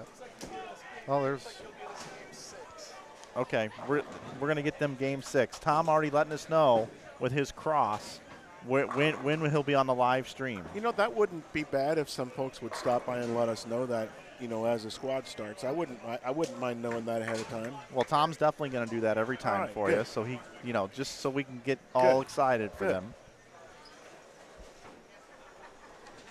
Game 6. Brian Valenta and Weber, did they win? I don't think so. Yeah, Pete won with Jerry Anderson years ago. Where are these guys at? Yeah, I was wondering the same thing. Butler and Zimmer 13th after 6 at 335. So that's going to go past my number. Got to finish strong here, though. But, I mean, Team 7, we don't know. Correct. But right now they've got 17 and 79. So assuming they shot anything of plus variety, they finish this off. It's Pretty good. So I don't blame Terry one bit because I just threw my name in there too. But Terry put his name, him and Devera together, as never winning this tournament. Now Devera Has won. has won, She has won, right? but not with TJ. But not with TJ. Yeah.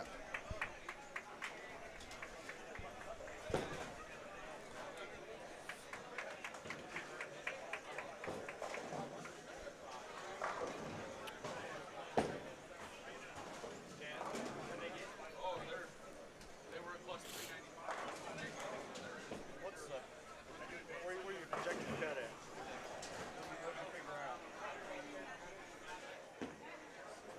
I got to go look at my guys down here. That red reactive hammer is perfect on the right lane. Cannot figure out the left lane yet. Have right.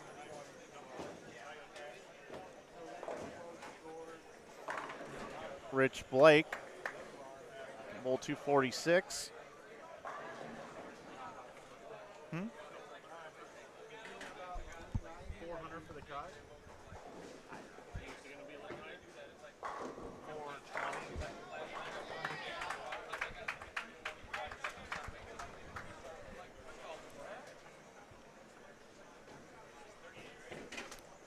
If I'm reading this chat correctly, is Terry saying that they did win? Was it them? Was it Devera and him that won? Yeah, yep, they won together. All right. Well, Okay, then. we were wrong. Yeah, they won together years ago. Sorry, guys. I was wrong. So they are ineligible. I was wrong. For some reason, I thought she won with Godfrey Wilson. Yeah, no. I was wrong. TJ and Devera. I don't know if Godfrey's ever won this tournament. Godfrey was a machine years ago. He doesn't bowl as much. I think he's still a full-time postal service worker. Does a great job, and he can't put into it what he used to. But man, Godfrey was disgustingly good. He was really good. Disgustingly good. Yeah, like filthy. In a good way. And one more for Rich Blake. If these guys shot like 500 Game 7, this matters. Yep. Look at that knee bend. Did you see that? Oh, yeah. Holy cow. I've known Rich for a while now, and it hasn't changed. Wow. Megan wants to know who were some of the teams you were looking forward to for the weekend before the tournament started. They bowled 480 the last game. They're at 304 coming into this one. So they can get to 500 even. So what'd you say they were at? After, Didn't I say 340? I thought you said 304. so they'd be at 404 with 3 strikes. At least gets them in the conversation now for a team to go Yeah. 180 over for the back 2.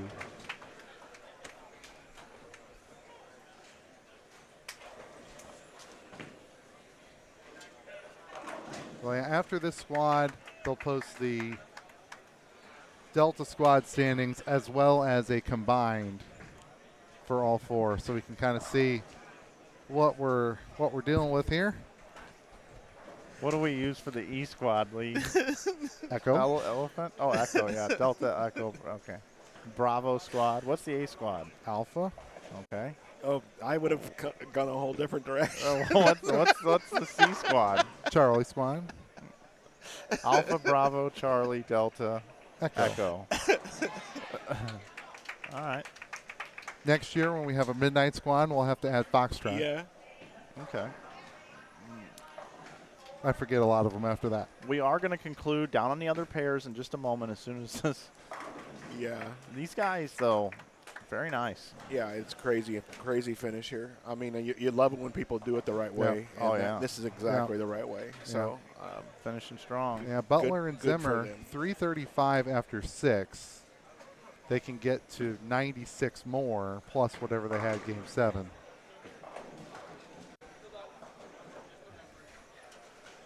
I think they're going to be a little short. Well, I don't know what they had Game 7. No, Rich Blake. Oh. And what can they get to? They got to 500, so they finished at 404 over. And you think that's going to be short? Yep. Okay. Okay. I'm trying. I don't know how I'm doing. It's good to have Lee back, don't you think? What'd you finish at? We're 561. That's good. With 3 4-0s. Yeah. My Dolan Ogle 561 over with 3 games that started with 4-0 something. So they did So they went 560 over for 5 games. for 5 games. Yeah. Give or take. Yeah. Well, I'm disappointed in the execution here by Havel Wright after really talking him up. He struck every time on the right lane with that red ball until that shot. That's got to get him in the right part of the lane. But how about Ashley? Yeah. This is an impressive showing here. Yep. And they were at what place after 6? 8th at 373. They're decent. I mean, You can come up with a better word than that. They're bowling awesome. well, no, I mean they are bowling awesome, but I think they're in decent shape right now, Yeah. based on what I'm seeing here. I don't know Yeah. what they had Game 7, but what they've got up there on the Yeah. board right now does Yeah. a very good job for them right now. Yeah, if they finish strong this game, even if they shot 4-0, 4-10 last game, Yeah. they're going to be just fine. Yeah. If they shot 360, now I'm worried. But the way they've been bowling, I don't know rather that there's unlikely. a 360 in that grouping of scores there. I don't believe it is. I'm talking for So, Game 7. yeah, I know. Yeah. I know what you mean. But watch Carey here. Perfect. That helps. Got a nice crowd for them over there. Yeah. Granted, the high end's done, so everybody's kind of migrated to the people who are still bowling. Yep. But they've had a following all Well, day. I was going to say, yeah, because they're local, too. Yep. I mean, that helps out a lot. We can't see the fan club upstairs either.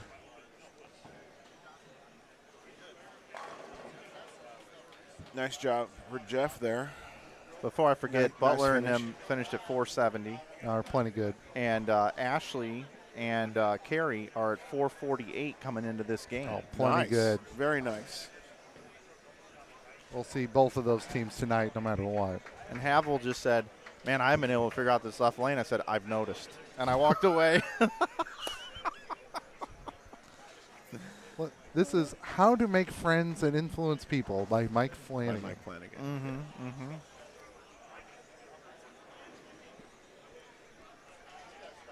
Can we get a list of the prior winners? Steve Orford posted it on Facebook a couple years ago. There's 39 winners. Yep. Flat Gary just mixed him up. He sure did. This is going to strike. Watch. Oh, is it going to hook? Man, it hooked too much. Needs to be throwing 1985 urethane, I guess. Needs to put that in a Luster King. That's what needs to happen. Luster King. Well, this is the only female team in the whole tournament, and Look at her. Look at her go. they are bowling so good.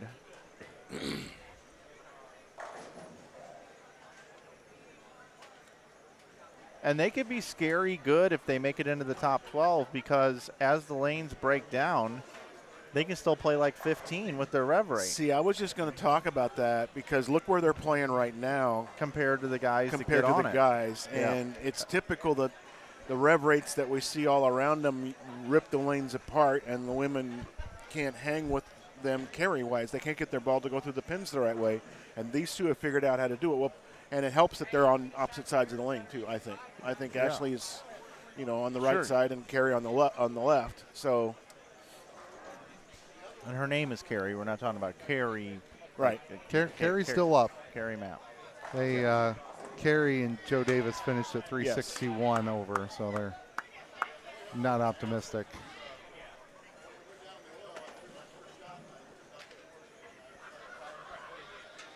They got to be having a great time down there, too. Oh, I'm they hearing them are. laughing. They And are. That's awesome. They are. Folks, we're going to go off the air as soon as these games right here are completed. So I'm going to do my wrap-up now. I want to thank everybody for watching. The 2022 Hammer Holiday Doubles wouldn't be possible without the great support from Hammer Bowling, the Brunswick family of brands. I want to thank you for watching here today. I want to thank Lee and Dennis for being here with us. Trip 4-pin there. Finish out the game for Havel Wright. We'll see if that reactive red Faball hammer from back in the day Oh, Brooklyn to finish. will make its way into the top 12. That will be fun to watch. I will love to cover that if they can make it. We have another squad coming up at 2 o'clock today. That is the Echo Squad, E Squad. Thank you, Lee, for the assist on that. By the way, in case you didn't know, it's good to have Lee back. Always enjoy his commentary. And we'll have that for you coming up here in just a little bit. I want to thank Matt Schellebarger, the entire staff here at St. Clair Bowl, for hosting the event. Jerry and April and everybody working hard in the tournament office as well. All of the players that come out to participate in this event that come from all over the country. I believe it was 42 states last year represented. We know when it comes to bowling tournaments, you have a choice, and we love it that the bowlers choose to come here to St. Louis every year to bowl this event. 39th year of the event. Jalen Mosley going to try to pick up the 710. Does not make it. Carrie Mapp Cunningham is going to finish things off for us here before we get out of here. Gentlemen, any closing thoughts before we get out of here? I mean, we thought this squad was super talented and scores would be high. I think they exceeded our expectations. And we're going to have to review where all the scores are after 4. We got one more squad left to see where the cuts might be for 46th and for 58th, and we'll figure it out at 2 o'clock Central Time. Yep. Johnny Campos in the chat saying thanks for the shout out to me earlier. It was a pleasure, sir. Absolutely. Thanks for watching. Your son bowled very, very well today. We'll be seeing him this evening, I'm pretty sure. Thanks for promoting bowling all these years. Absolutely. Being a steward of the business, helping everybody, man. Tell Andre he needs different color shorts tonight, though. He can wear another inside bowling shirt, but Yep, you know, yep. Needs to get another inside bowling T-shirt on for sure. Yep. One more shot here.